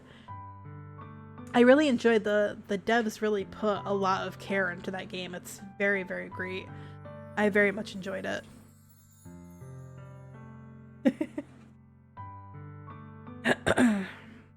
Alright. Let's get back to poor Sayori. Oh, and also, for those of you just joining, every time I say Sayori's name, my phone thinks I'm talking to it because its name is Siri. So she keeps like interrupting me mid-game, which is really funny. They really listen to the community, and it's always so funny. I love the videos they put out too when new updates happen. Like, their devs are just like fantastic. Top tier. Okay. Everything about her behavior is really uncharacteristic. I finally get to the point. I just wanted to see how you were doing. After you left on Friday, when something's wrong, you can't hide it from me. I know you too well. So, she smiles, shaking her head. That's no good, Lolia. Why can't it just be like it's always been? This is all my fault. If I didn't get so weak and accidentally express my feelings, if I didn't make that stupid mistake, then you wouldn't have been worried about me at all. Oh, ad break. The videos are so good they don't have to put that much effort into them, but they do, and it turns out fantastic. I agree. Their videos really are good. They do a fantastic job. And you can tell they like care about their community too. They care about like the actual gameplay experience that we're all having. So that's really nice.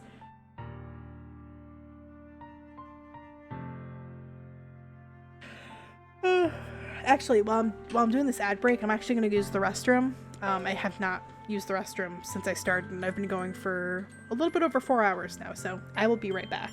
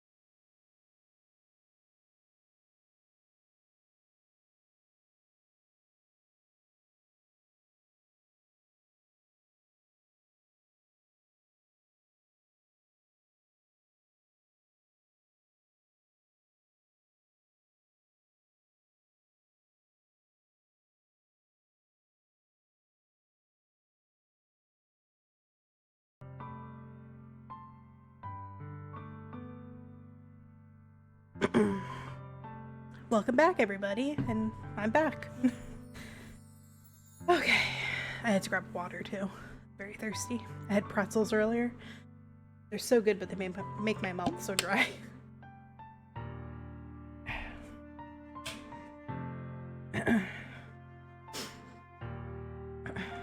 You wouldn't have even been thinking about me right now. But this is just my punishment, isn't it? Oops. I'm getting punished for being so selfish. I think that's why the world decided to have you come over today. Thank you, Zoro. It just wants to torture me. Sayori. I grab her by the shoulders. What on earth are you saying? Are you listening to yourself right now? I know something happened to you. There's no other explanation for you to be like this. So tell me already. Until I know, I won't be able to stop thinking about it.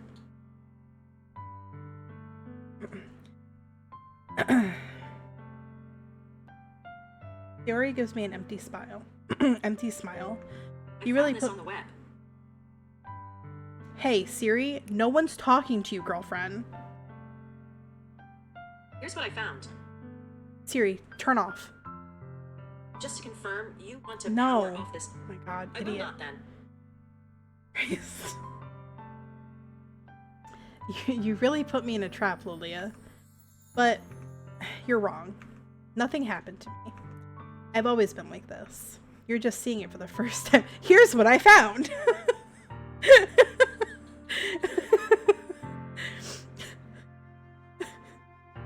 Oh my god. What a fucking freak, dude. You're just seeing it for the first time. Seeing what? What are you talking about, Sayori? You're really just going to make me say it, aren't you, Lilia? Oops. I guess I have no choice this time. The thing is, I've had really bad depression my whole life. Did you know that? Why do you think I'm late to school every day? Because most days I can't even find a reason to get out of bed. What reason is there to do anything when I fully know how worthless I am? Why go to school? Why eat? Why make friends? Why make other people put their energy in caring to waste by having them spend it on me? That's what it feels like. And that's why I just want to make everyone happy, without anyone worrying about me.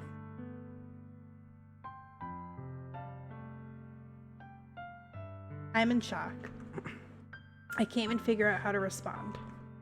How is it possible that Sayori kept this from me the entire time that I've known her? Did she really want so badly for me to just not think about her? Why, Sayori? Ow, Jesus. Why is it that you've never told me about this? It almost feels like I've been betrayed as your close friend. Because if I knew, I would have done everything I could to support you. Even if there's only so much I could do. I would have tried a little bit harder to make every day a little better for you. That's why I'm your friend. All you had to do was tell me. You don't understand at all, Lilia. Why do you think I didn't tell you? Because if I told you, then you would have had to waste effort caring about me instead of doing important things. I don't want to be cared about. It's bittersweet when people try to care about me. It feels nice sometimes, but it also feels like a bat being swung against my head. That's why I wanted so badly for you to make friends with everyone else. Helping everyone be happy together is the best thing for me. But then I discovered something else, too. Seeing you make friends and get closer with everyone in the club, it feels like a spear going through my heart.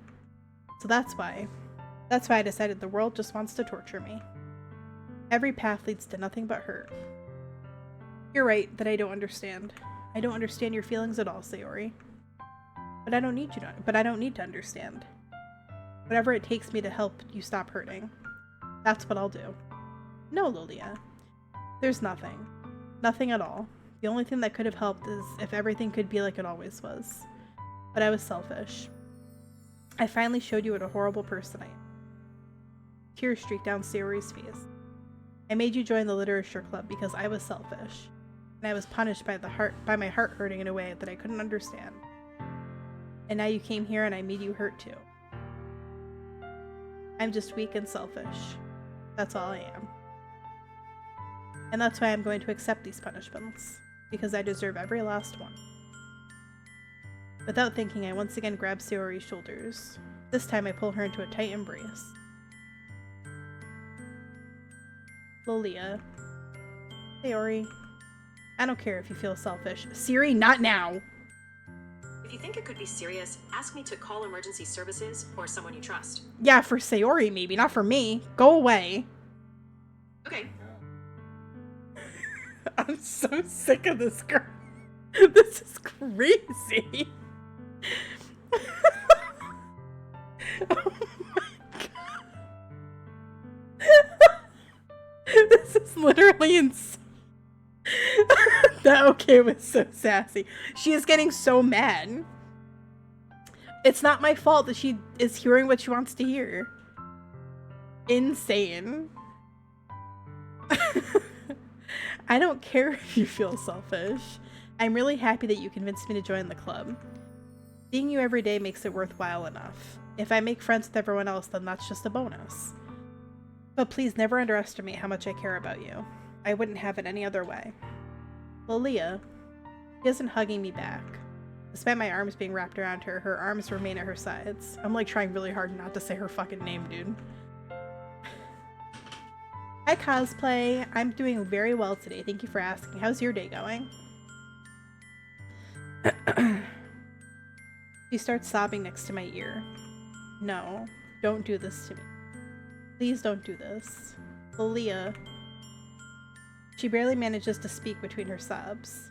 Yeah, it is nighttime. Day, night, it doesn't matter. Time is a construct. This entire sequence is very, very upsetting. I feel so bad for her. When she was describing her depression, it was written so descriptively. It like makes me tear up a little bit. She barely manages to speak between her sobs. I don't know if I'm doing the right thing, but all I want is for her to know that I care. If you have it in you to call yourself selfish, then you have to let me be selfish too. No matter what it takes, I'll figure out what needs to change. I'll make those feelings go away. And if there's anything that you need me to do, then you'd better tell me. I'll get mad if you don't. I don't know. I don't know. I don't know. Gently, she finally puts her arms around me in return. I don't know anything. It's all really scary. I don't understand any of my feelings. The only time I'm not feeling nothing is when I'm feeling pain. It's good I stumbled upon your live stream and I saw your VTuber model and I was interested. Oh. Do I live stream every day? Not every day, but I do stream a good chunk. Usually Mondays, Tuesdays, Thursdays, Fridays, Saturday. Sometimes Saturday. Sometimes I take a day off. But your hugs are so warm. And that's really scary too. She lets me go. As she does, I let her go as well. The festival is tomorrow. Yeah, it's going to be fun, right? Yeah. How would you like for me to spend it all with you? It's what I want. I promise. I think that would be nice then. Yeah. She wipes her eyes. If I could spend the whole day here, I would. Of all the days, this has to be the one where I have other plans. Maybe I should cancel. No, don't. Please don't. If you did that, then I really wouldn't forgive you. But it's almost time for Yuri to meet me at my house. At the very least, do you want to come along and help out? It would be fun. To my surprise, she shakes her head. I'm sorry. I don't know if that would be very good for me today. You understand, right? It's kind of hard for me to fully understand, but I'm trying my hardest. It's okay. Don't worry too much about it.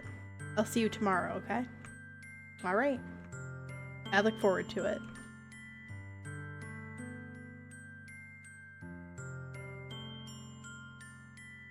You're about to go to sleep? You have a great rest of your day too. I hope you have a great night and a good sleep, and thank you so much. It was nice meeting you as well.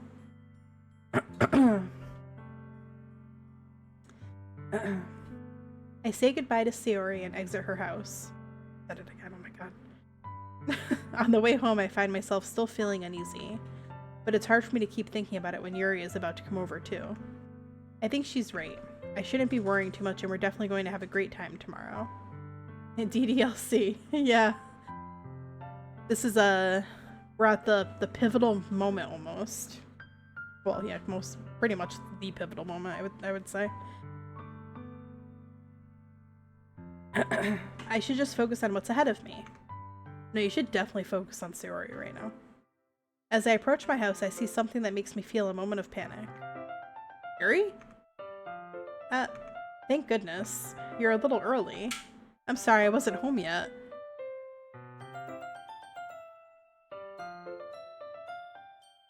Were you waiting for a long time? I genuinely cannot turn on my sound because it's midnight, so I'm turning it on lightly to hear.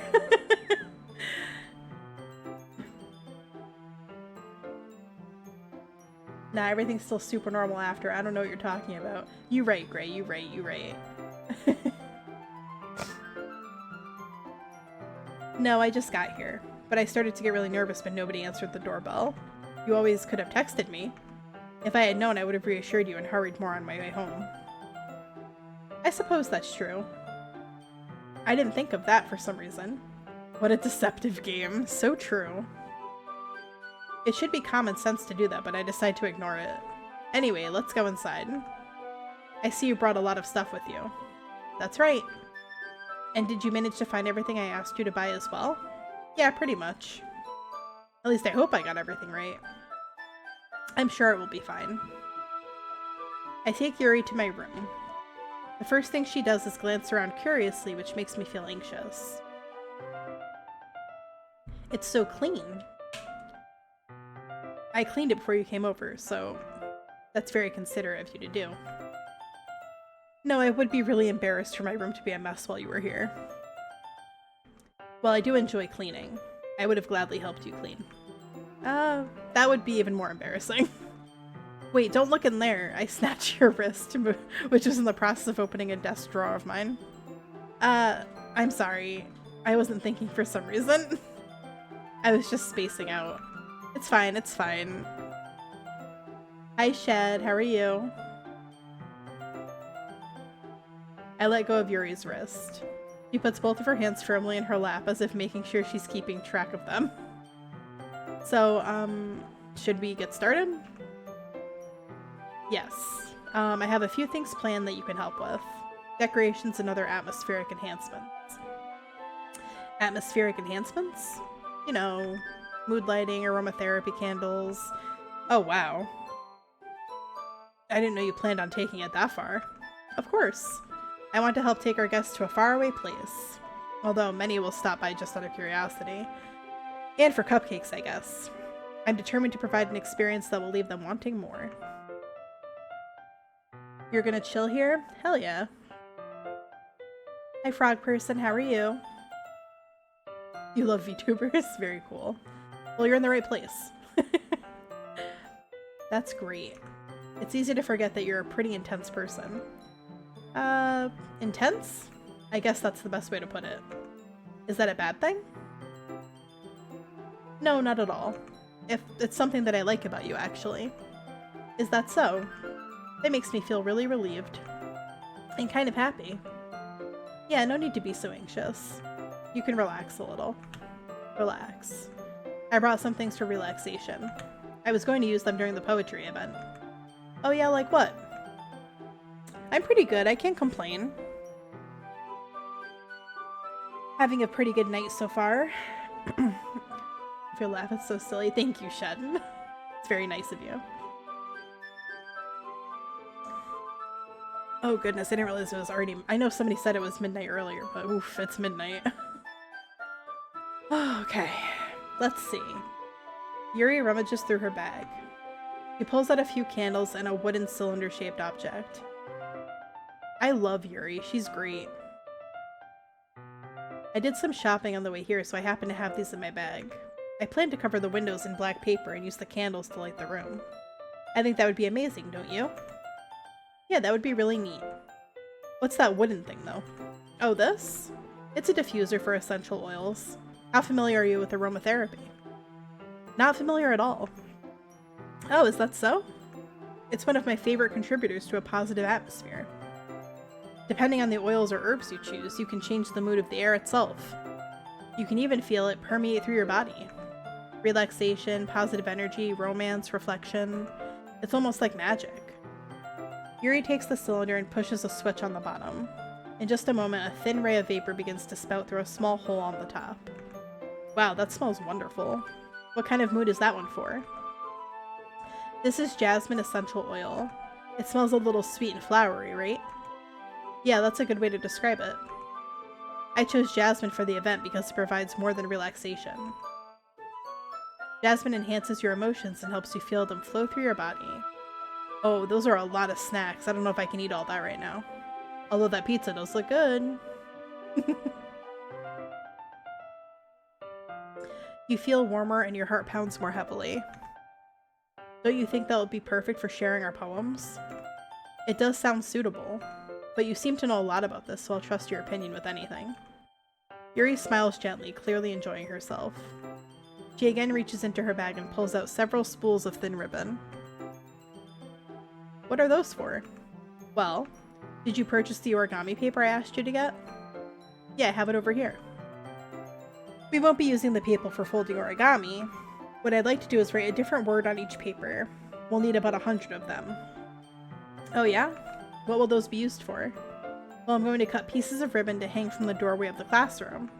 Then we can fasten the paper onto the ribbons to create a doorway curtain. I'm Sayori, don't leave me hanging. Oh god. Somebody earlier said, Sayori, you're not a piñata. I didn't get that. Could you try again? Girl, shut up. That's crazy. No one's talking to you.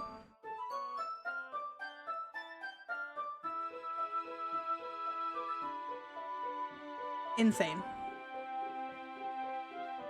My phone has a mind of its own tonight. I should change her trigger word to something else. And like just make her forget her name entirely. I'm gonna start calling her Bob. I don't know any Bobs, so I think that's a safe word. Then we can fasten the paper onto the ribbons to create a doorway curtain. Bruh, I wish that was Alexa. Unfortunately, that's my iPhone. Wouldn't that be beautiful? I would also catch the eye of those passing by the room.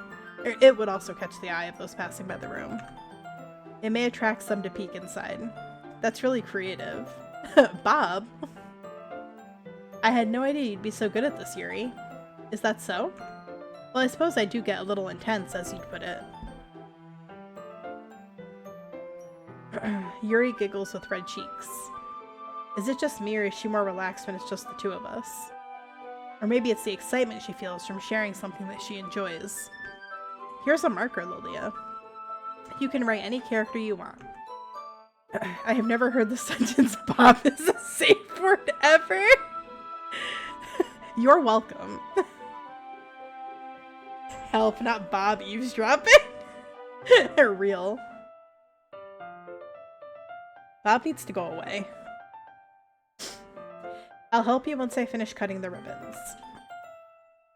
Alright. Sitting on the floor together, the two of us get to work. I carefully draw a different character on each paper, doing my best to manage my bad handwriting. Yuri unravels a long strand of red ribbon to her desired length. Then she reaches into her bag once more and pulls out a pocket knife. The knife is strangely beautiful. The silver handle has an intricate pattern of waves etched into it.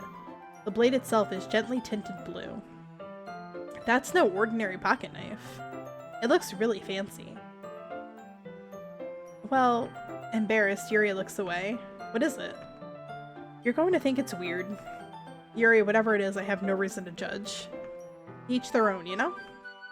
If you promise you won't be weirded out. Yeah, I promise. Alright. The thing is, I'm kind of into knives. They're just so pretty. I can't help it. I don't know what it is. The combination of craftsmanship and feeling of danger, maybe. What am I saying? Please don't think I'm weird for this. You're laughing at me. No, I'm not laughing at you. It's just funny how nervous you got about sharing. It's an interesting thing to be into, I guess. But I think it kind of suits you. Suits me? Yeah, it's kind of intense. Besides, it's a really cool looking knife, I can't deny that. It is, isn't it? Yuri relaxes her expression once again. Hold on one second. Ugh.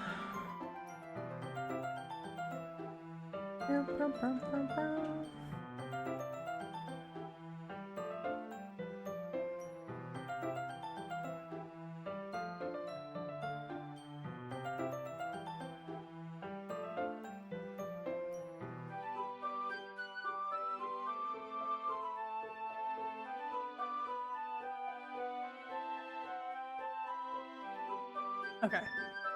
Sorry about that. Just checking something. Yuri relaxes her expression once again. Would you like to hold it? Sure, I'll check it out. I'm just into knives. Then use it. Use it on who? Not me. Yuri carefully hands me the knife with the handle facing me. I take it and turn it around in my hands. It feels heavy and extremely solid. Where do you even get a knife like this? Curious of its sharpness, I feel the point of the knife with my index finger. Ow! Lolia, why did you do that? I didn't expect it to be that sharp.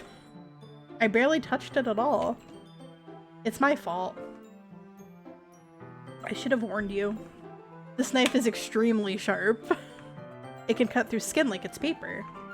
Oh no. A small drop of blood trickles down the side of my finger. Yuri takes my hand and gives the wound a closer look. She stares at it and noticeably fidgets. If you're squeamish, I'll go wash it off now. Without warning, Yuri puts my finger in her mouth and licks the wound. I feel her tongue curl around my finger. Startled, I instinctively pull my hand back. Oh, please forgive me. I wasn't thinking. Yuri lowers her head, her face burning up. Yuri, that's the most embarrassing thing I've ever done. How could I do something like that? I'm sorry, I'm so sorry. Sure, it was a little weird and it took me by surprise. But I guess she was just trying to help, right? Yuri, I think you're overreacting a little. She doesn't lift her head. What if she doesn't recover from this for the rest of the afternoon? Maybe the girl was low on iron. You know, you might be right. She was low on something. We're not judging. Alright, you know what? This might be a stupid thing to do, but I do it anyway. I take Yuri's hand and lick her index finger in return. Lolia? Did you really just do that? I think 1 and 2. Now we're even. Yuri just looks at me like I did something wrong. I knew that would be a bad idea. If not for the sweet aroma of the jasmine oil, the air would be extremely heavy right now. You're so weird, Lolia. She giggles shyly. Yuri calling me weird? I have no response to that. Where do you keep your bandages? I don't think I need one, actually. It was a tiny cut. Look, it already stopped bleeding. I see. That's relieving. The tension is quickly lifted. We each resume our respective activities. I watch Yuri's knife cut through the ribbon like it's nothing but air. Meanwhile, I continue to make progress on the paper.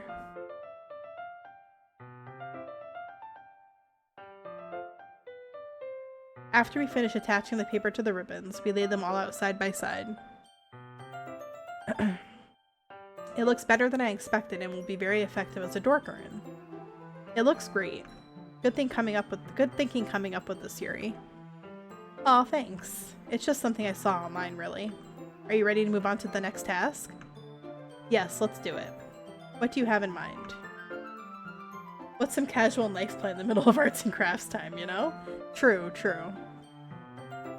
I'd like to create a banner. That's why I asked you to buy the paint tablets. Oh, that's right. One of the items Yuri had asked me to buy was a kit of watercolor paint tablets. We'll need about 6 cups of water to put each of the tablets in. Do you mind fetching those for us? Of course not. 6 cups of water. I'll be right back in a minute. Thank you very much. Oh, and just a little bit of water is okay. If you fill the cups too much, it would be too diluted. Actually, the air can't be heavy because it's air. Actually. Taking Yuri's advice, I decided to use small plastic bathroom cups rather than full-sized glasses. I put them on a plate to catch any paint that drips, then bring it back into my room.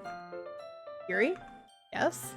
I come in to see Yuri quickly unrolling her sleeve, pulling it back over her arm. Oh, nothing. Your face is a little red. Is it too hot in here or anything? No, not at all. There's nothing wrong, so let's mix the paint. Yuri hurriedly dismisses me and takes it upon herself to unwrap the tablets, dropping them into the cups. So, I thought we would do something simple that would look very nice. Yuri's definitely not acting suspicious at all now. I'd like to paint a gradient across the banner, starting with the colors for a sunrise, then daytime, then sunset and nighttime. Once it dries, I'll write an inspirational quote across the banner. We can hang it on the wall behind the podium at the front of the classroom. Oh, neat. What are you going to write? Well, it will be more fun to surprise you. Yuri smiles at me. If you say so. After rolling out the banner, Yuri and I kneel on opposite ends so we don't get in the way of each other. Yuri uses a brush and adds a few dots of different colors across the banner to serve as a color guide when we paint. This kind of reminds me of elementary school. Painting on a banner with watercolors feels a lot like the art class projects we had back then. It's relaxing. I'm sorry if this feels too childish. No, I didn't mean that at all. It's kind of fun, you know? Yeah, it is fun. I'm glad you feel that way too. Yuri stops painting for a moment, thinking to herself. For me, I don't need to go out and do crazy things to have fun. In fact, I usually don't even want to. I just like when I can spend time with one other person. Even if it's something simple like reading, it doesn't even matter if we don't talk much. Just having a friend next to me makes things feel a little bit nicer. I think that's all it takes for me to be happy. Is that so? Even if Yuri and I are quite different, I can understand where she's coming from. I feel that way about things like anime and games, where simply sharing the experience with someone can make me happy. I think I feel the same way. Yuri smiles gently. I knew you'd understand. Yuri leans over the banner to grab an unused paintbrush. But I move at the same time, causing my head to bump into hers. Sorry. Yuri reels back and I quickly lift my hands in surprise. Are you hurt? No, I'm not hurt. It just startled me, that's all. Sorry, I should have asked you to get it for me. It's not your fault. Oh, your face. There are droplets of paint on Yuri's face and neck. Is there something on my face? Yeah, I accidentally got paint on you. Sorry, it's totally my fault. I'll get a towel right away. I rush out and fetch a small towel, then dampen it with hot water. I return to my room and kneel back down in front of her. Here. I pat down Yuri's face and neck with the towel. Is something wrong? It's hot, I just didn't expect it. Sorry. I didn't want to use cold water. Having finished, I start to retract my hand, but Yuri suddenly holds my wrist. Wait. Just for a little longer. It feels really nice. I keep my hand still against Yuri's neck. She looks into my eyes. It's an intense expression that I recognize from when she reads her books. Girlie's going through it right now. Almost as if she's lost in a daze, enveloped by her own thoughts. She breathes gently, half through slightly parted lips. What is happening? Is the aroma of the jasmine oil giving me this dizzy feeling? Yuri's gentle fingers wrapped around my wrists send a tingling sensation through my arm. And suddenly her face seems to be much closer to mine than it was just a moment ago. Yuri slowly pulls away. Sorry, I've been feeling a little lightheaded today. I didn't mean to space out. It's fine. The moment is over as soon as it began. Yuri picks up her brush again, but her movements seem clumsier, like she's unable to focus. I remain silent, forced to ignore the event that just transpired. I hesitantly retrieve my own brush and continue following Yuri's example.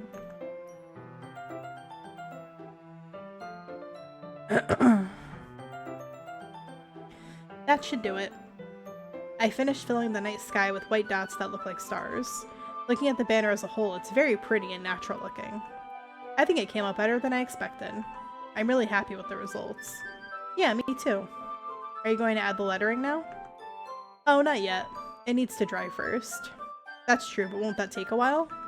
Well, perhaps it would be best to leave it here than have you bring it in the morning. I can do the lettering in the classroom before our event starts. Is that okay? That's totally fine. Good googly moogly. Jeez, that scared the shit out of me. Thank you for the googly eyes.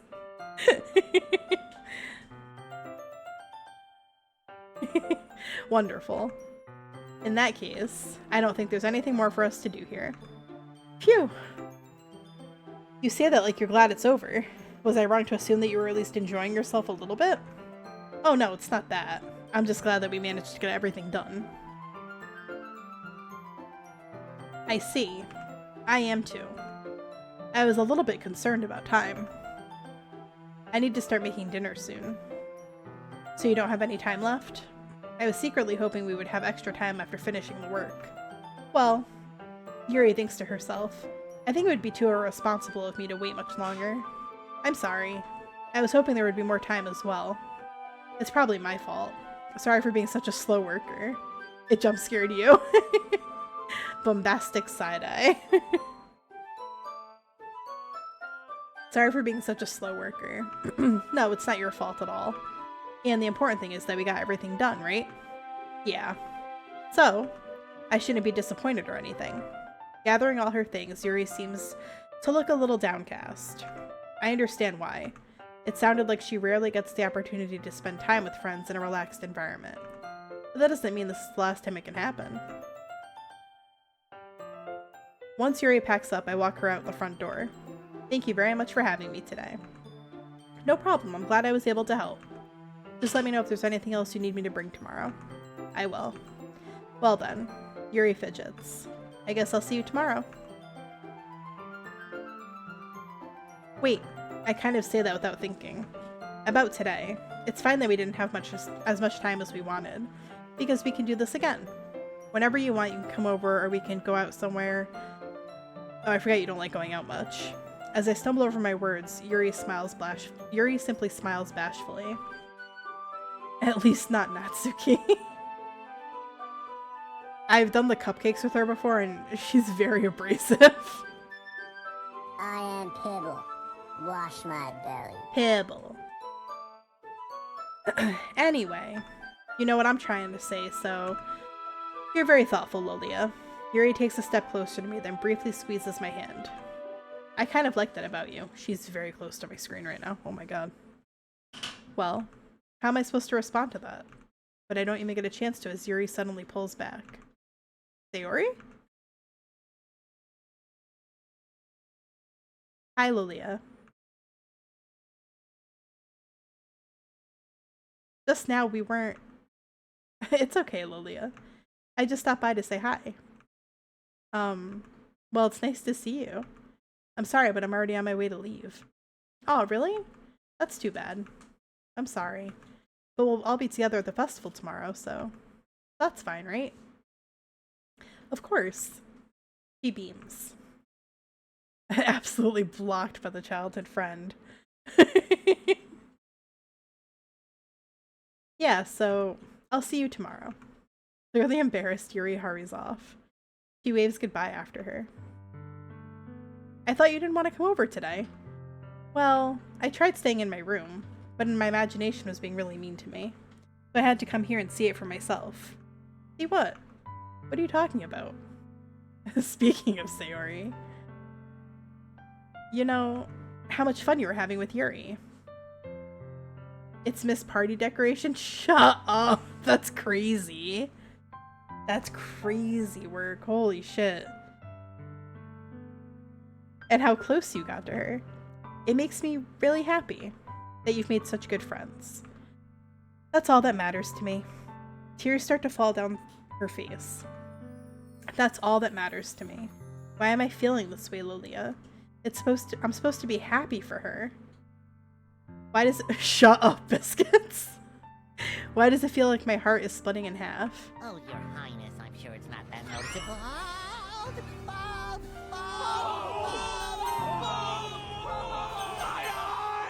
All right, all right. Bald. It hurts so much. Everything hurts so much. This would be so much better if I could just disappear. Hey, don't say that. It's true, Lolia. If I wasn't here, then you wouldn't have to waste your sympathy on me. You wouldn't have to put up with me being selfish. Monica was right. I should just... Monica? Monica was right about what? Sayori, what I said before is true. Shit. Here we go again. I'm not going to let this continue. Could you try again? You're ruining this for me, Siri. Turn off. Okay. Jesus. Mira, you're just in time. Welcome in. Thanks for the check-in, buddy. I'm not going to let this continue. Caring about you like this isn't the burden your mind is making it out to be. It's something that makes me happy. It's something that I wouldn't trade for anything else. So even if it takes an entire lifetime, I'm going to be by your side until you don't feel any more pain. But she looks away. I put a hand on her shoulder to reassure her. I'm scared, Lilia. I'm really scared. What are you scared of? I'm scared that I might like you more than you like me. It's true, isn't it? I was weak and started to like you too much. I did this to myself. Lilia, I like you so much that I want to die. That's how I feel. And that's enough. I don't want you to hurt anymore. I slide my hand down her arm and squeeze her hand in my own. Do you remember how I said I always know what's best for you? Do you still believe me? Yeah, sorry, I'm horribly late. Was trying out the dusk port of Legend of Zelda Twilight Princess. It's beautiful. Oh, hell yeah. I'm glad I hope you're having fun.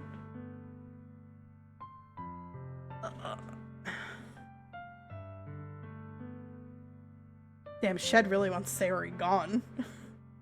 Confessing after blocking Wild. Do you still believe me? Wordlessly, she nods. Even if you don't understand all of your own feelings, I know what you need the most right now.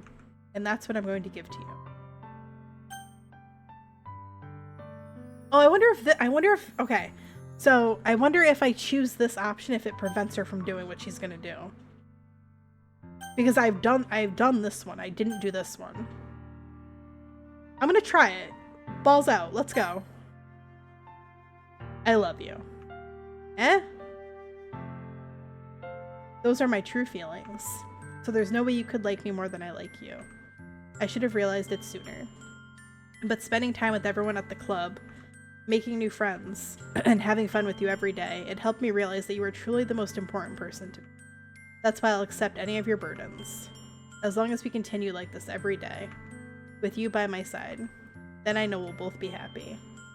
Lilia. Oh, cute. I've never gotten this image before. Suddenly, she wraps her arms tightly around me. Lilia, is this really okay? Yeah. I hold her in my arms and pull her closer.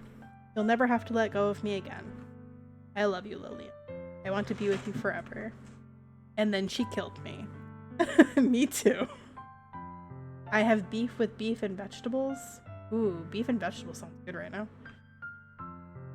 I feel her grip around me weaken a little bit.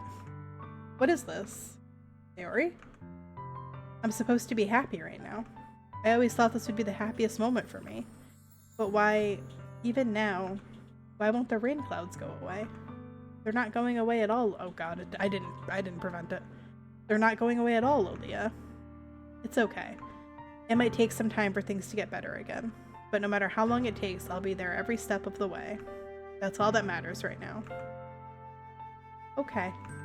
I trust you. We slowly release each other. So, I guess that makes the festival tomorrow our first date, huh? What are you saying? I don't want to think about those things, you know? I want everything to be the same as it always has been, even if we really are a couple. I don't know if I could handle anything more right now. It's really new and scary to me. And we will never be apart from each other. I added those two emotes at the right time, apparently. This is perfect. Together forever. I understand. We'll go at whatever pace suits you best. Hey, Lilia. She gazes at me once again, smiling sadly. Even if I get really, really sad, this is the best thing for me, right? Huh? I don't really understand what she means by that. Are you saying that this is making you feel sad? I don't know. I don't understand what I'm feeling. It felt like a bunch of thorns when you told me you love me. But that's why I want to trust you. You know what's best for me. Yeah. I do. That's my promise. I say that, but in reality, I've never felt more uncertain when it comes to her. I know that I love her and she loves me. But I'm having as much trouble understanding her feelings as she is. Even though I can comfort her, I keep wondering if I should be doing something more or something different. I know these thoughts will continue to plague me until things are back to the way they were. Is that what Sayori meant by not wanting anything to change? I don't know. But I know that I'll give it everything I've got. She is the most important person to me. And I'll do whatever it takes to have a happy future with her. Yeah, get to her house about 3 hours earlier.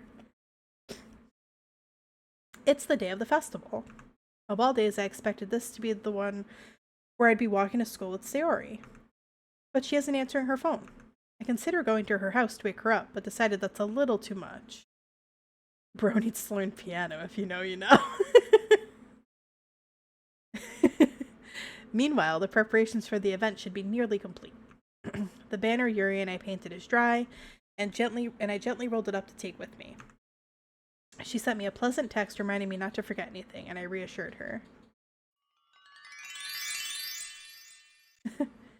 Thank you for the follow, IDK. Funnily enough, I probably feel the same way as Natsuki about the event. I'm more excited for it to be over so I can spend time with Sayori and Yuri at the festival. But knowing Monica, I'm sure the event will be great too. You know what I loved about this game is that choice doesn't change destiny. Can you not avoid that scene? I thought you could. I was trying so hard not to do that. You just started playing this, I'm on mobile. Well, I'm at a have you ever played it before, IDK? If you have, then you can stay, but if you haven't, there's about to be some spoilers that happen, so you might want to not watch. Hi, Springtrap. Oh, you just passed this part. Okay, so you're fine. I don't know, I never not got it. Oh, okay. I got to Just Monica. Yeah, the Just Monica shit was crazy. Do you know the first time I got to that scene, I was streaming. Because I streamed this game the first time I played it. This was like 2 years ago. I didn't know that when you get to the end with like the end with Monica like sitting across the desk from you. I didn't know that it's like it's plugged into Twitch, and she like follows you, and she's called like Just Monica or something, and then she like, I forget what she said to me in the Twitch stream, but it was hilarious. Yeah, that was crazy. Oops. I like how there's no music now. Lilia, you're the first one here. Thanks for being early. That's funny, I thought at least Yuri would be here by now. Monica is placing little booklets on each of the desks in the classroom. They must be the ones she prepared that have all the poems we're performing. In the end, I found a random poem online that I thought Monica would like and submitted it. So that's the one I'll be performing. I'm surprised you didn't bring Say with you. Yeah, she overslept again. That dummy. You'd think that on days this important she'd try a little harder. I say that, but I suddenly remember what she told me yesterday, and I suddenly feel awful knowing it's not nearly that simple for her. I only said it because it's the way I'm used to thinking, but maybe I should have gone to wake her up after all. You should take a little responsibility for her, Lilia. I mean, especially after your exchange with her yesterday. You kind of left her hanging this morning, you know? Oh! Bitch! No! Why would you say that? That's crazy! What the fuck, Monica? That's crazy. I don't remember her saying that last time. That's insane. So fucking diabolical. Are you kidding me? Yo, that's disgusting. Exchange? Monica, you know about that? Of course I do. I'm the club president after all. But I stammer, embarrassed. Did she really tell her about it that quickly? That we're a couple now? I didn't really plan on bringing it up with anyone yet. Jeez. You don't know the full story at all, so don't worry. I probably know a lot more than you think. Monica's being as friendly as usual, but for some reason I felt a chill down my spine after hearing that. That joke was kind of low-hanging fruit, you know? So true. Crazy. This game gets worse the more I read into it, but it's so peak. It's so good. It's like such a wild ride from start to finish. Hey, do you want to check out the pamphlets? They came out really nice. You hit your foot on a table? Oh no, I'm so sorry. Yeah, sure.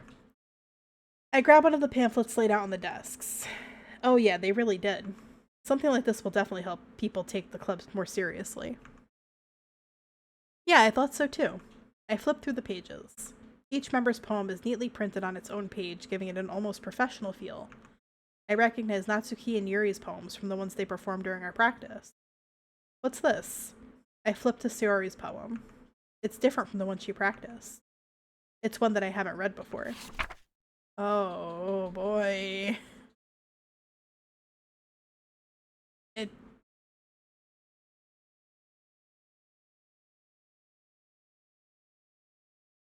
Ugh.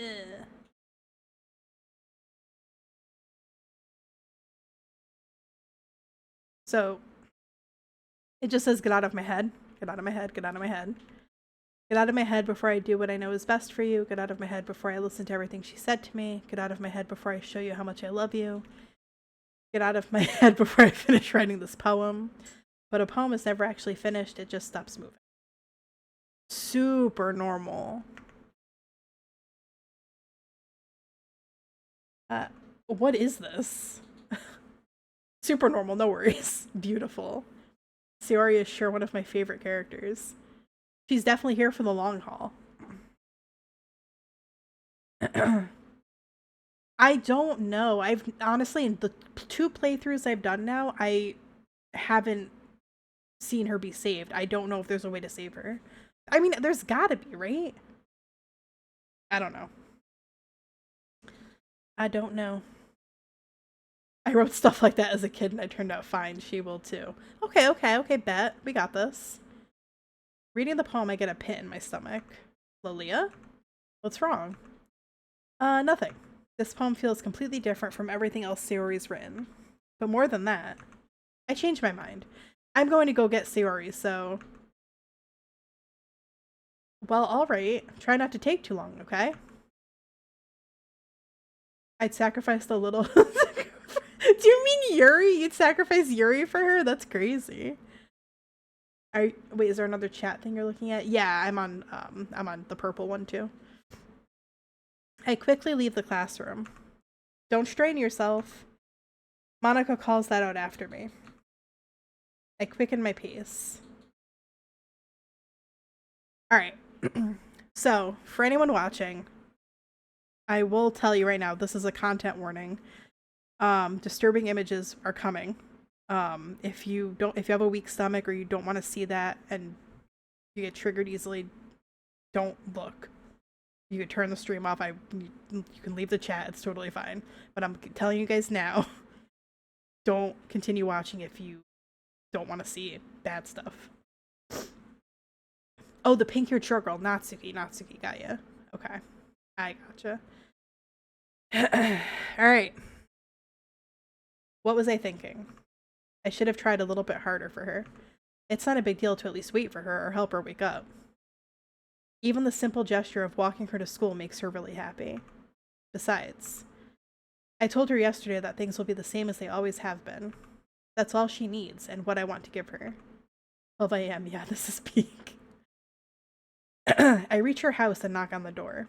I don't expect an answer since she's not picking up her phone either. Like yesterday, I opened the door and let myself in.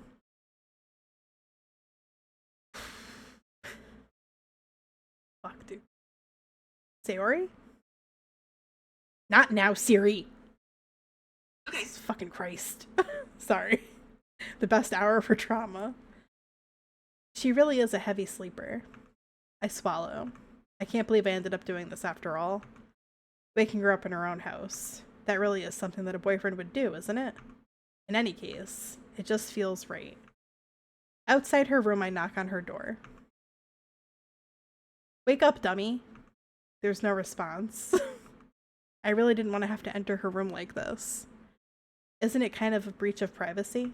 But she really leaves me no choice. I gently open the door.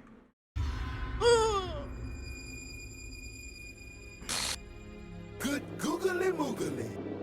Inappropriate.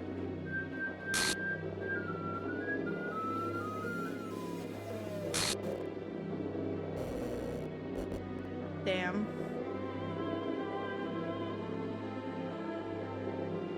What the hell? What the hell? Is this a nightmare? It has to be. This isn't real. There's no way this can be real. She wouldn't do this. Everything was normal up until a few days ago. Also, unironically, best music in the game. This shit is so good. It's so well done. It completely shifts the whole tone of the game after this. Everything was normal up until a few days ago. That's why I can't believe what my eyes are showing me. I suppressed the urge to vomit. Just yesterday, I told her I would be there for her. I told her I know what's best and that everything will be okay. Then why? Why would she do this? How could I be so helpless? What did I do wrong? Confessing to her. I shouldn't have confessed to her. That's not what she needed at all. She even told me how painful it is for others to care about her. Then why did I confess to her and make her feel even worse? Oh, true. It's so true, Biscuits. Yeah, this music is fantastic. Why was I so selfish? This is my fault. I swear my thoughts keep telling me everything I could have done to prevent this. If I just spent more time with her, walked her to school, and remained friends with her like it always has been, then I could have prevented this. I know I could have prevented this. Screw the literature club. Screw the festival. I just lost my best friend. Someone I grew up with. She's gone forever now. Nothing I can do to bring her back. This isn't some game where I can reset and try something different. I had only one chance and I wasn't careful enough. And now I'll carry this guilt with me until I die. Nothing in my life is worth more than hers. But still, I couldn't do what she needed from me. And now, I can never take it back. Never. Never. Sayonara, yeah, it's a very good song. Just let me reset and save her mood, honestly. Damn, I really thought I could save her this time.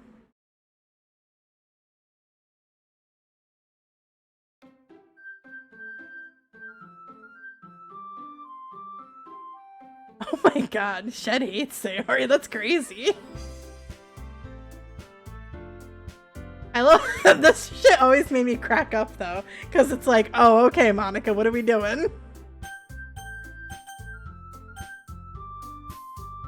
I don't know if there's a way to save any of them, honestly. I got an achievement, start a new game.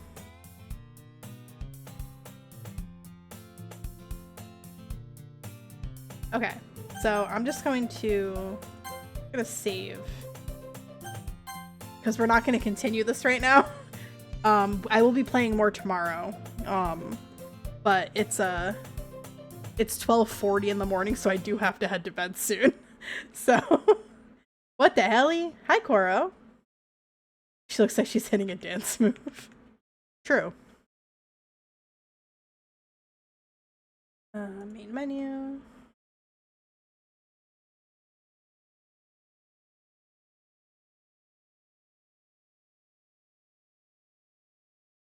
All right.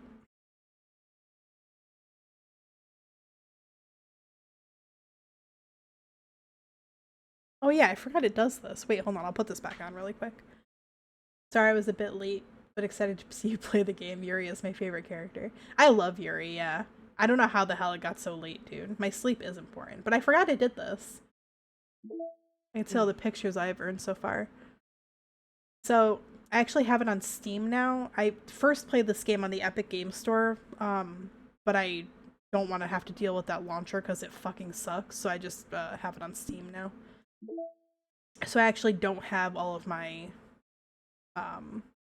my original playthrough. Nira, remember when I had this as a redeem on my channel? I would just sometimes do it just to get Nira. Oh, it's so good. All this music is so good though.